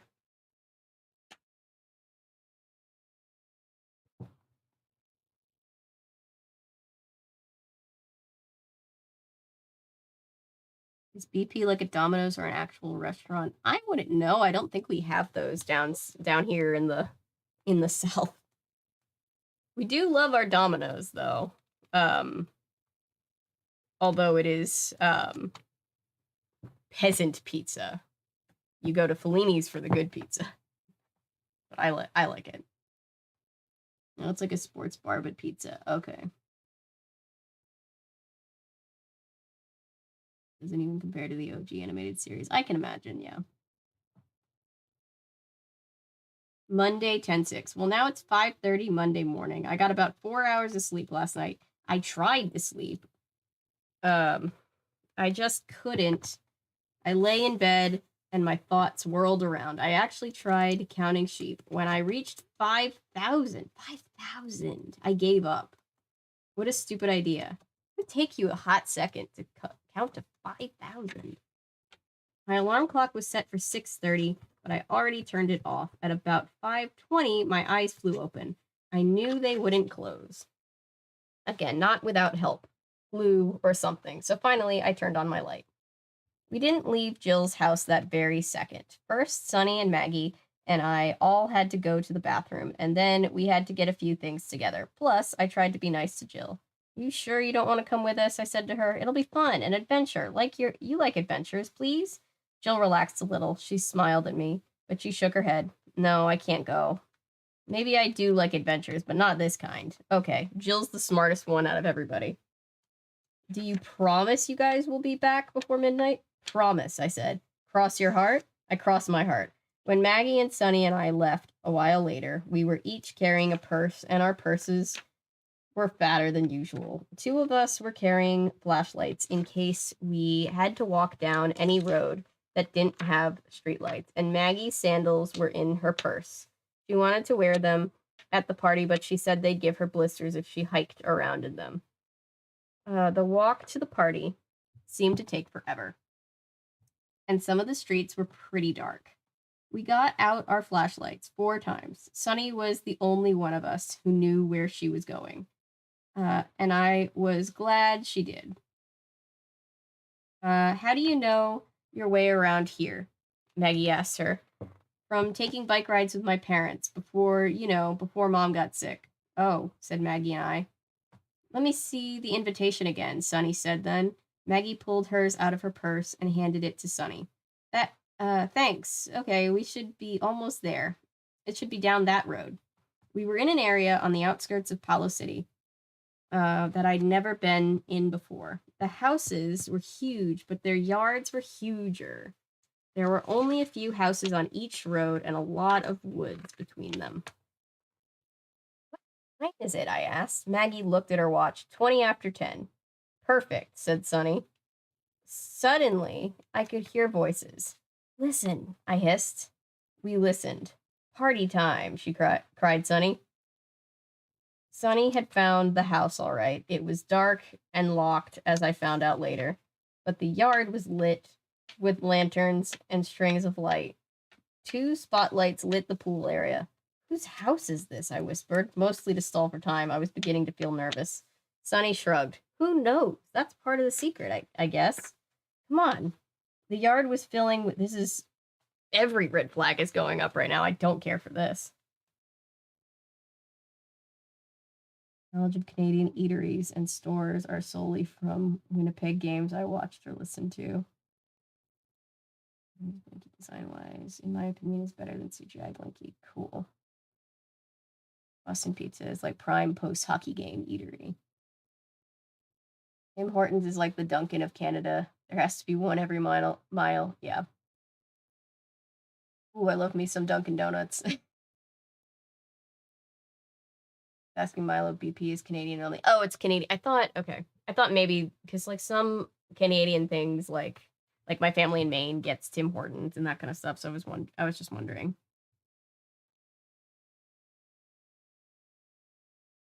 Where was I? The yard was filling with kids. Only a few were in the pool because it was chilly. Plus, the invitation hadn't said to bring a bathing suit. I noticed that the kids who were in the pool were swimming with their clothes on. Well, okay, to be more accurate, they weren't swimming. They were making out on floats. As you do. Do you guys see anyone you recognize? Whispered Maggie. Actually, I do, I replied. Quite a few. Quite a few older kids, too, added Sonny. The 8th graders were easy to tell apart from the upperclassmen. They were the ones who looked totally uncomfortable as they sipped from plastic cups or tried to light cigarettes. Oh, gosh. What do you suppose they're drinking? I asked. On a table near the pool was a huge bowl filled with some kind of pale liquid. It seemed to be the only thing to drink. I didn't see any food at all. I don't know, but I plan to find out, replied Sonny. She started to march across the lawn towards the pool. Wait, I cried. What? Said Sonny. Why? Just wait. I mean, don't leave us yet. Let's stick together for a few minutes. I want to, check things out. And don't we have to tell someone we're here? Asked Maggie. Who's giving the party? Shouldn't we find them and say thanks for inviting us? We should at least introduce ourselves. I don't know, Sonny looked doubtfully. I don't think this is that kind of party. That sounds like a cocktail party for old people. This one is more cool. Well, just stay with us for a few minutes, I begged. Sonny. Okay. Then you can go. Okay, agreed Sonny.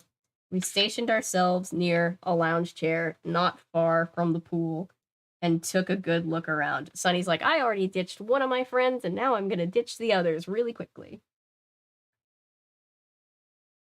Honey, no, do not drink the jungle juice. All of us are just like the ghosts of Christmas yet to come, just being like, oh no.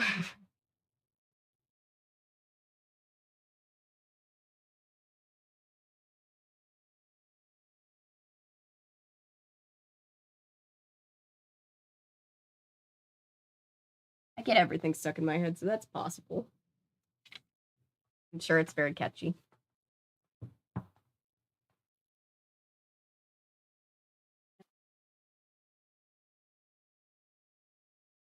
Where was I? Took a good look around. Music was playing loudly, but I wasn't sure where it was coming from. Someone must have set up speakers or boom boxes somewhere. Kids were clustered throughout the yard. One strange thing, I had sort of thought that the purpose of the party was for the upperclassmen to get to know us 8th graders, at least a select few 8th graders, but I didn't see much mingling going on. I saw lots of little groups of older kids and lots of little groups of 8th graders, but hardly any mixed groups. And now, as the sun rises slowly in the east, I hear Carol's clock radio going off, so I'll have to stop here for a while. It's time to get ready for school. School. Dun dun dun dum. Thank goodness I'll have my journal to turn to today. I'd rather be at a cocktail party with old folks than hang with these high schoolers. Same, Paolo. I was always, just side note, I was always the kid that like got along with the adults more than I got along with like the other kids, because I wasn't cool enough for the other kids. But like I would like sit and talk to the adults about like books and things like that. Messing with my little anxiety braid because I'm just like I'm having so much like secondhand anxiety. My freshman year, I had more senior friends than freshman friends. Yeah, I always got along. Like I always had friends that were older. Like I would always get along with adults or near adults way more than people my age, because people my age didn't think I was cool at all, because I wasn't. Let me go grab my water really quickly. I just realized I'm out of tea. We are more than halfway. That's good. This cover looks ominously like Dawn is drowning. That's frightening. I'll be right back. Sorry.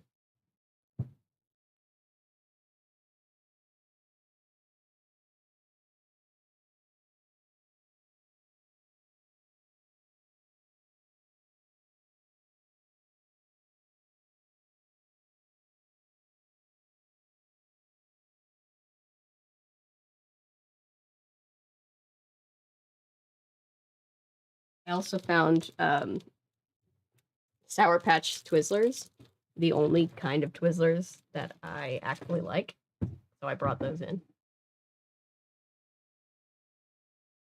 My Six Flags cup does not have the same class as the mug, I know, but you know.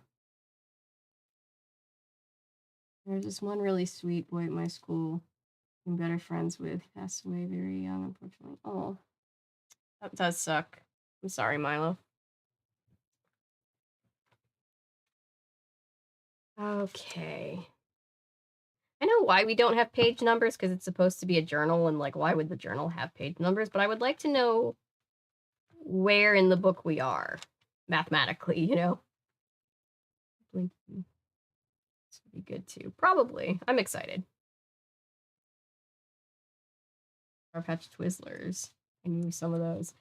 Yeah, I have no idea where my mom found these.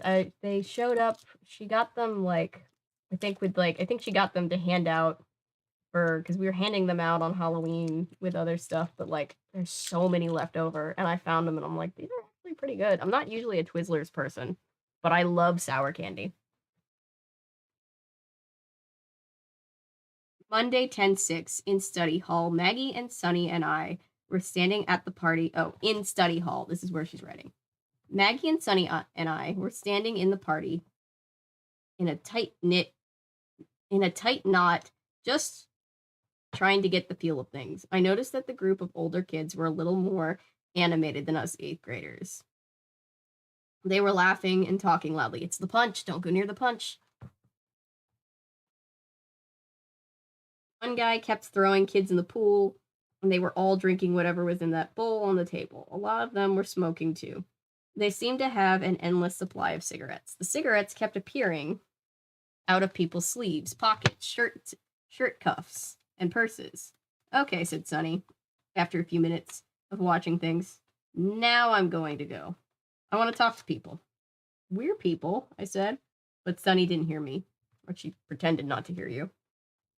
I'm coming with you, Maggie said. So am I. I could feel those butterflies in my stomach. Sunny made a beeline for the table with the punch. Maggie and I were at her heels. Sunny and I just reached for a cup when a very cute guy, I think he's a junior, stuck a pack of cigarettes under her nose.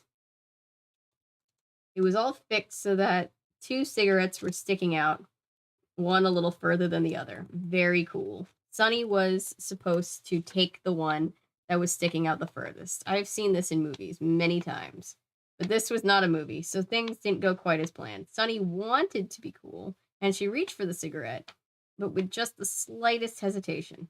Is something wrong? Asked the guy. Sunny turned on an absolutely charming smile, but I knew she didn't want the cigarette. Peer pressure is bad. The more you know. I also knew why. Oh, her mom has lung. Oh, no, that's really bad. Oh, I said to the guy, she doesn't smoke. Her mother's dying of lung cancer. Thanks anyway. Whatever, the guy said and left. Oof. I watched Sunny. I've never seen so many emotions on a person's face at once. She was aghast at my rudeness, and she was in shock. Neither of us had ever actually said that her mother is dying, but I could also see that she was trying not to laugh. So was Maggie. I can't believe you just said that, she exclaimed. I started to say, but at that moment, 2 girls walked over to us, each carrying several cups of punch. They handed one to me, one to Maggie, one to Sunny. I feel like I just got hit in the... Oh, wow. Hey, hi.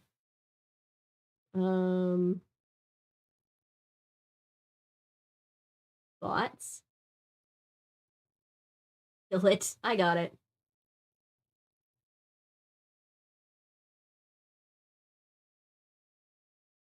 On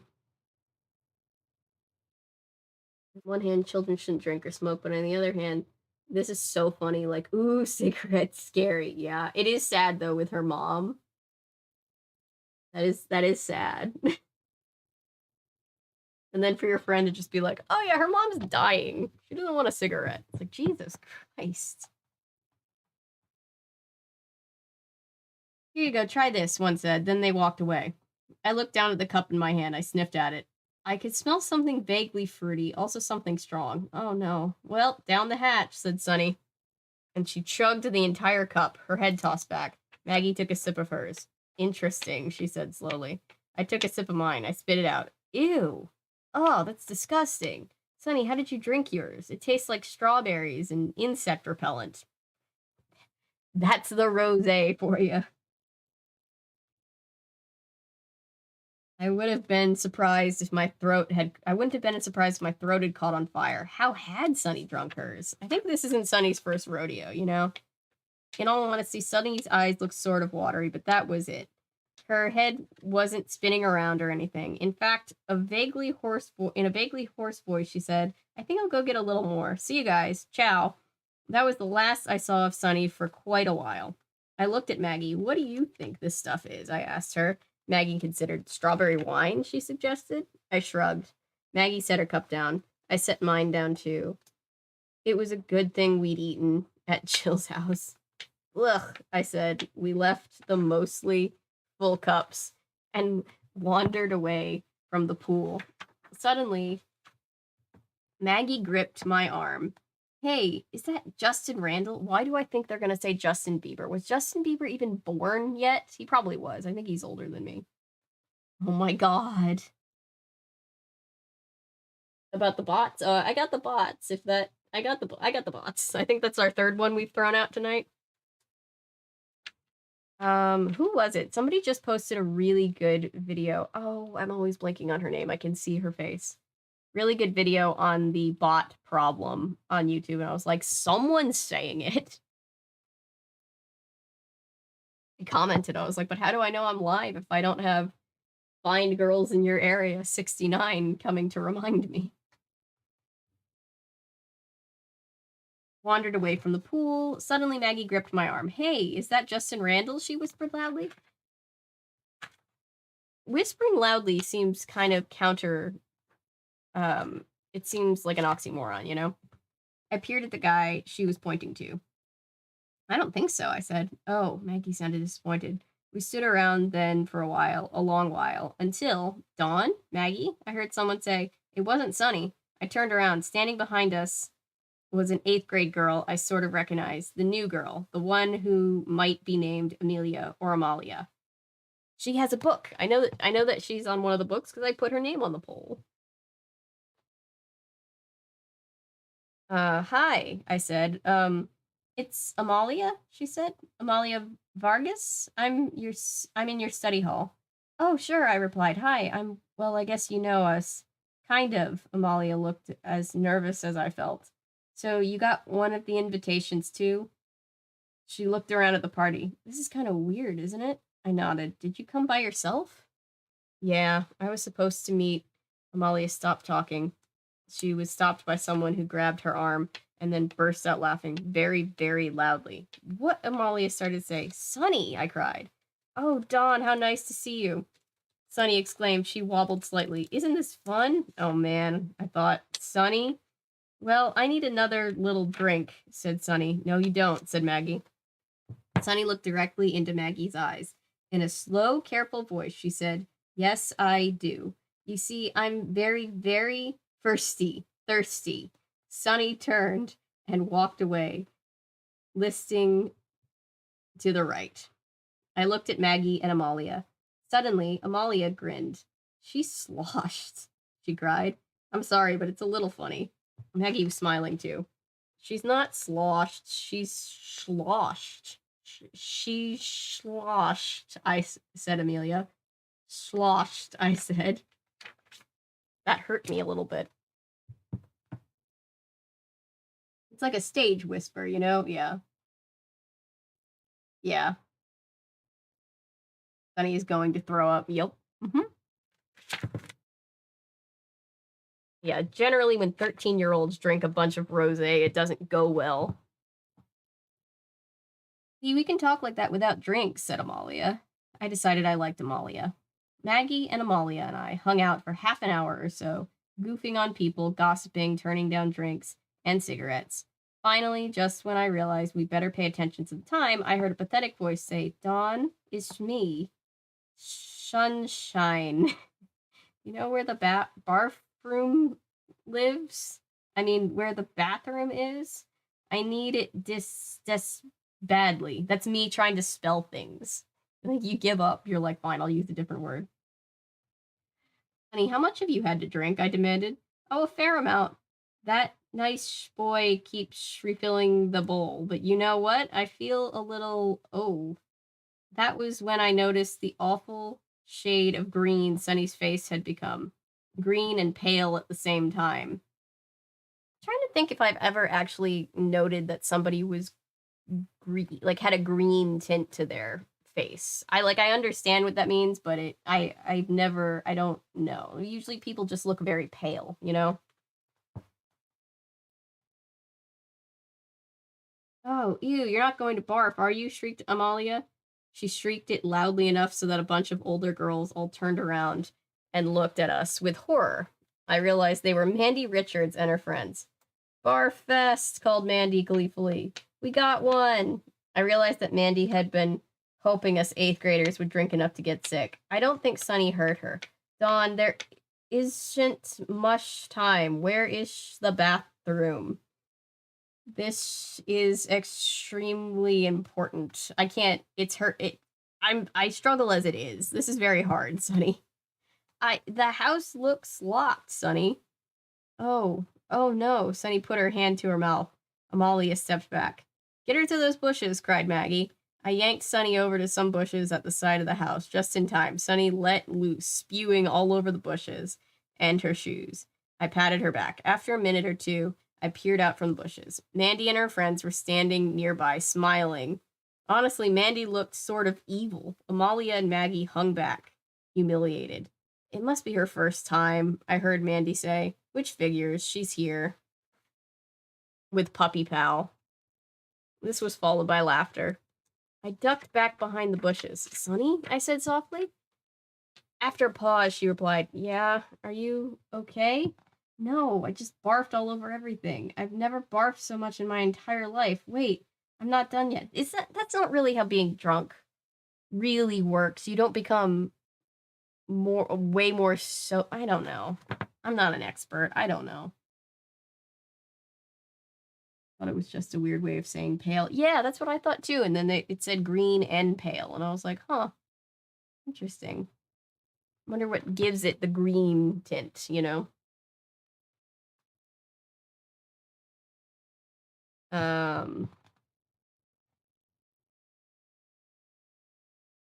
Wait, I'm not done yet. After some more choking and puking, Sunny said weakly, okay. She stepped out of the bushes on wobbly legs, like a colt trying to stand for the first time. Oh my god, she said. What? I replied. Everything is all foozy and woozy. I mean, fuzzy and wuzzy. There we go. Spinning around, the party was beginning to seem like a very bad idea to me. You think? I looked at my watch. We would have to leave soon. I could not believe that we still had to walk all the way back to Jill's, and with Sunny as sick as she was, it was going to take longer than it had taken to walk to the party, which was longer than we had figured in the first place. One big bad idea. How was I to know it would get worse? Oof. Monday afternoon.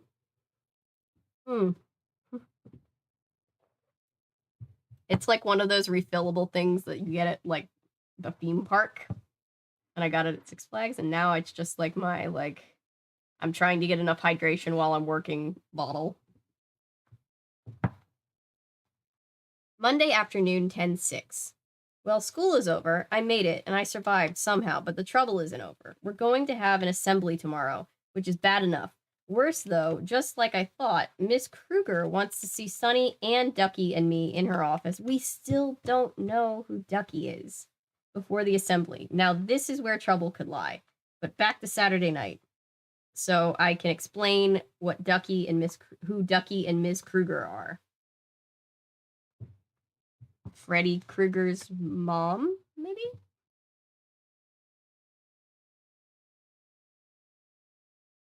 Sorry, I got nothing. Hang on.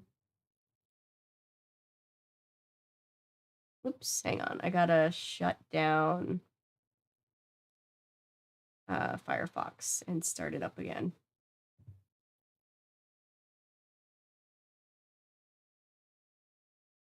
And catch up today. We've really the last I don't know how many pages, 20 or 30 have been pretty quicker pace than the rest of it all of a sudden.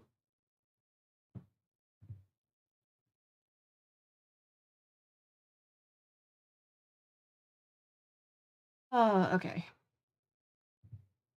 Let's see. Sorry, guys.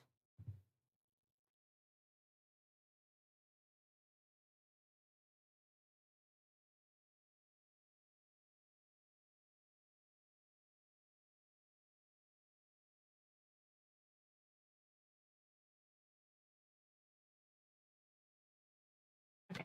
Back to what I was doing, sorry. Of course I missed a bot away. It's fine. I looked over and I was like, ooh, I get to kick another one out. It's kind of cathartic.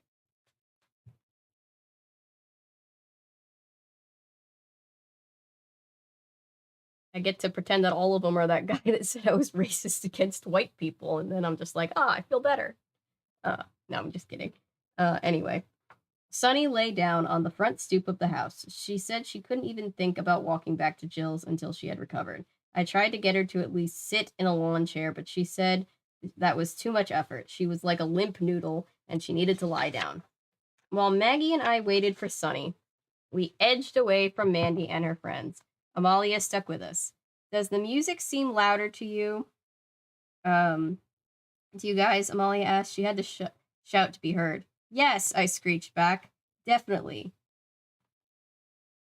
Seems like I apologize a lot. It's because I'm I try to be. Oh no, I apologize all the time. I get it. You don't have to apologize for anything, but I understand. I understand the feeling of feeling like apologizing.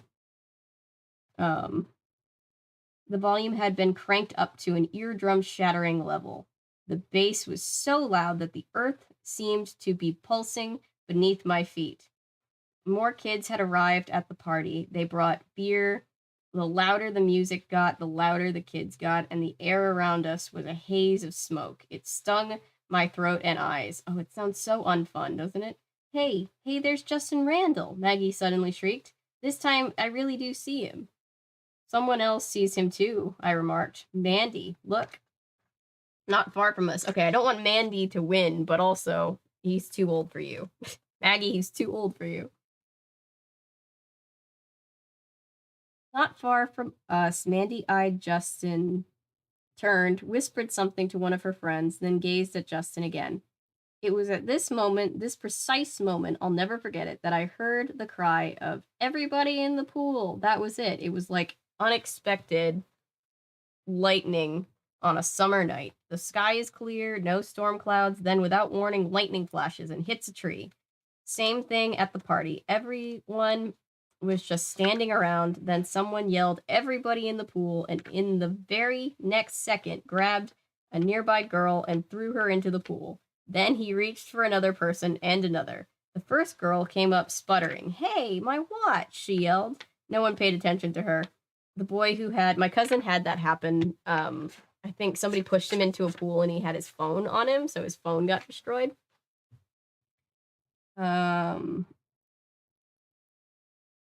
It's just okay.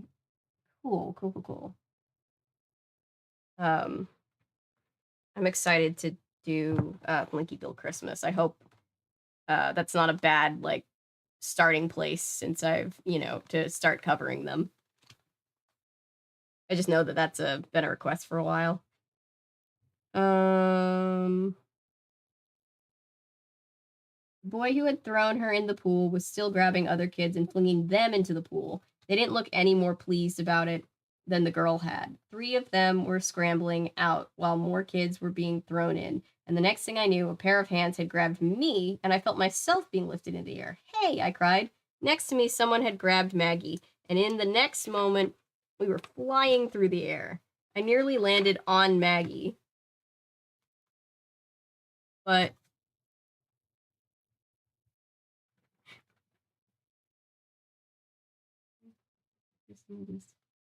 oh, I didn't even notice that. Thanks for catching that one, Paolo. I appreciate you.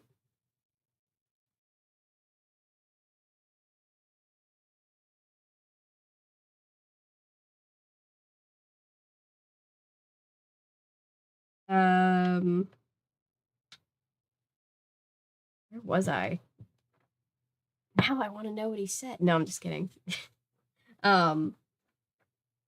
I nearly landed on Maggie, but managed to avoid her. I didn't know whether to cry or laugh. I chose laughter. Giggling, I dog paddled to the side of the pool and hoisted myself out. Maggie followed me to the edge, but remained in the chilly water, only her head sticking out. I held up my hand to her. Come on, I said. Maggie shook her head. No? What's wrong? Before Maggie could answer, I felt myself being grabbed again. I did not want to be tossed into the pool for a second time, so I clutched at someone who was standing next to me. I only meant to regain my balance, not push Mandy Richards in the pool, but that's what happened. When Mandy hoisted herself out of the pool, she just glared at me. I had thought earlier that she looked sort of evil. Now I saw that she looked thoroughly evil. I shuddered. Said, don't read it. He was uber wrong. Oh. For you.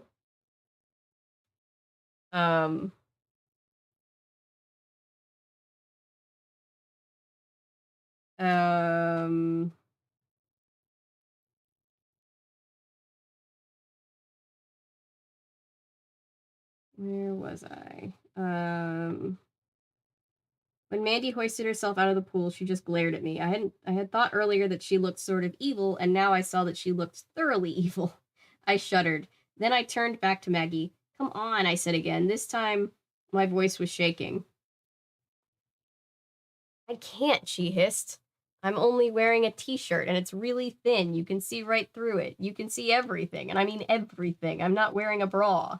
Maggie should always wear a bra. Oh.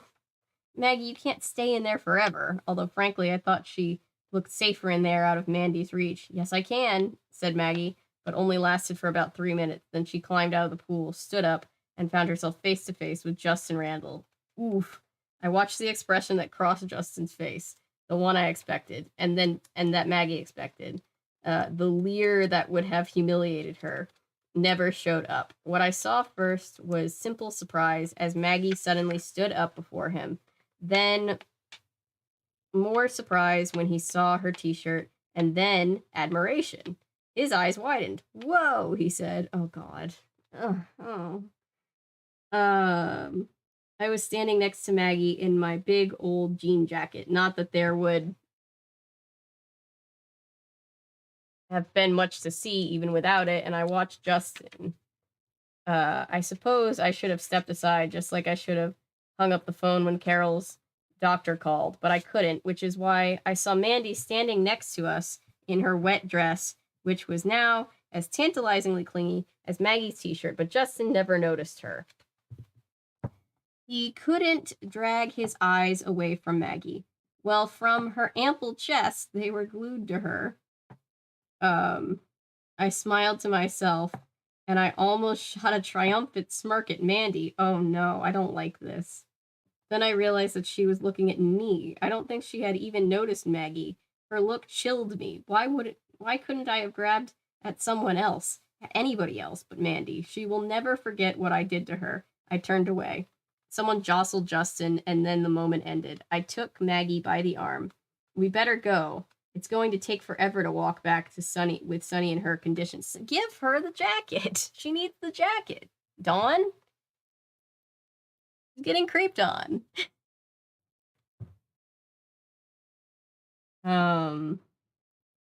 Maggie and I, dripping and chilly, found Sunny lolling on the porch. Okay, time to go, I said cheerfully. Oh no, I couldn't possibly, Sunny replied, moaning. Well, you have to. Jill's mother is going to be home at midnight. We don't want her to catch us, and we certainly don't want her to see you like this. But I feel so horrible. Sunny, what do you want to do then? Asked Maggie, frustrated. Call Mrs. Henderson and ask her to come pick us up?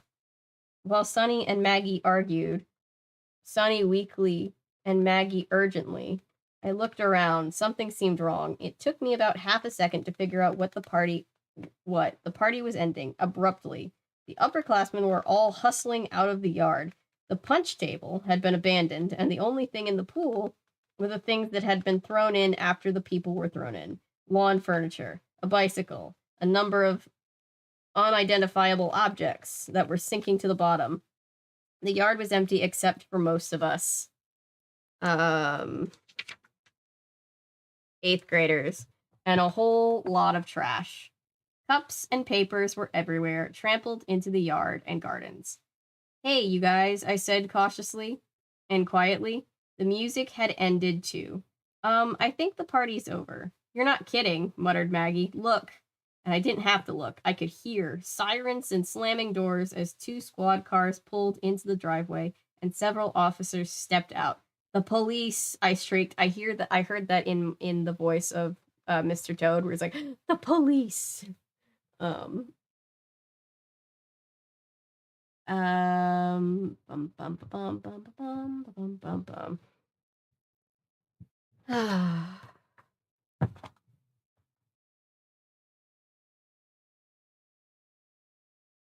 Maggie clapped her hand over my mouth. We have to get out of here now. Let's go, Sunny. Maggie took off in the woods behind the house. Our choice was to follow her or to be caught. Sunny and I followed. We sprinted across the lawn. The moment we reached the woods, Sunny slowed down, though. I truly cannot go as fast as you guys are going, she said. She was speaking awfully loudly, though. She now looked sort of hearty and cheerful, even if she was a little weak. Sunny, be quiet, I hissed. Sunny grinned. Let me see now. Where did the road go? She asked. She had not lowered her voice one bit. All right, everybody, this way. Let's go. Oh, boy.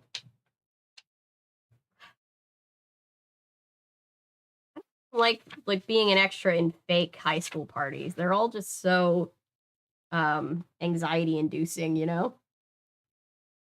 Oh, how I don't miss those teenage years of my life. Exactly. I couldn't agree with you more. I'm taking a second to try one of my one of these. Blue raspberry is a completely fake flavor, but it is a good flavor.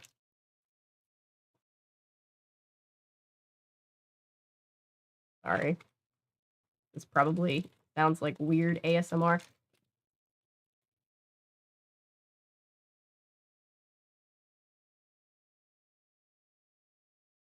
Just like regular Twizzlers, I just feel like they don't have that much flavor to them.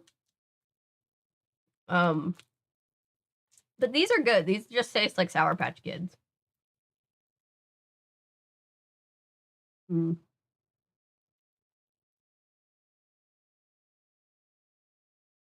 What time is it? 12:48. Okay.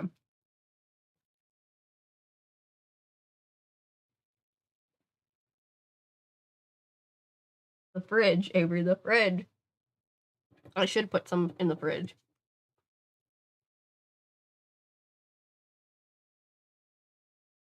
Sorry, if you don't like crinkling sounds, that's really annoying. I did that once you told me put Sour Patch in the fridge. I totally did that. I mean, it is good. All right.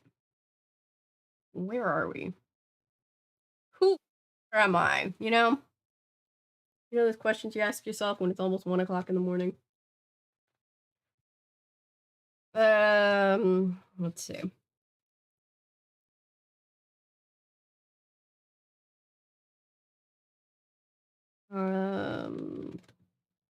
Monday night, 10/6. It's so weird to think that I had this incredible adventure over the weekend, and Carol has no idea.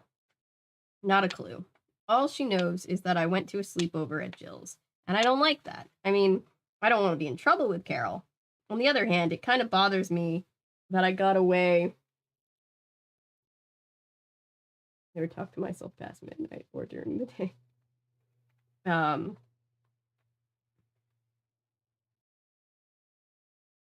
don't want to be in trouble with Carol. On the other hand, it kind of bothers me that I got away with something so major. It doesn't seem right. I feel uncomfortable. I'm not explaining myself very well. Maggie and Sunny and I crashed through the underbrush, heading in what Sunny swore was the direction of the road the house was on. We needed to find that road, but believe me, we did not want to wind up too close to the house. I was sure the police were looking for people. After stumbling around for 15 minutes or so, Sunny complaining at the top of her lungs every inch of the way, I headed for the light. Wait, I thought I saw a street light ahead. We headed for the light. Don't go into the light. And emerged on... Sorry, Laser, I missed your message. Christmas specials, place.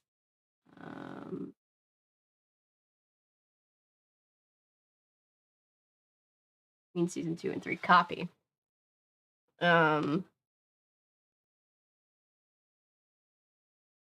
for the light and emerged on a narrow street. We were still out in the middle of nowhere, but luckily we were near an intersection.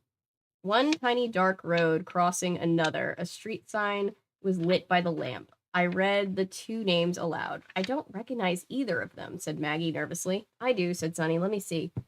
Which direction should we take? Okay, that road is Verdus. That'll run into Mango, won't it? I asked. Oh, please, do not mention food, shouted Sunny. Sorry, I said, but I still don't know whether to turn left or right. I do, said a voice that did not belong to Sunny or Maggie or me. I whirled around. Amalia was emerging from the woods. I like Amalia. She seems chill.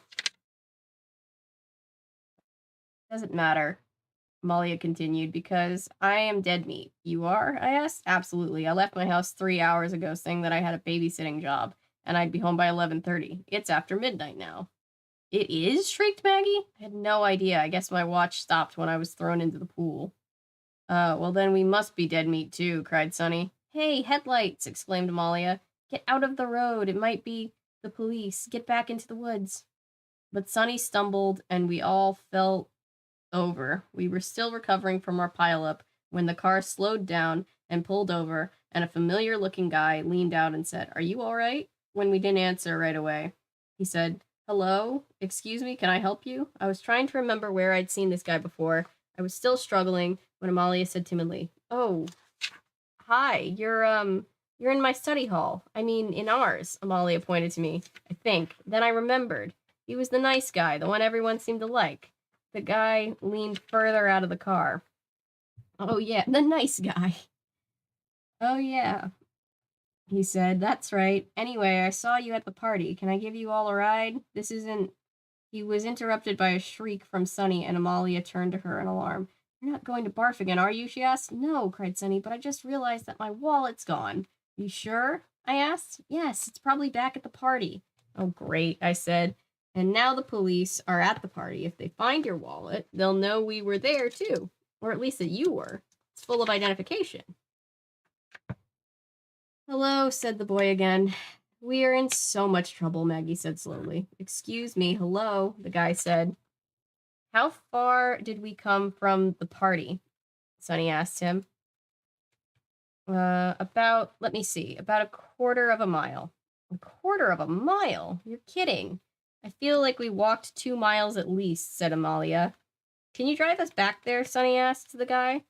To the party? No way. The yard is crawling with cops. They're everywhere. They're taking a bunch of kids down to the station. Sunny sank down by the side of the road.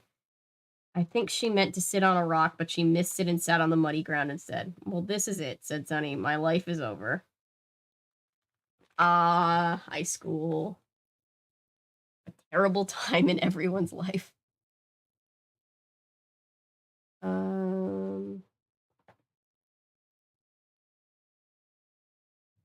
I'm just gonna keep... I wasn't planning on reading the whole book tonight, but we're getting close to the end, since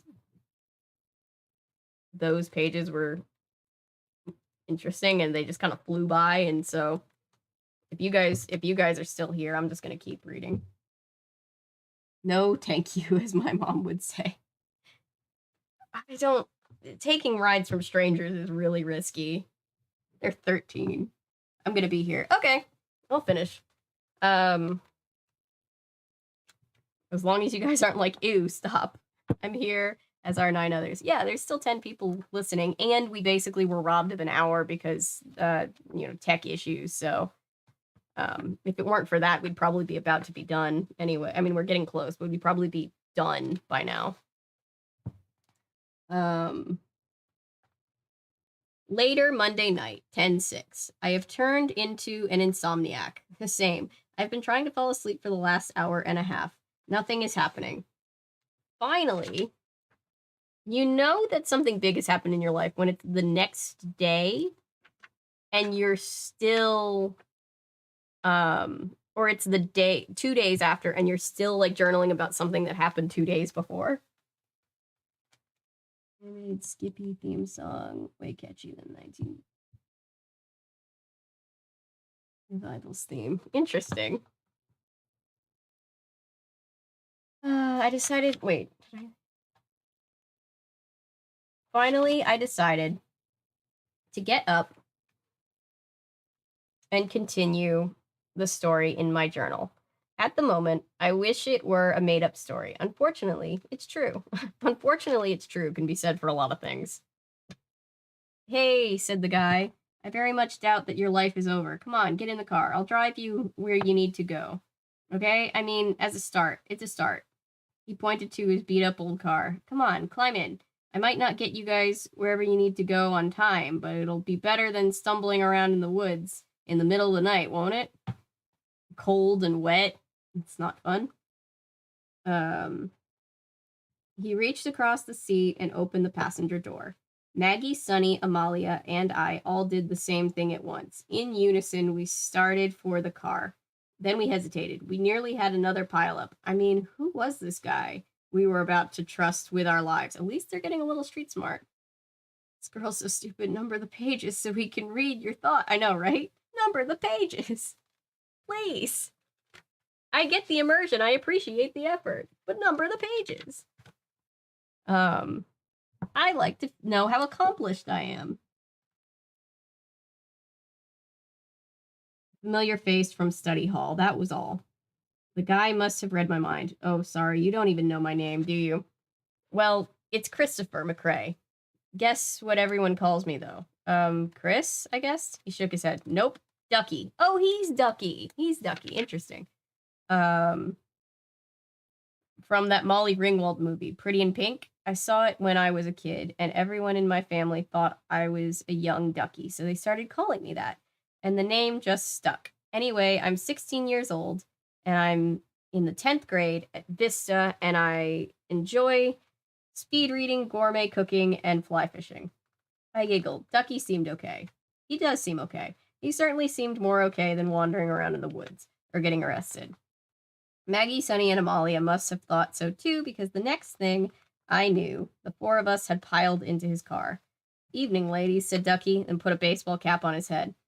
I am Pierre, and I will be your chauffeur for the evening. Where to? Well, the three of us are going, I started to say, and then realized that we hadn't introduced ourselves to Ducky yet.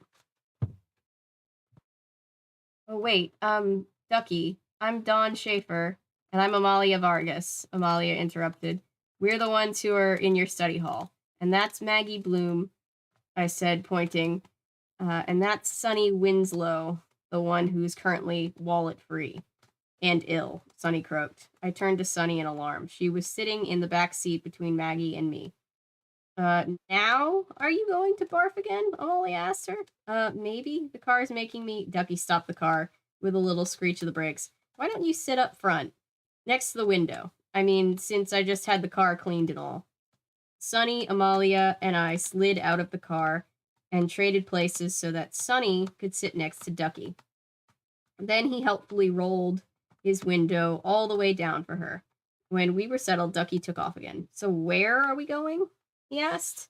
Well, Sunny and Maggie and I are all going to the same place, I said. I told him how to get to Jill's house. And I'm going to Royal Lane, added Amalia, off of Longwood.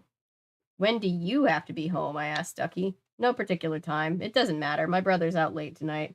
Your brother? What about your parents? Maggie asked him. And I nudged her. What if his parents were dead or something? Oh, my parents trust me, said Ducky. He sailed over a bump in the road, and I saw Sunny edge closer to the window. Anyway, there isn't much that they can do from... Accra? Accra? Repeated Maggie. Yeah, Africa, Ghana. They're there for a year. They're professors, so it's just my brother and me. What? Okay. How old's your brother? Asked Amalia. 20. He's a junior at Palo Tech, but he's living at home this year. That way my parents didn't have to make any arrangements for me while they're gone. It's kind of a weird situation, I guess, but it's working okay. Cool, said Maggie.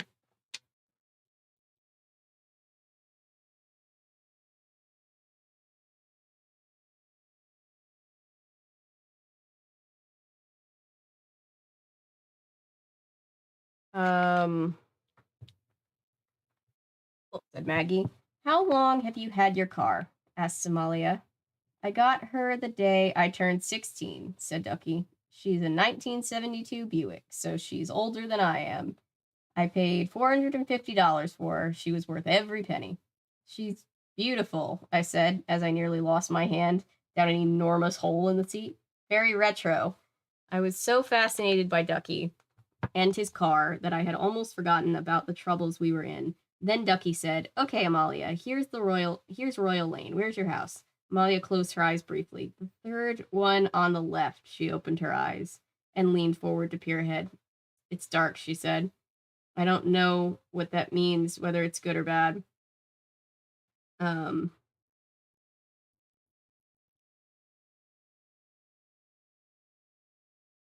Ducky slowed down, then stopped in front of the house. Do you want me to wait? He asked Amalia. No, you better go, she said, whispering now. I'll see you all in school on Monday. She scrambled out of the car. Ducky turned the car around, and we started off again. This time, in a quieter mood. How come you're all going to the same address? Ducky asked, glancing in the rearview mirror. Maggie told him about Jill and the sleepover. You think her mother and sister are home by now? He said. Who has a working watch? Asked Sunny, sullenly. I do, said Ducky. It's 12:40. I'm positive they're home, replied Sunny. After a pause, Ducky said, If you want, I could come get you guys tomorrow morning. I could take you back to the house where the party was, and we could look for your wallet, Sunny. But won't someone see us, she asked. No one's home. I mean, they're gone for the weekend. I had the unpleasant feeling that Ducky was leaving something out, but Sunny brightened. Would you really do that? she asked. Sure, replied Ducky, brightening himself. I'd be happy to. I'll come get you at 11 tomorrow, okay? Cool, she cried.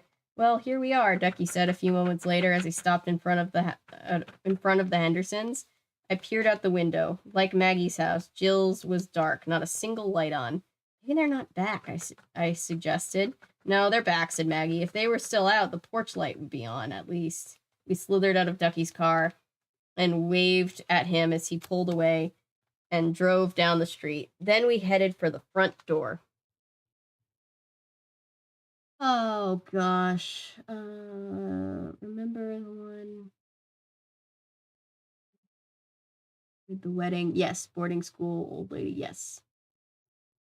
She was gonna die. Yes. What an episode. Skippy boing. Skippy jumped at some geese. Yes, I remember. Dad's mustache. I do remember that. I forgot about the dad's mustache. It was a pretty good mustache. So Avery admiring all these. And she did have very square glasses, and they were good. I always admire people's glasses. I feel like that's my catchphrase sometime. I'm just always like, I love your glasses. It could be, I've always worn glasses, so I love them. They could be like super beat up glasses too. Oh, I hear it. I hear the commercial in my brain. Early Tuesday morning, 10/7. An almost sleepless night. If things don't get straightened soon, I'll have bags under my eyes big enough to carry stuff in. Yeah, welcome to my life. It's 4:45, and I've been awake since 4:10. I can write for almost 2 hours before anyone gets up around here. Well, now what should we do? Sonny and Maggie and I were standing halfway up the Henderson lawn, gazing at the dark house. Which window is Jill's? Asked Sonny loudly. That one, I said, pointing to the second story, and the one next to it. Hey, I think a little light is on in her room. Should we call to her? Asked Maggie. Which one is her mother's window? Maggie looked awfully nervous. Her mother's room is in the back, I said, but don't call to Jill there. To Jill. Here. I picked up a small stone. Oh God, I'm having Castle Malloy flashbacks where we broke the window. Did we break the window? I know you can break the window. I can't remember if on our playthrough we broke the window. Carry on my eyeballs. My eye bags have bags. Same. I said to my mom yesterday because I like barely slept. And I was just like, I feel like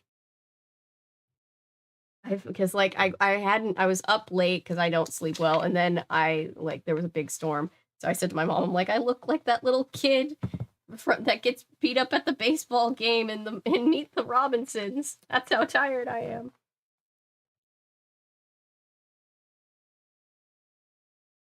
And picked up a small stone and tossed it at one of Jill's windows. It banged against the screen. Nothing. Throw another, said Sonny, not quite so loudly. She looked sort of miserable. Again, she was lying on the front stoop, cradling her head in her arms. 4 stones later, Jill suddenly yanked up her window shade.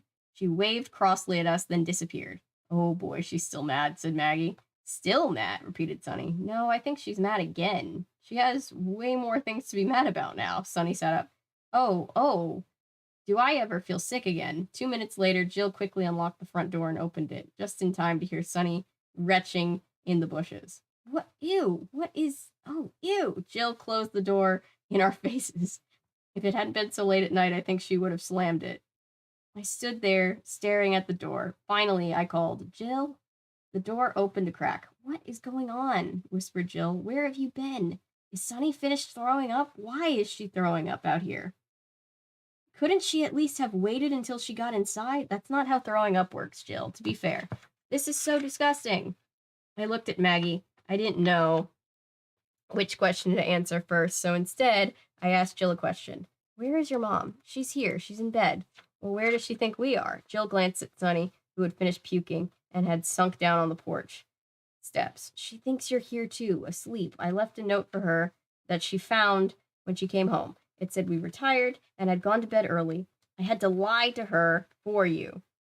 With that, Jill opened the door the rest of the way and silently held it open for us. We slipped inside and she locked it behind us. Then, without a word, she tiptoed through the dark house and upstairs to her room. We followed her. She was wearing pajamas with feet in them. Okay, again, I am about to break out the footy pajamas because they are warm and they are comfortable. No, there are things. It's mostly just, a balancing of, like, my, like, it's mostly a medication thing, because ever since I went on Adderall, it's like, I've been, like, struggling to sleep more. It's just like measuring out and figuring out, um, just the right dosage and stuff like that, but, yeah. Trouble sleeping is something that kind of holy shit, you're still on. Hi, yes, Patrick. We are still on. Getting close to the end of this book, though. We lost so much time at the beginning of the stream, so we're just chilling. Where was I? They could never get away with this as in modern times. Everybody has a Ring camera.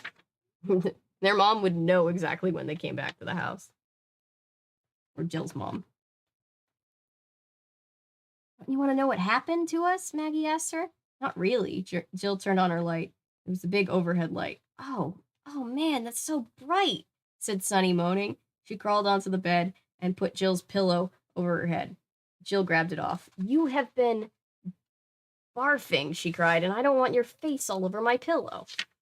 Sunny was too miserable to argue. She pulled off her sweatshirt and put that over her head instead. Look, Jill, I know you're mad, I started to say. Of course I'm mad, she cried. I hate lying, especially to my mom, and I don't know. Wakanda Forever sucked and it was boring. Oh, really? I've heard really good things about Wakanda Forever. I haven't seen it yet, though. So, I guess I can't say for myself.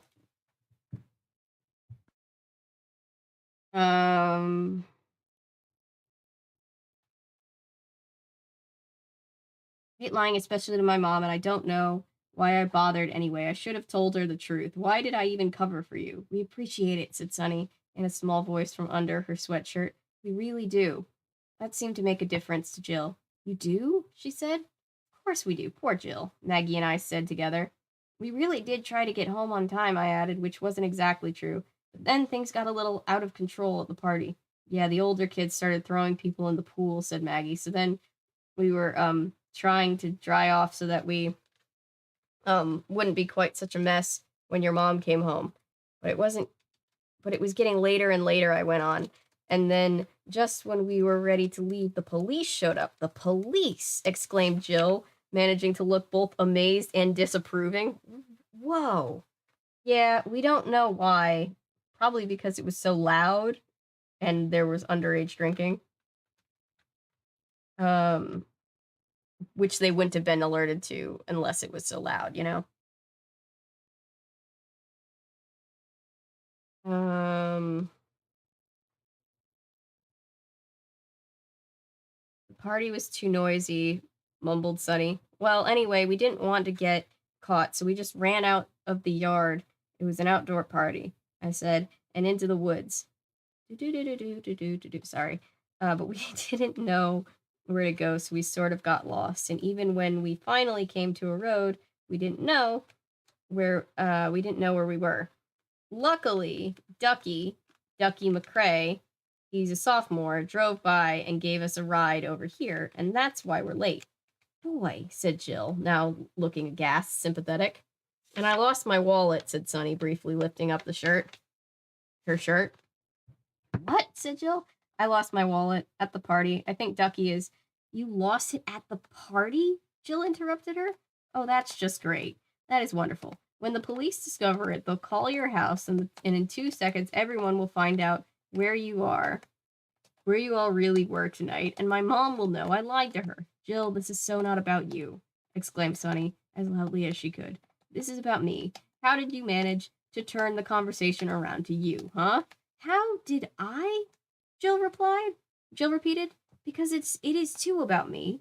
I'm the one you guys ditched tonight, and I'm the one who had to cover for you, to tell lies for you. I'm the one. Maggie jumped to her feet. Okay, okay. She said, you know what? Everyone is mad. Everyone is tired. It's really late. I think we should go to sleep now and talk about this in the morning when we're feeling better.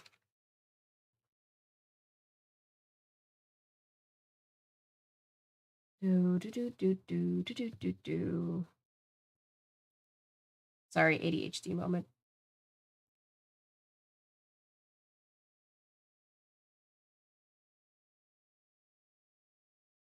Need a break. I can do one of my impressions. You at it worse. No, I'm good. I'm good. I just got. I just saw. Sometimes I just see chat moving out of my peripheral vision when I'm reading, and it just kind of distracts me. And so when I'm at a break, I'm like, "What happened in chat?" And it's like, I don't know. It's just an ADHD thing, I think. Hang on. I need a sip of my drink, and it's a very cumbersome drink.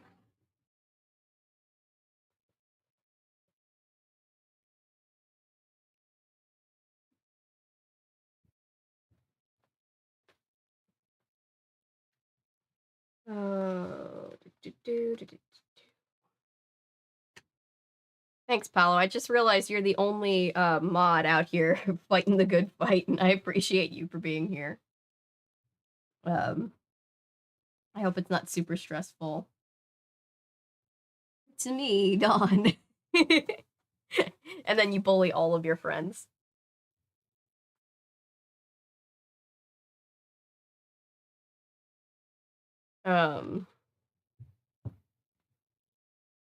Everybody has a purpose. I appreciate you. Tuesday 10/7 in study hall. Feeling better. Feeling better? Huh, what a joke. When we woke up on Sunday morning, we were all exhausted, even Jill, since she'd been up later than usual in the night before, and even Sunny, despite the fact that she had passed out. Yes, she had truly passed out, and it wasn't until I had cried softly, Maggie, she's passed out, that Jill finally understood that Sunny had gotten drunk. She's drunk? Squeaked Jill. That's why she was throwing up? Because she got drunk, and now she's passed out? What do you do when someone passes out? Jill was wringing her hands. You just let them sleep, I guess, I said. No, it's more dangerous than that, said Maggie. Maggie and Jill and I stared down at Sunny, who was still sprawled on the bed. We had tried calling to her and shaking her, but she wouldn't move or wake up. She seemed to be breathing all right, though we didn't know what else to do, so we decided we would just let her sleep until the morning. Let's take some of her clothes off, though, said Maggie. We'll never get her into her nightshirt, but let's take off her shoes and her jeans. She'll be more comfortable. It would be inappropriate if it wasn't in this specific setting. If you just, like, open the book to this, you'd be like, am I reading a middle grade book? That's what we did. Then we rolled her on her side and put a trash can by the bed in case of nighttime barfing, and then we had another tiff with Jill, who didn't want Sunny to sleep on her bed at all, but when we tried to move Sunny, we found that we couldn't do it easily or quietly, so she got to sleep on the bed after all. Then I lay awake worrying about the police. So it turns out did Jill and Maggie, and then I had finally fallen asleep when I heard a cheerful voice say, time to get up, sleepyheads. I fixed you a big breakfast. It was Jill's sister, Liz. I looked at my watch, 8 o'clock. 8 o'clock on a Sunday morning. On this Sunday morning, when I had gotten like 2.5 hours of sleep before I could take this in, Mrs. Henderson bustled cheerfully into the room and snapped up the window shades. Rise and shine, girls, she said. Sunny, what are you doing sleeping in your clothes? At that moment, the tea kettle whistled shrilly from downstairs, and Mrs. Henderson hurried out of the room, leaving a cloud of perfume behind her. Ah, a cloud of perfume.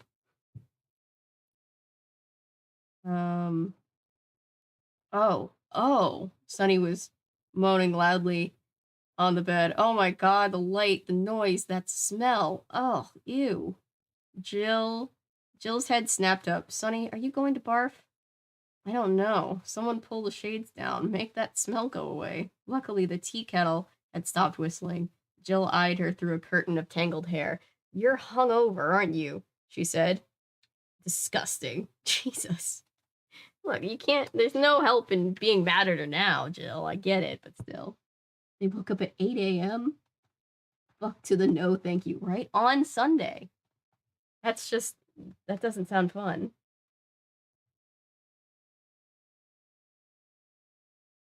Earlier than I thought it was. Hi, Ellery. D&G just ended, and I saw you were live, so I thought I'd drop in. Hi, Ellery. Yeah, we're getting close to ending this book. We had, like, all of the tech issues for, like, the first, on and off for, like, the first hour, so we kind of lost time. And I was planning on not finishing the whole book tonight, but then we kind of got on a roll, so now we probably will, because we're close to the end. So, I'm glad that you're here. I hope D&D was fun. Pull the shades down, make the smell go away. Here we are. That morning was every bit as awful as I could possibly imagine. Maggie and Jill and I weren't hungover, of course, but we were exhausted, and Jill was still mad at us. And we were still mad at her. Sunny, what did Jill do to you? Sunny was a different story. Her head was pounding. She said she had the worst headache she'd ever had in her life.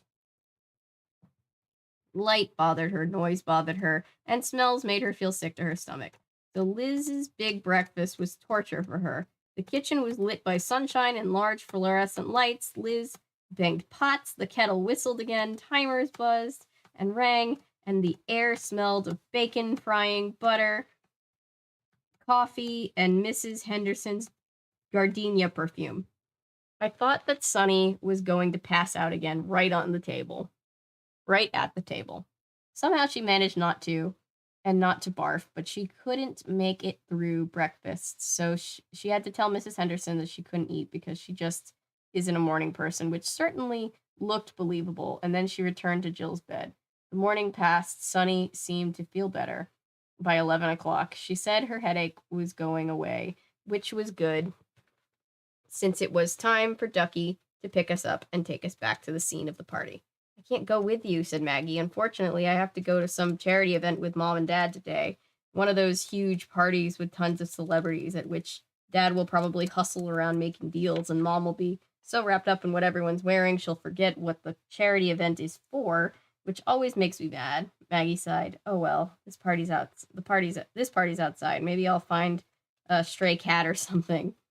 At that moment, a car honked. There's Ducky, I said. And Sunny and I hurried outside before Mrs. Henderson had a chance to see that someone other than Carol was picking us up. Bye, we called. Thanks. Hey, Ducky, greeted us as we clambered into his car. In the light, his car looked different.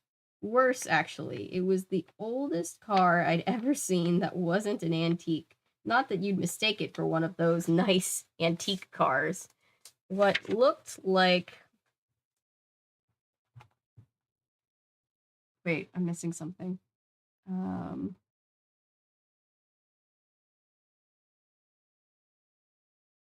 Sleep issues. Sleep is underrated. My little opinion. Thanks, Paolo. No, I'm good. I'm working on it, so it'll get better. It's just a thing. Super fun. I'm still processing all the emotional conversations. Stay into the session and with death, like does the weakest one get off? Oh my god, no. Suppose death would be a bit excessive. Death would indeed be excessive. I mean, people can die in D&D. It depends on how they're playing.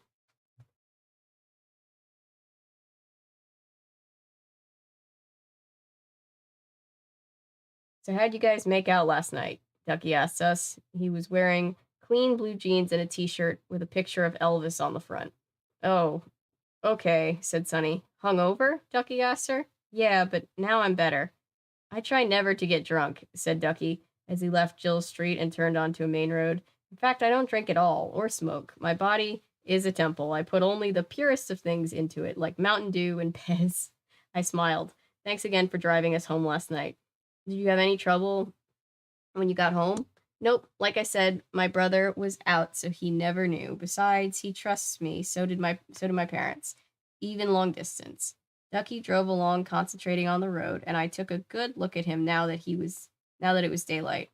He was so earnest and very clean cut. He looked like someone you could really talk to. I thought of all the girls I'd seen sitting with Ducky in study hall. Did Ducky want to be our friend now? I hoped so. I felt very special, chosen by him. Okay, said Ducky a few minutes later. Here we are. He had pulled into the driveway of a large house. If the lawn of the house hadn't been littered with cups and papers and things, and if the pool hadn't been full of ruined lawn furniture, I would never have guessed that it was where the party had been held. It seemed so different in daytime, and in the quiet with no party guests. Ducky had said that no one was at home, and it certainly looked that way. A sleepy house, the windows closed, the garage door pulled down, not a sign of life. Okay, said Sunny. I might as well start looking by those bushes. She pointed to the scene of her barf fest. Ducky and I spread out in other directions, but I hadn't gone far when I thought I heard a door open. I whirled around just in time to see a woman say to Sunny, Is this what you're looking for? Sure enough, the woman had come through the front door of the house that looked unoccupied. I froze, twisted around with one arm in front of me and the other at my side. The woman was holding an object out towards Sunny. Even at a distance, I recognized it as Sunny's wallet. Her wallet is neon pink plastic, hard not to see, which was probably why the woman had already found it. Yes, said Sunny in a small voice, reaching for the wallet. Okay, come here then, all three of you. I glanced at Ducky, who was crawling out from under a bush. Ducky and I approached the woman. I thought she looked familiar. I thought she was a teacher at Vista. She was. Hi, Mrs. Kruger, said Ducky sheepishly. Hello, Christopher.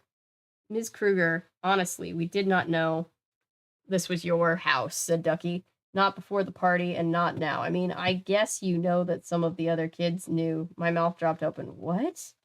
But I didn't, and Dawn and Sunny certainly didn't. Who thought up this prank? Ms. Kruger asked Ducky. I'm not sure. All I know is that the party was going to be held at a house where no one was home this weekend. As if that weren't bad enough, said Mrs. Kruger. Sonny and I were looking from Ducky to Ms. Kruger like we were at a tennis match. I had no idea what they were talking about. What are you talking about? Sonny blurted out. I'll explain in the car, Ducky replied. He paused, then he shrugged. Well, we got what we came for. Come on, you guys. Not so fast, said Miss Kruger. All right, Christopher McRae and Sonny Winslow. I know you two were here last night. Ms. Kruger must have looked in Sonny's wallet. She turned to me. And your name would be... I considered giving her a fake name, but I couldn't do that to Sonny and Ducky. If they were going to get into trouble, then I would get into trouble with them. I sighed. Dawn Schafer, I told her. Dawn Schafer, she repeated. She looked at each of us in turn. Do your parents know where you were last night? I decided she had sort of a nice face, especially for someone who was probably in the process of ruining my life. It was narrow, lightly freckled, with gentle brown eyes. Everything about her seemed soft, even when she was asking hard questions. Not technically, I replied. Miss Kruger looked like she was about to say something else, but before she could, Sunny cried, Are you going to press charges? Press charges? Miss Kruger swallowed back a smile. It doesn't quite work like that. I'm not sure what I'm going to do. In the meantime, please keep this in mind. My husband and I were away for the weekend on a much-deserved and long-awaited mini vacation. We were phoned in the middle of the night by the police saying that our yard had been trashed and we might want to return right away, which we did. Now we get to spend the rest of our vacation cleaning up this. She waved her arm around, indicating the sea of mud, litter, and broken furniture. Miss Kruger, we didn't know. We really didn't, I cried. We got these invitations, and we thought the party was going to be at the house belonging to whoever sent the invitations. We didn't know no one would be there, or that it was your house. I know you didn't. It wasn't your fault. You, I'm not so sure about, she said to Ducky. A few minutes later, Ms. Kruger let us go. But this isn't over yet, she called after us. I didn't think so, muttered Sonny. That was a lot.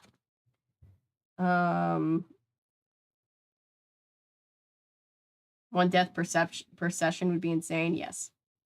Probably damp games mood. Huh. Players tend to build their characters with the intention of playing as them for quite a long time. Yeah. Not tonight, Paolo. All downtime post Jabberwock fight last session, and everyone basically got therapy from a witch who could see the future. My druid asked if she could ever be truly happy. Aww. Edibles make you happy for a little while. Not that I would know. Isn't it odd that she's writing whole conversations in a diary? Is that common? It is in epistolary novels. Yeah, it is. It is in these kind of novels. I mean, least common part is not that she would attempt to do it, but more just that, at least for me, like, I would, like, try to write down conversations, but obviously I couldn't remember most of them, and there would be, like, a lot of mistakes, so, yeah. It's safe to say that if this was a real journal, most of this would not be an accurate, transcription of what happened, but these are epistolary novels, as Milo said. Tuesday afternoon, 10/7. Having survived today, miraculously it seems, I can finish writing about the weekend more calmly, and so the story continues. The second Sunny and I were settled into Ducky's car, Sunny looked in her wallet, which wasn't missing a thing. Then we bombarded Ducky with questions. You knew the party was going to be held in an empty house? I asked him. It was a prank, said Sunny.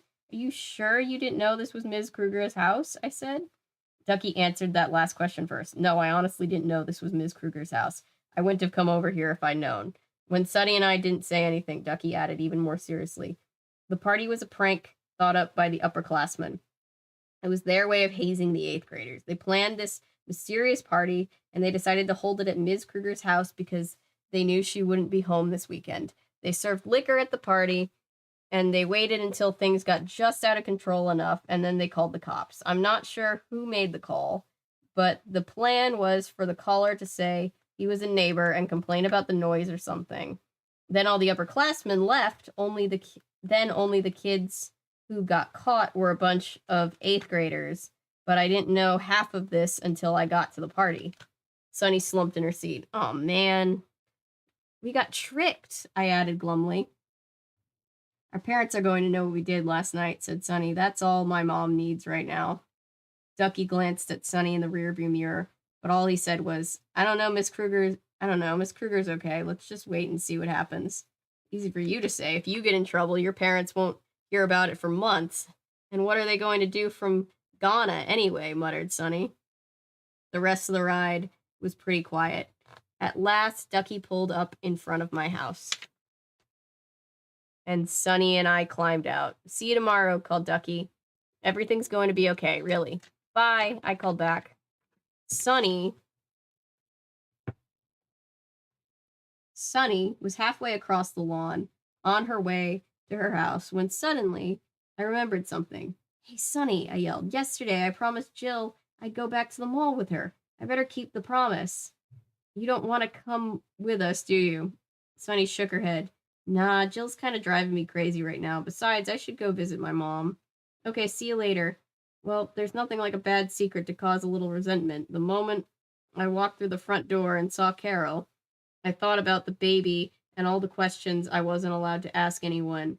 Carol was dressed in tennis whites and eating an ice cream cone. Not exactly the picture of a pregnant woman. Do they have a certain look? I don't think that's against the... She's only like 3 weeks pregnant. I answered Carol's question about the sleepover with yeah and uh-huh, questions about the sleepover with yeah and uh-huh and nope and other things grown-ups hate. Then I called Jill and arranged to meet her at the Bare Necessities in half an hour, and then I made my great escape. I told Carol I'd be back in time for dinner. Didn't they tell Carol that they were going to call her? Wasn't that the plan? Wasn't she supposed to pick them up? Maybe I misunderstood that. At the mall, Jill moped around the Bare Necessities, poking at stickers, glancing at pencils and erasers and teddy bears and ponies. Finally, I said to her, Come on, let's go to Starburst. Let's get a soda or an iced tea or something. You don't really want to shop, do you? Jill shook her head. I could see tears in her eyes. She tossed a fuzzy bear pin back into a basket. Then she led the way out of the store. At Starburst, I ordered an iced tea for me and a lemonade for Jill. I'm really sorry about the party, I said finally. Which one? Both. Yours for ruining it and the other one for going to it. It's okay. No, it isn't. We shouldn't have gone. Jill was quiet for a moment. Then she said softly, "You could have gotten killed last night." That seemed like an exaggeration, but not that much of one. True.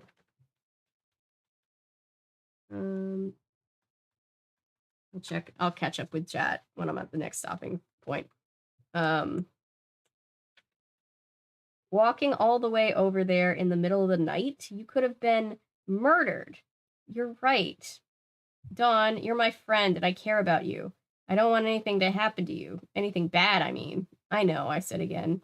I felt a little like I was having a conversation with Dad or Carol, the conversation in which parents say, as he or she sets some limit or takes away some privilege, I'm not doing this to be mean. I'm doing it because I love you. Still, it made me feel more kindly towards Jill. After what we had done to her last night, she still cared about us, about me anyway. Jill was looking at me solemnly. She frowned slightly. Dawn, is something going on with you? Something I don't know about? I sighed. Oh, kind of everything. You know, school, Sonny's mom, all these changes, a lot. Jill was still frowning. No, I don't mean that. You've seemed different the last few days.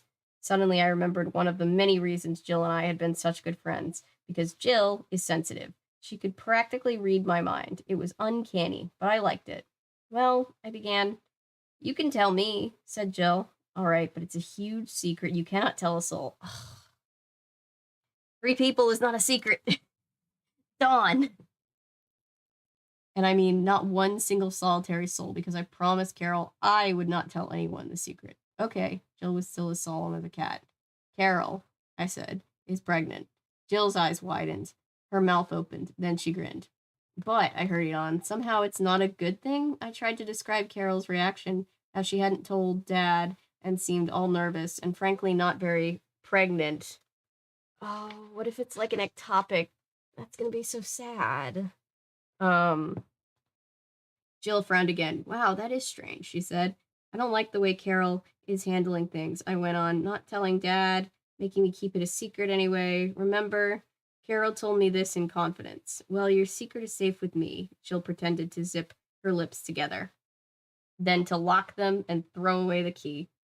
Very inspiring, very third grade, but somehow confidence inspiring. When we left Starbursts, I felt closer to Jill, and then I'd felt closer to Jill than I'd felt in a long time.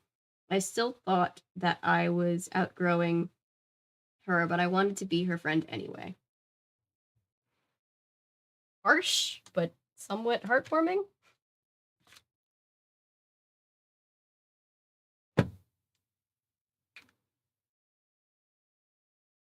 It always feels like with these books, it's like, oh, we're never going to finish it. We're never going to finish it. And then like, we're like really close to finishing it.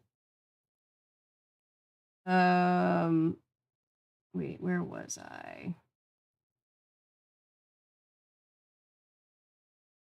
I asked since I can't really relate to a 13-year-old girl. Yeah, no, it's a very valid question. It's not even like a 13-year-old girl question. It's just these books don't make 100% epistolary novels don't make 100% sense when you think about them too much, but you just kind of go, eh. More accurate to have a lot of, and then I was like, and then she was like, and then he went all. Yeah, that's what as far as I remember, that was the big thing with like Clarice Bean books. If anybody read those, it was very like, it was believable from what I remember, because it was very much like, and then they said that this is some kind of like, it felt like a kid like recounting things. It didn't feel like a, and then this person said, and then this person said, and then this person said.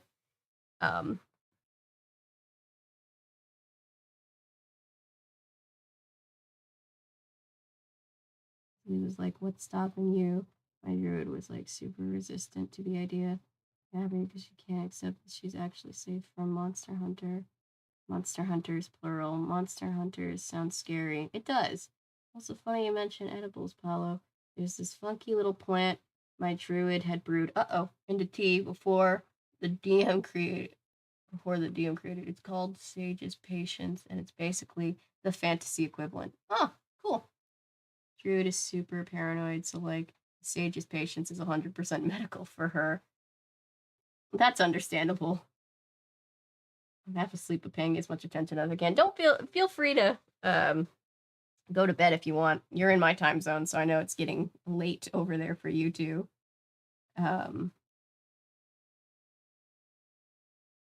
Also, props to you for hanging out with us while we read the girly girl book. I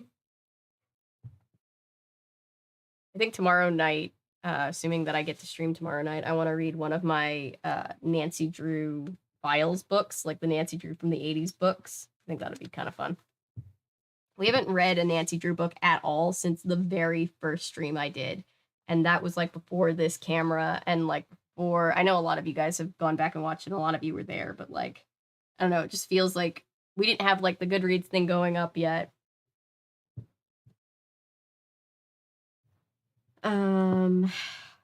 I was not used to reading on stream yet. Tuesday night, 10/7. So those are finally all of the events of the weekend. Now when I explain what happened yesterday and today, everything will make sense.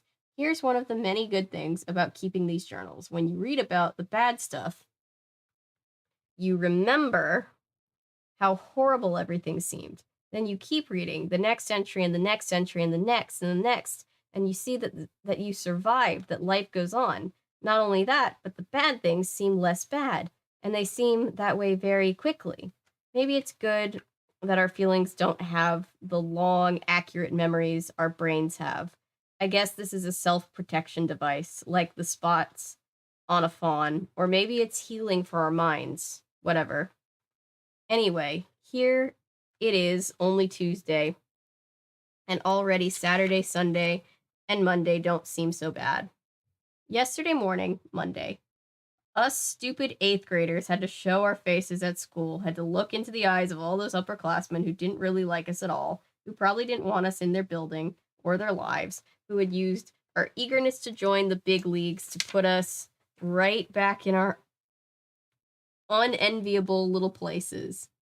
I wanted to walk into school with my head hanging, wearing sunglasses, but Sunny wouldn't let me do the first, and we aren't allowed to do the second. I realized something interesting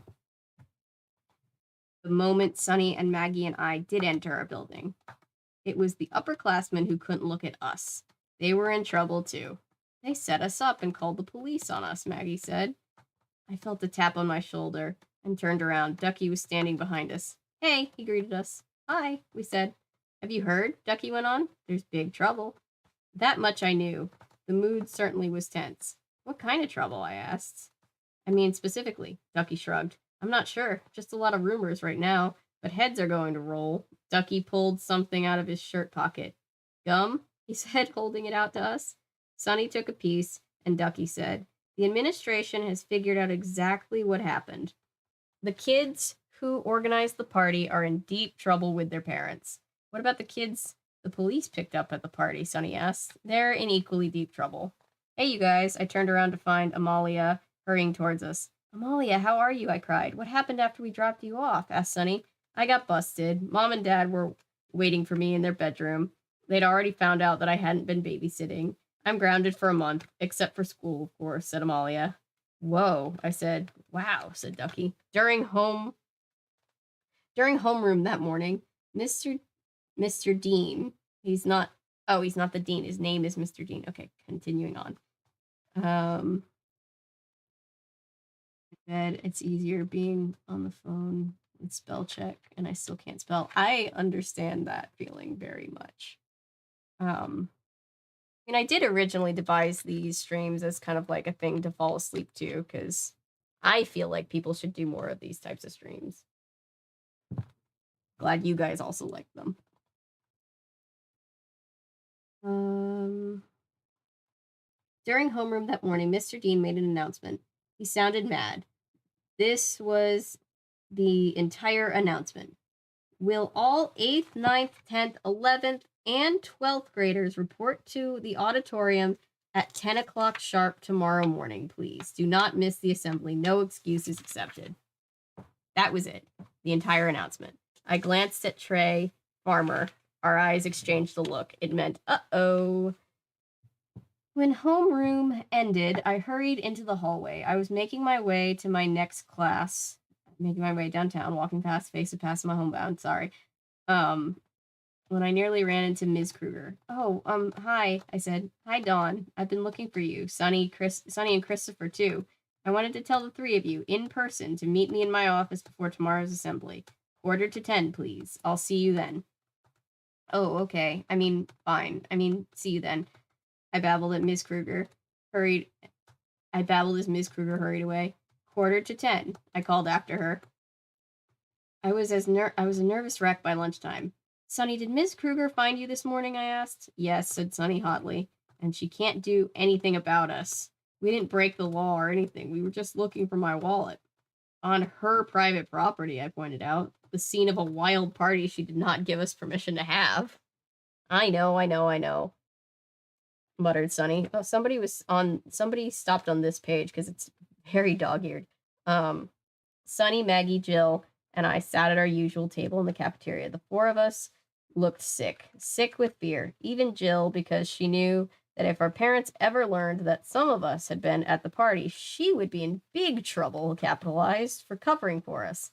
Let's hang out together this afternoon, I said, needing moral support. I can't, said Sonny. I promised Mom I'd spend some time with her at the hospital. I told her I'd do her nails. Oh, I can't either, said Maggie. That big English assignment is due on Wednesday. I didn't work on it at all over the weekend. I'll still hang out with you, Dawn, said Jill loyally. Okay, you want to come over? Will Mrs. Bruin let us bake cookies? Sure, unless she's in the middle of making dinner. And that was how Jill wound up at my house yesterday afternoon and nearly ruined my life. Oh, God.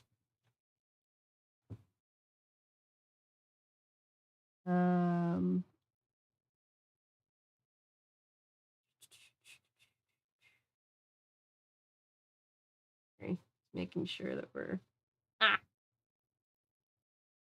There we go. Okay. Sometimes it just stops keeping up. And that's not helpful.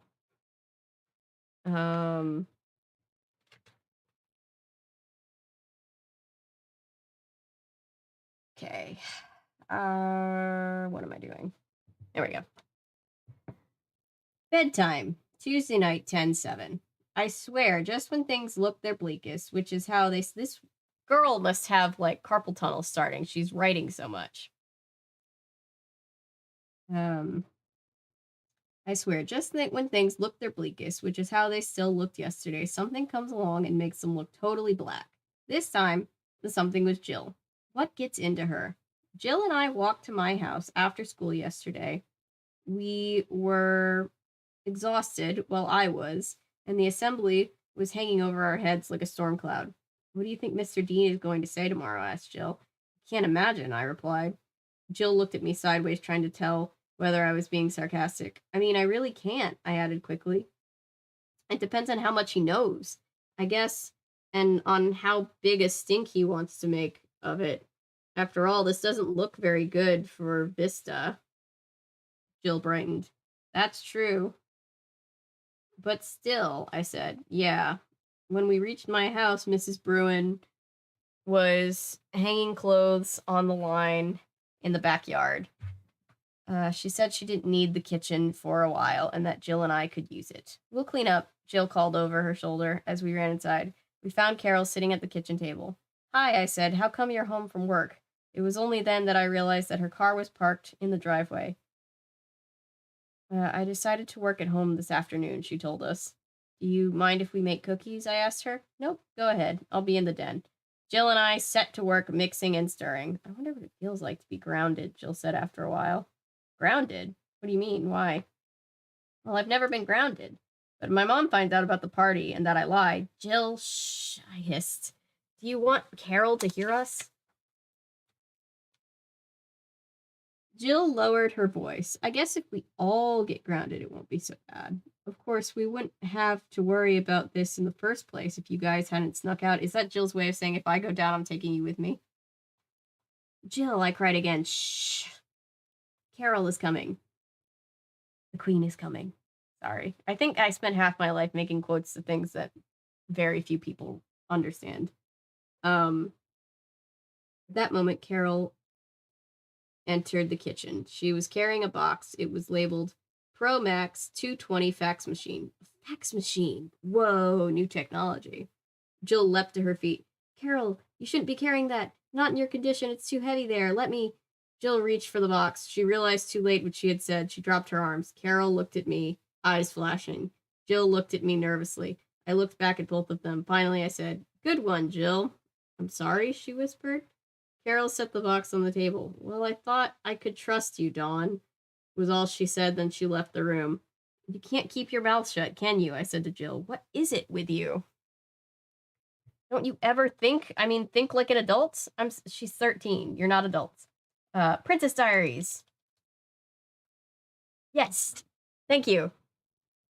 Milo knows what I'm talking about. I almost knocked my drink over. That made me happy. I'm sorry, Dawn, Jill said again. I was just trying to help. I didn't want Carol to hurt herself or the baby. Jill, I told you the baby was like the biggest secret in the world. I told you not to tell a soul. I told you that I wasn't supposed to have told a soul. And then you let the secret out. To Carol, of all people. Who else did you tell? No one, I swear. Jill was wringing her hands. But if it was such a big secret, why did you tell me? I don't know. I guess it's my fault. I should have known I couldn't trust you with a secret. I turned away from Jill. What a baby, I muttered. Jill burst into tears. She didn't say anything, though. Not to me. She just crossed the kitchen, picked up the phone, called her mother, and asked her to come pick her up. I was so mad that I went to my room without a word. Jill sat on our front stoop until her mother arrived.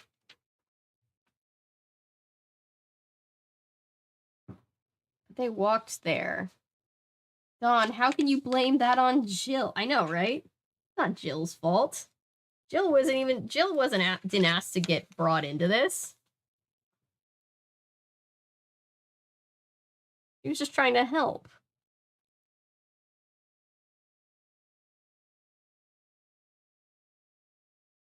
I had a coworker that's like she's super cool. She's super badass. And she was working, I believe, as a grip, and she was like 6 months pregnant, and I don't think she knows how like silently in awe everybody was of her, because we were just like, are you okay? And she's like, yep, I'm good. Just like, oh my god. We love you, please be careful.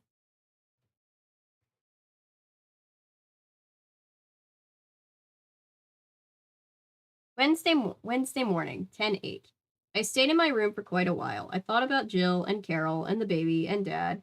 Finally, I went to the den and apologized to Carol. Carol apologized back. It was all very polite. Too polite. I knew Carol was still disappointed in me. Well, guess what? I was disappointed in Carol. The secret made no sense to me. It was ridiculous that Dad didn't know the news yet. That he was going to be a father again. Well, he's still a dad. He's just going to be a dad of one more kid, assuming that they have the baby. But the only people who knew were Carol and me and Jill.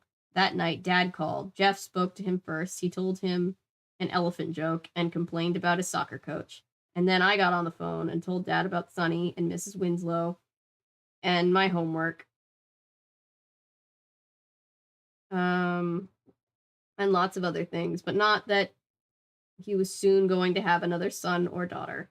When I handed the phone to Carol, I covered the mouthpiece and said, It's Dad. He called to find out how his children are. And I paused. His children. All right, said Carol irritably. As I left Carol's bedroom, I heard her say, Hi, Jack, it's me. I'm glad you called. I wanted to talk to you. I almost cried. Yes, she was planning to listen. I was planning to listen in on the rest of the conversation, but Carol closed the door. Then, by the time I was ready for bed, she hadn't opened it.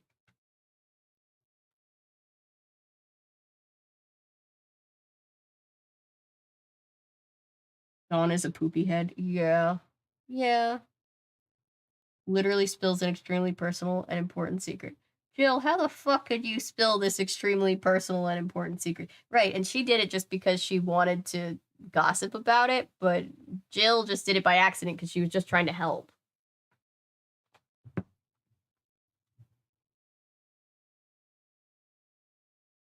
Wednesday, 10/8, in study hall. Promptly at 9:45 yesterday morning, Sunny and Ducky and I met outside Ms. Kruger's office. I was so nervous that my hands were shaking. Sunny looked pale. Ducky seemed subdued. Ms. Kruger had lined up 3 chairs across from her desk. She sat behind her desk, and we sat in the chairs, fidgeting, biting our lips, playing with our hair, and jiggling our feet. Calm down, kids, said Ms. Kruger pleasantly. Look, the teachers have been investigating the party for 3 days now. We know you weren't responsible for it. You happened to get caught, and so you win a private lecture. My jiggling foot slowed down from 80 miles an hour to 30. Let's start with this, Ms. Kruger went on. How did you kids get to the party? She peered at us over her glasses. I drove, said Ducky. We walked, Sunny said, pointing first to herself and then me. 2 girls alone after dark. Well, yes, I said. Do you have any idea what that might have led to? I said, Sunny. I said, I guess it could have been dangerous, said Sunny finally. That's putting it mildly, said Ms. Kruger, without unduly scaring you. She continued, you could have been robbed, kidnapped, or attacked. You could have been hit by a car, especially out on the country roads where there are no sidewalks. You would have been a lovely target for a drunk driver. Did you think about that? Or Canadian TV shows, episodes, private. No.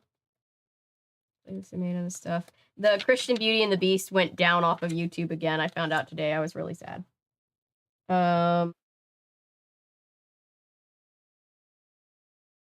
No, Sunny and I admitted. Did you tell anyone where you were going? Jill sort of knew. I mean, she had the address, said Sunny. Jill's our friend, I added, purposefully not telling Ms. Kruger Jill's last name. I noticed that Ms. Kruger didn't ask for her last name, which I appreciated. She refused to go to the party. Smart girl, replied Ms. Kruger. Well, at least someone sort of knew where you girls were going to be. What about you? She asked Ducky. No one exactly knew, Ducky admitted. Great, said Ms. Kruger. So if you hadn't come home on Saturday night, your brother wouldn't have discovered this until Sunday morning, and he would have had no idea where you were, just where to start looking for you. Is that right? Yeah. Okay, now about the drinking. Sunny, on Sunday morning, you looked to me like a young woman with a hangover. Sunny blushed but didn't say anything. I'm not going to go into all the dangers of drinking too much. I just want to make sure that you know about a condition called alcohol poisoning. It can easily happen when you're drinking a lot, and it can lead quickly to death. Sunny's eyes widened and her chin trembled, but still she said nothing. Now let's see. Ms. Kruger went on. What else? I imagine kids at the party. I don't know what it is about Ms. Kruger, but for some reason I'm picturing like Mary Poppins era Julie Andrews, like without the fancy clothes, just like, you know what I mean? Like I'm picturing that type of person. Hey, Phantasm. Hey, Maddie. Maddie, how are you feeling? Are you feeling any better than Monday? I'm glad that you have a ribbon.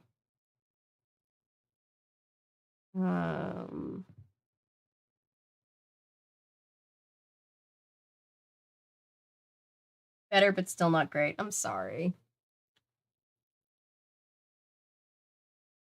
We are reading at this point the very end of California Diaries, book 1. I don't know if you ever read those as a kid. Just got off a call with Snow and saw you were streaming. Yep. Oh, it's almost 2. Yeah, we had Tech Ghosts we had tech ghost issues for like an hour, and then Spencer had to reboot the router. So now we're just kind of like on late, like we're gonna finish this book. I don't think I did. Yeah, I didn't read these either. They're spin-offs of the Babysitter's Club. Where was I? Oh, she's telling him about alcohol poisoning.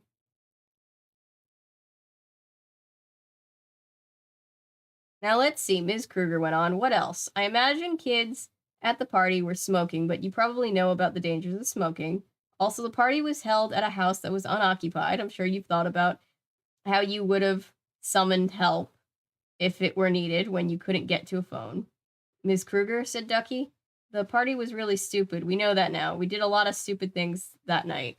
We didn't know, said Sunny defiantly, that the upperclassmen were going to play a trick on us, though. I mean, maybe Ducky knew, but Dawn and I didn't. That wasn't our fault. We didn't know we were going to an empty house. Were the upperclassmen responsible for you choosing to get drunk? Or choosing to walk to the party alone in the middle of the night? Miss Kruger asked Sunny, raising an eyebrow. No. Look, kids, I'm just trying to point out how dangerous Saturday night could have been for you. The bottom line is that you are not going to get in trouble. We're not? Sunny asked. No, you're not. You did get tricked, and you didn't think. And you are very lucky that nothing more than a hangover happened, but you are not going to get punished. At least not individually, and not this time.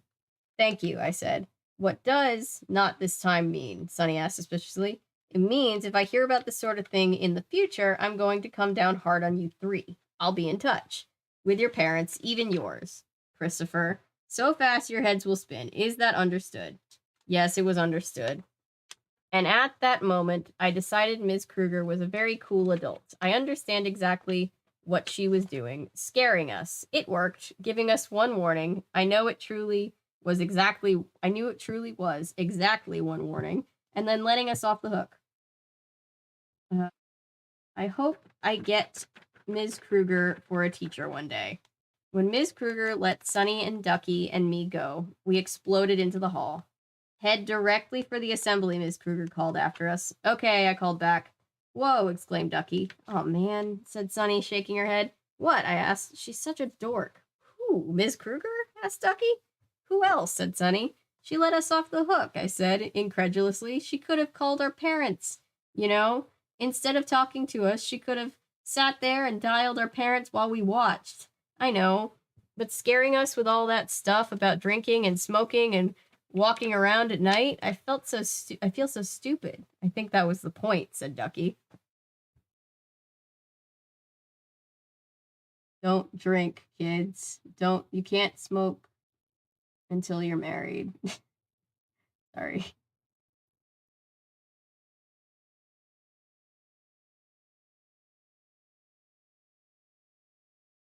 The situation going on with JDF, I'm not sure what that is. It sounds very serious, and I appreciate the concern. Um,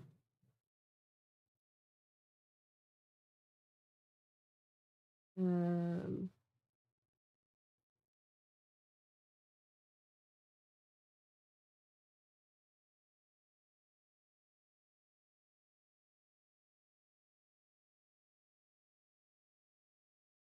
Jason David. Oh, yes. I heard a little bit about that. I I didn't hear more than just that he had passed away. But that's very sad. Um,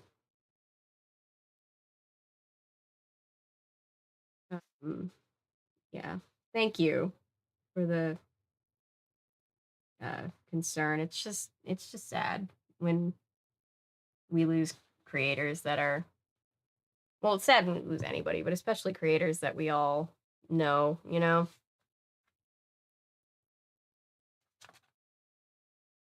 In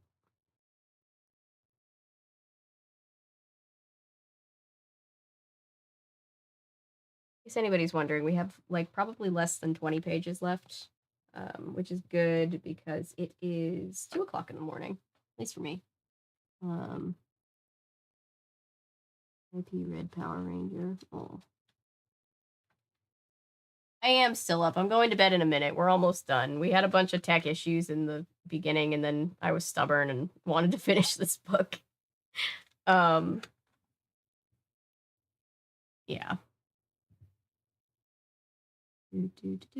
Yeah, all the people who are in my time zone are just like, yo.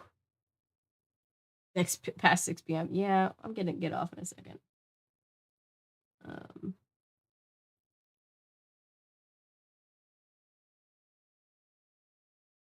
Home.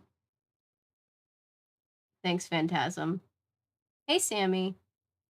I'm doing good. We had to exercise a tech demon.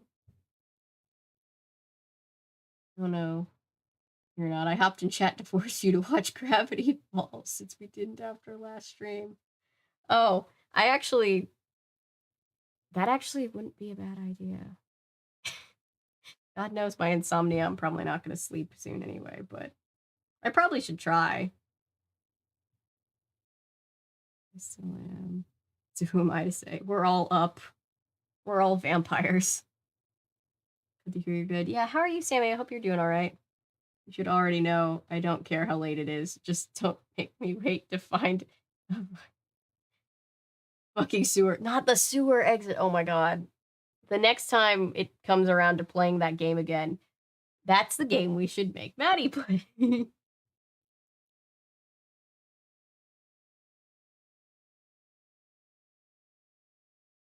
Sewer, not sewer.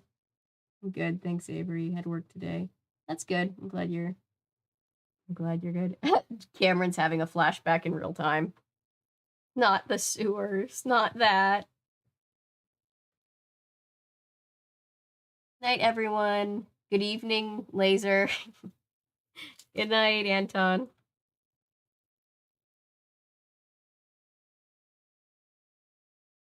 You play Ratchet and Clank 3 and get you lost in the sewer level for like an hour. Oh no. It's a 3D maze of tunnels. So is this sewer puzzle. Fucking torture, that level. It's awful.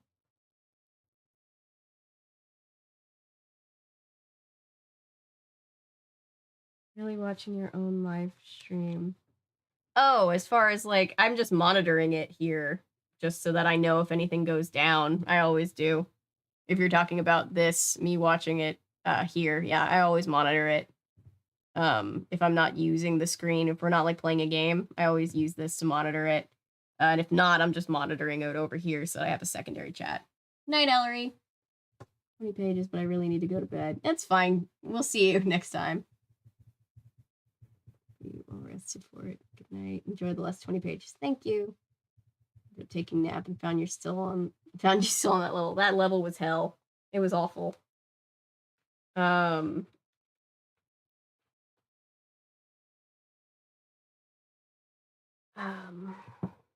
for the record, I hate seeing myself on camera, so I would never voluntarily just like watch a live stream.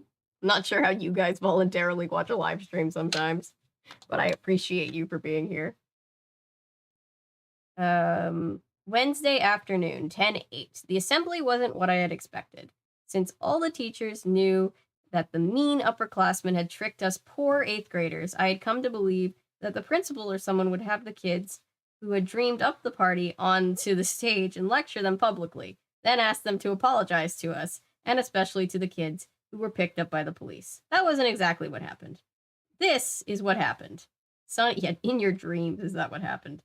Sonny and Ducky and I found Maggie and Amalia at the entrance to the auditorium. They were waiting for us while kids streamed by and scrambled for seats inside. I noticed that Jill was hanging around several feet away from Maggie and Amalia, maybe hoping to sit with Maggie. But when she saw Sonny and Ducky, she backed off. And when she saw me, she reddened, then hurried into the auditorium alone. Good, I thought. Jeez, Dawn. What happened? What happened? Maggie asked as soon as she saw us. She was bouncing up and down. It wasn't so bad, I said. Then Ducky and Sonny and I told her and Amalia about our visit with Ms. Kruger. Afterwards, we found seats in the auditorium. We couldn't get 5 together exactly, but we found 2 together in one row with 3 together behind them. Then I sat back and waited for the upperclassmen, the ones who had dreamed up the party, to get into trouble. What happened instead was that Mr. Dean, flanked by the new headmistress of Vista and one of the guidance counselors, gave everyone a big talk about responsibility, respect, and trust. The kids who'd been picked up at the party by the police, we found out, had been let off with warnings. Imagine being 13 and being arrested in the middle of the night. It would be hilarious if Avery was actually reacting to the horror movie. The stuff. Oh gosh. As it is, I'm saving all of my energy for Mean One and Blood and Honey. The kids who had given the party had also received warnings, apparently, but not from the police, just from Mr. Dean. The assembly was like a mass version of what Sonny and Ducky and I had just been through with Ms. Kruger, except for Dean's last words. You are all, every last one of you, as of right now, considered on probation. Upperclassmen, if I hear about any more hazing of the 8th graders, those of you responsible for hazing will be suspended immediately. Yes, I thought. And all of you? This includes the 8th graders. If I hear of any of you drinking, lying to your parents, sneaking out, defacing property, trespassing, as Mr. Dean's list went on, I sank a bit in my seat, then you will be suspended immediately. I am deeply disappointed in those of you involved with Saturday night's party. Beyond that, I am ashamed of you. As a final note, I'm not just disappointed, I'm also ashamed of you. As a final note, I will tell you that the damage to Ms. Kruger's personal property totaled approximately $2,000. Yikes. Ms. Kruger is going to be compensated for it with your class funds. That comes to just under $400 per class. By the way, that leaves the 9th graders and the 11th graders with nothing. In fact, each of these classes will still owe Ms. Kruger about $75. You can pay her back what you owe her as soon as you've earned the money with your next class fundraiser. Neither of these classes, however, will have enough money at the end of the year for their usual trip. All right, this assembly is hereby dismissed. My mouth hung open. So did just about everyone else's. Around me, kids were complaining, groaning, and exclaiming. You know what? I didn't expect it, but I know we deserved it. At first, no one moved. Then slowly, kids began to stand up, looking stunned, and make their way to the auditorium doors. Maggie, Sonny, Ducky, Amalia, and I joined them. Oh man, said Sonny, which says a lot these days. Whoa, added Amalia. I can't believe they're taking the money out of our class fund, said Maggie, as we made our way to the aisle. That sucks if you weren't in the party, if you weren't there. In 90s dollars, that's a lot of money. Yes, it is.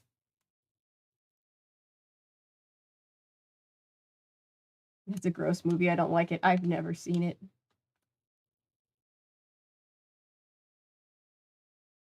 I keep seeing trailers for Bones and All, and I would like to not to.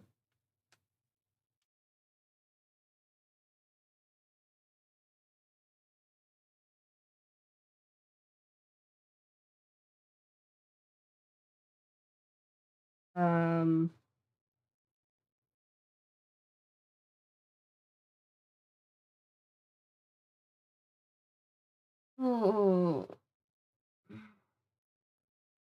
What was I doing? We worked hard for that money, said Ducky. I can't believe we did $2,000 worth of damage to Ms. Kruger's yard, I said. I mean, I can believe it. We saw all the stuff in the pool and the ruined lawn and everything. I just can't believe we did it. I pictured the ruined yard. I felt horrible. Then I began to get an idea. No class trip for the 9th graders and the 11th graders, said Sonny. That really rots. The rest of us aren't going to have money for anything but a class trip, I pointed out. We headed into the hall. My mind wasn't really on class trips. It was on my idea. Hey, here comes Justin, Sonny suddenly whispered to Maggie. Sure enough, Justin Randall and 2 other guys brushed past us. Justin nodded at us, said hi to Maggie, and eyed her. Ugh. Another admiring look, I might add. Ew. Then the boys hustled off. For those who weren't here, she fell in the pool with a white t-shirt, and she wasn't wearing a bra. And this much older kid was looking at her in an admiring fashion. It was very gross.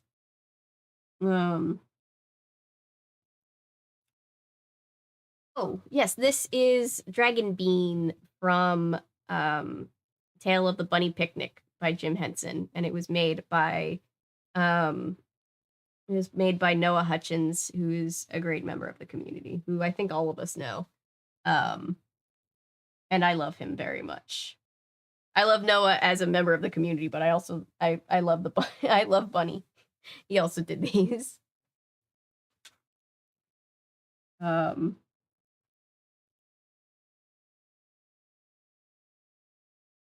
Yes, it is a bunny in it from a scene of the movie where he's imagining that he's a big dragon.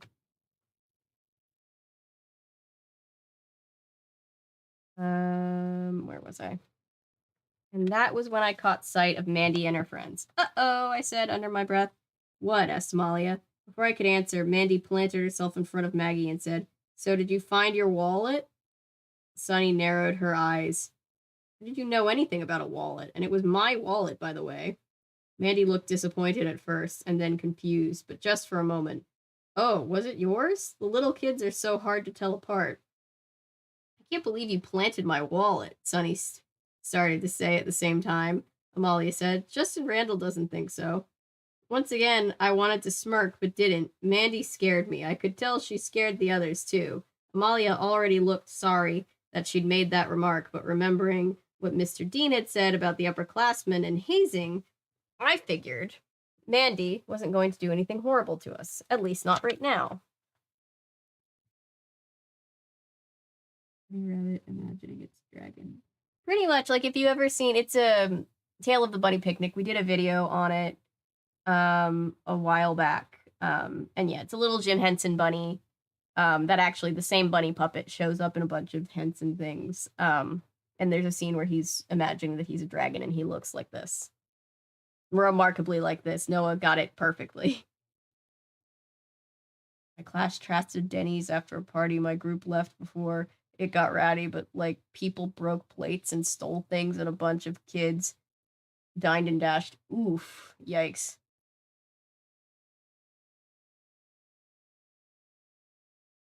Did anyone get in trouble? Not really. The cops couldn't do much after the kids were already gone and no one snitched on anyone. Wow.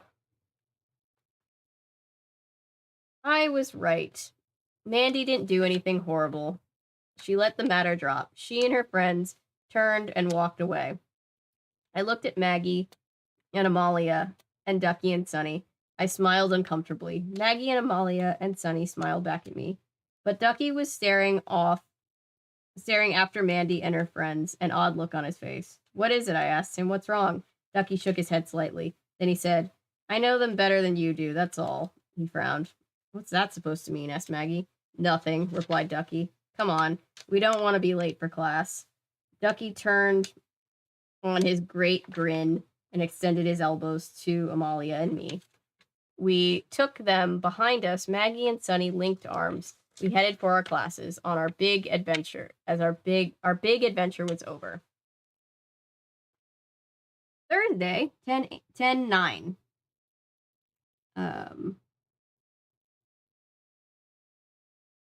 Worship down. I have, yeah. My grandmother brought the painting of rabbits and reminded her of my mom. Oh. It's titled Another Watership Down. Oh.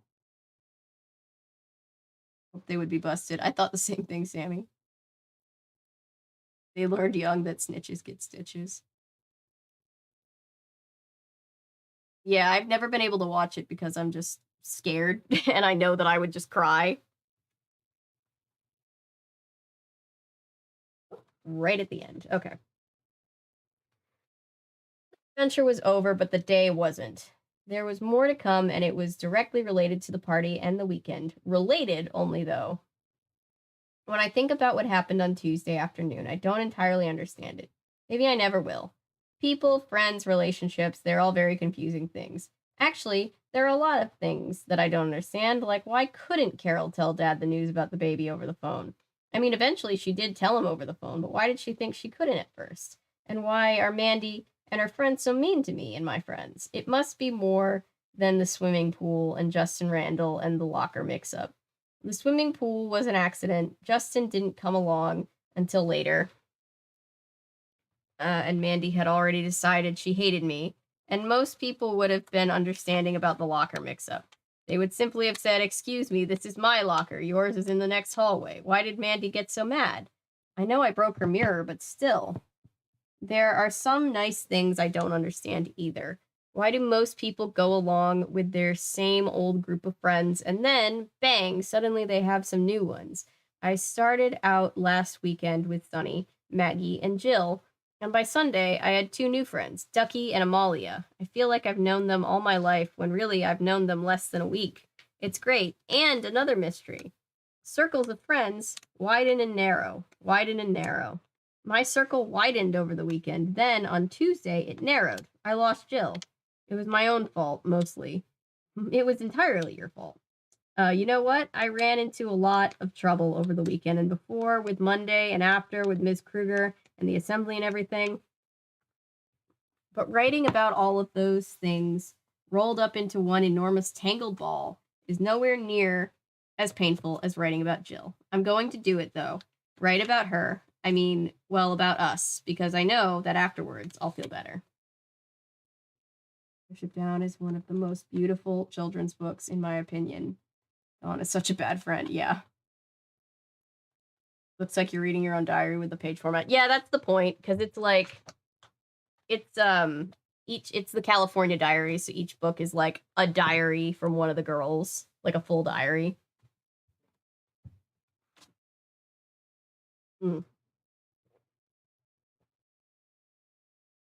Felt my voice going.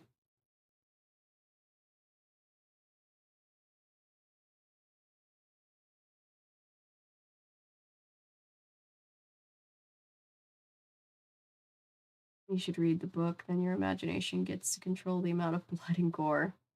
I'll keep that in mind. First, I need to compose myself. Okay, there goes. After the assembly on Tuesday, life at Vista seemed to return to normal. A lot of kids had gotten in trouble, but at least we knew where we stood. No more surprises. The party was behind us, not forgotten, but over. We could get on with things, and us 8th graders could get on with things without worrying about hazing. Plus, I was still thinking about my idea, and I liked it a lot. I planned to organize groups of kids to go to Mrs. Kruger's over the next few weeks and fix up the lawn. Maybe plant some new stuff in the gardens. We could even find a way to raise some more money to buy plants and things. I knew kids would like the idea. Life went on. We went to our morning classes. I ate lunch in the cafeteria with Sunny, Ducky, Maggie, and Amalia. Jill was sitting at a table with Peg and some other friends of hers. Not usually, but exactly unusual. Not usual, but not exactly unusual either. When lunch was over, we went to our afternoon classes, and after the final bell rang, we went to our lockers. I was just closing the door to mine, juggling books, a jacket, an umbrella, and a bag full of dirty gym clothes, when I sensed someone standing directly behind me. Mandy, I thought, and whirled around, but I found myself facing Jill. "Dawn," she said. "Hi. I wanted to talk to you." I let out a breath. "Me too," I said. "You did?" "Yup. You go first." "Well," I began, now feeling slightly unprepared. "Did you want to say you're sorry? Because that's what I wanted to say." I guess. Yeah, that's what I wanted to say. "I'm sorry I yelled at you. I shouldn't have gotten so mad. And I'm sorry I opened my mouth." "It was an accident, Jill." What's the phrase? Open mouth, insert foot. This happens to be a phrase I can't stand. Well, that's what I did. I open mouth and inserted foot. I do that sometimes. Even though I hate that phrase, I smiled at Jill. That's okay. I felt relieved to be talking to her again. We hadn't spoken since our fight on Monday. One whole day. "So," said Jill as we began to walk down the hallway, what happened with Miss Kruger? Anything?" I told Jill about the meeting in Ms. Kruger's office with Sunny and Ducky. Mostly we just got a lecture. A lecture? Jill looked vaguely disappointed. Yeah, you know, she tried to scare us. What do you mean? She told Sunny about alcohol poisoning, and she pointed out all the dangers of walking around late at night and going out without telling anyone where you are, that kind of thing. Jill just stared at me. Um, the one thing that is kind of hard to read, but I do appreciate it for like theming reasons, is like some of the letters are like they start getting more tilty like as it goes on. Like some of them are messier than others.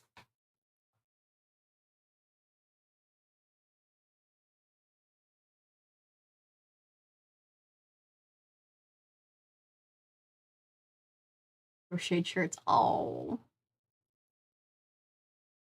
the turtle doesn't have one. Oh,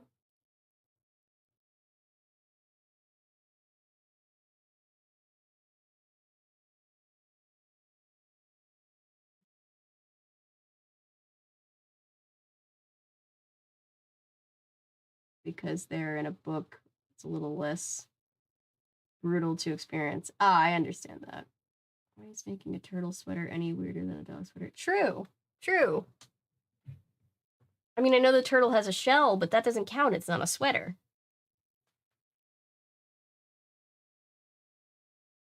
What? I said. That's all? Well, yeah, why? Oh, I don't know. It seems to me that a lot of kids who didn't do anything wrong, like me, got into trouble for what you guys did. Plus, none of you guys got into very much trouble for what you did on Saturday.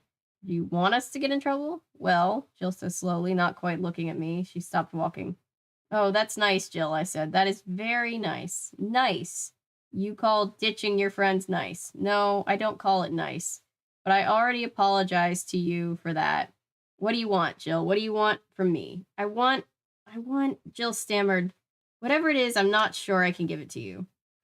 But it's not fair, said Jill. What's not fair? You guys did something wrong, and you hardly getting into trouble. Jill, what is your problem? We've already been through that. Look, things are not always equal. They're not always fair or even. They're not always black and white. Maybe we try to make them that way when we're kids, but when we get older, we see that the world just isn't that way, no matter how much we'd like it to be. You have to let go of that, Jill. Quit being just grow up. Hey, Dawn, easy for her to say. I want a turtle. Natasha has a turtle. Her name is Traveler. She's very sweet.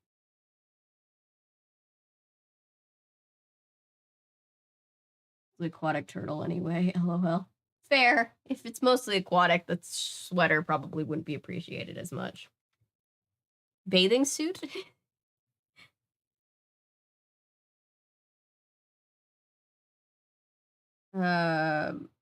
I turned around at the sound of Sunny's voice. She was calling me from halfway down the hall. Yeah, I said. Maggie's waiting outside. Are you coming? I'll be right there. You go ahead. She's also got wonderful indentations for a 13-year-old in a diary. Sunny left and I turned back to Jill. When I looked at Jill's face, I knew that our friendship was over. Something had changed. Jill had changed. I had changed. Whatever.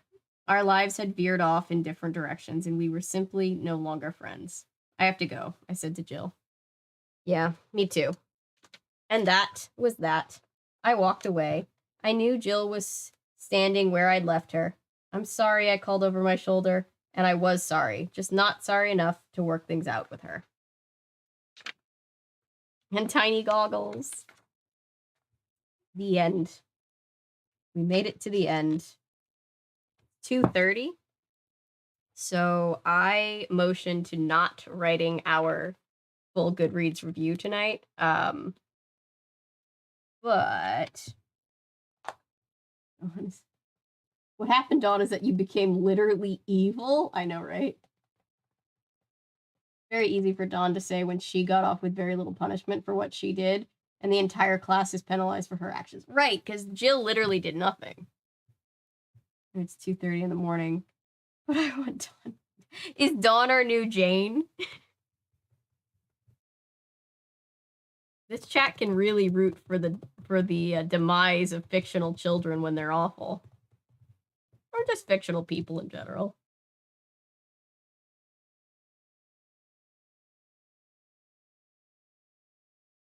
I actually feel a little tired right now, which is unusual, but nice, I guess, since I'm supposed to be tired.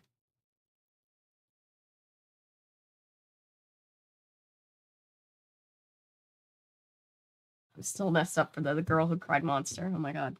She was so much worse in this than she ever was in BSC, and I didn't even like her in BSC.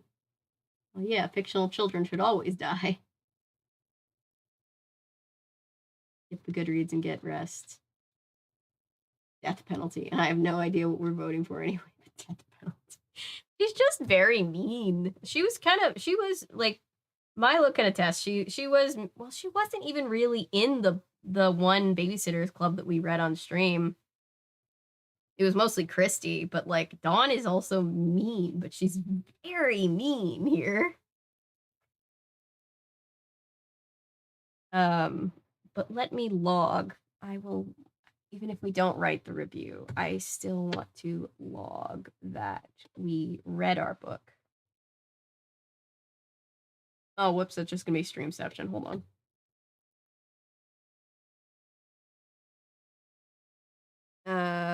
Goodreads.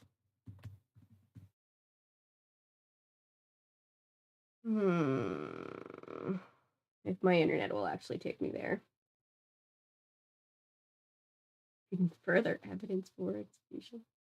Well, it's not directly her fault. Wait. Make her whole class get penalized. I missed that part. And then Milo said, well, it's not directly her fault, Sammy. But she went to a party that caused serious property damage, and then the funds to fix it were taken from their class funds. Yeah, so Jill tried to tell them not to, and then they did, and then everybody, including Jill, had to suffer. It's why Jill is pissed, which is very fair. Like how I love as adults getting invested in like middle grade fiction. No need, Phantasm. Let them handle it on Law and Order. Oh my gosh.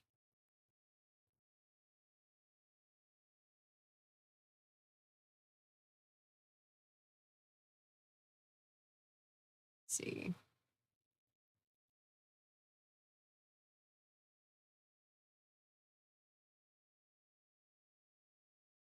I'm not even gonna bother with rating it or anything right now. I'm just gonna put it on the red shelf. It's already on the all list. Yeah, I think that's good, and we'll worry about that a different time.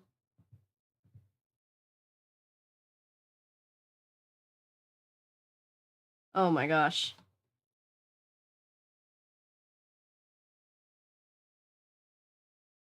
It sucks, so unfair. Yeah, it is unfair that the whole class had to suffer, because like some kids, probably a lot of kids, didn't even participate, and they just come in one day and it's just like, psych. That sucks. Oh my god.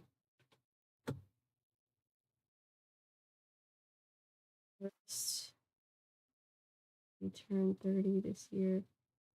40. Interesting. I did not know that. But yep, that was this book. This was California Diaries 1. This was Dawn. To be honest, I think Dawn is my least favorite character out of the 5, so this one I very much enjoyed reading, but it will be nice reading from the perspective of someone that we don't loathe so much, I guess. But this was a very fun read. Thank you again, Box Cutter Podcast Daniel, if you're still on or if you're watching this back, for sending them to me, because I'm very glad I get to read all of them.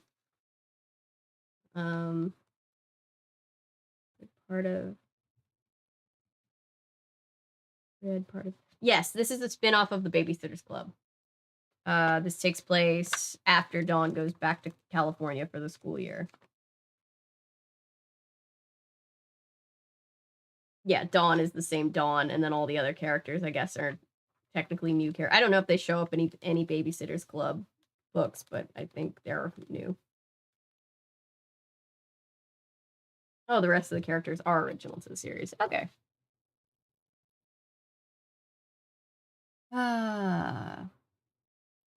Look at us, guys. That was our, in case anybody's wondering, 27th book we've logged on stream. So good for us.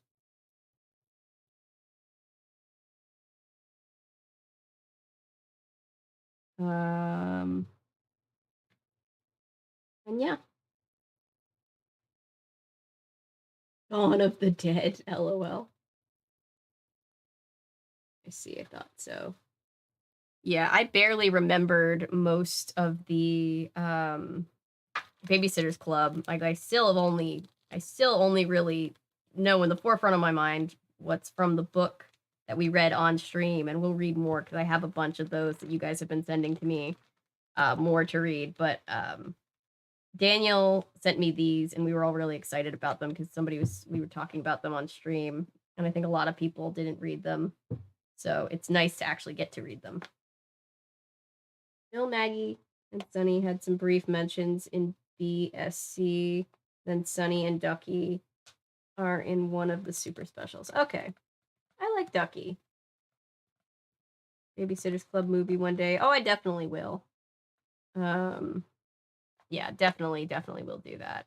In case anybody's wondering, here is what our read books looks like. We have almost logged too many to view all at once, so good for us. I would very much like. I don't think they logged the book that I wanted.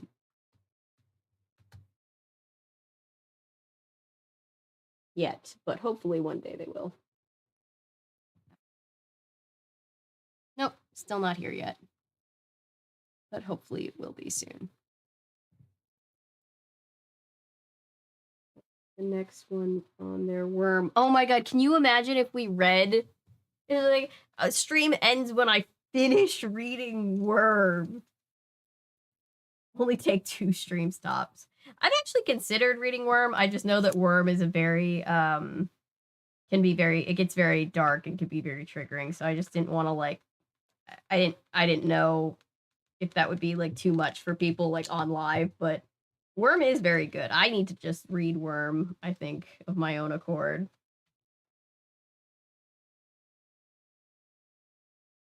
BSC movie is so good, but also has a very cliche, "You're not my father" line that makes me laugh every time. Oh, it sounds perfect for a video.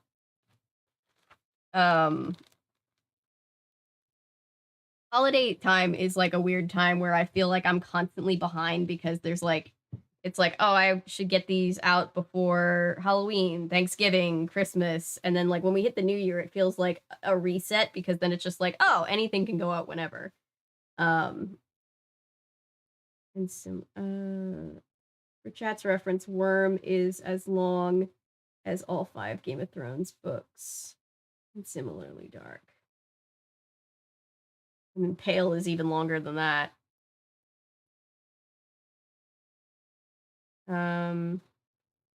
But yeah, I'm gonna hop off. But thank you guys for being here. Thank you again for thank you again to Daniel for sending me this specific book. Thank you to everybody who just in general has sent me books.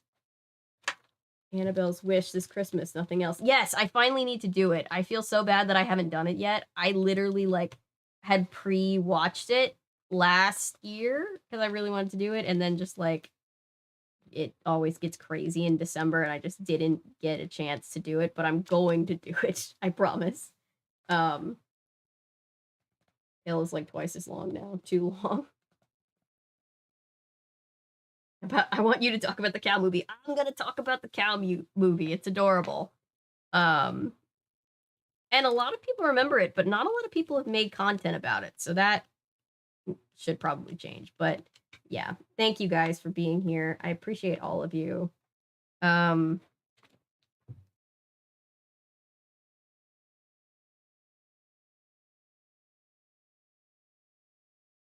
But yeah, thank you guys. Thank you for sticking through all of the everything, all of the tech issues and stuff earlier tonight. And for those of you who are on super late in my time zone with me, thank you for still being here. Koki Mason said, I suppose. I'm discovering that Grace and have. That's funny. Yeah, that was good. Pig's breakfasts. Yes, I have that on the list too. So many things. The list, it's funny, the more content I make, the longer the list gets, which is great for the longevity of the channel. But unfortunately it means that there's always something that I desperately want to get to that I haven't. But hopefully it'll all be soon. But yeah, thank you guys. I will see you tomorrow, maybe. Hopefully I can stream again tomorrow. But if not, I'll see you guys soon. Yeah. Good night. Stay safe. Bye.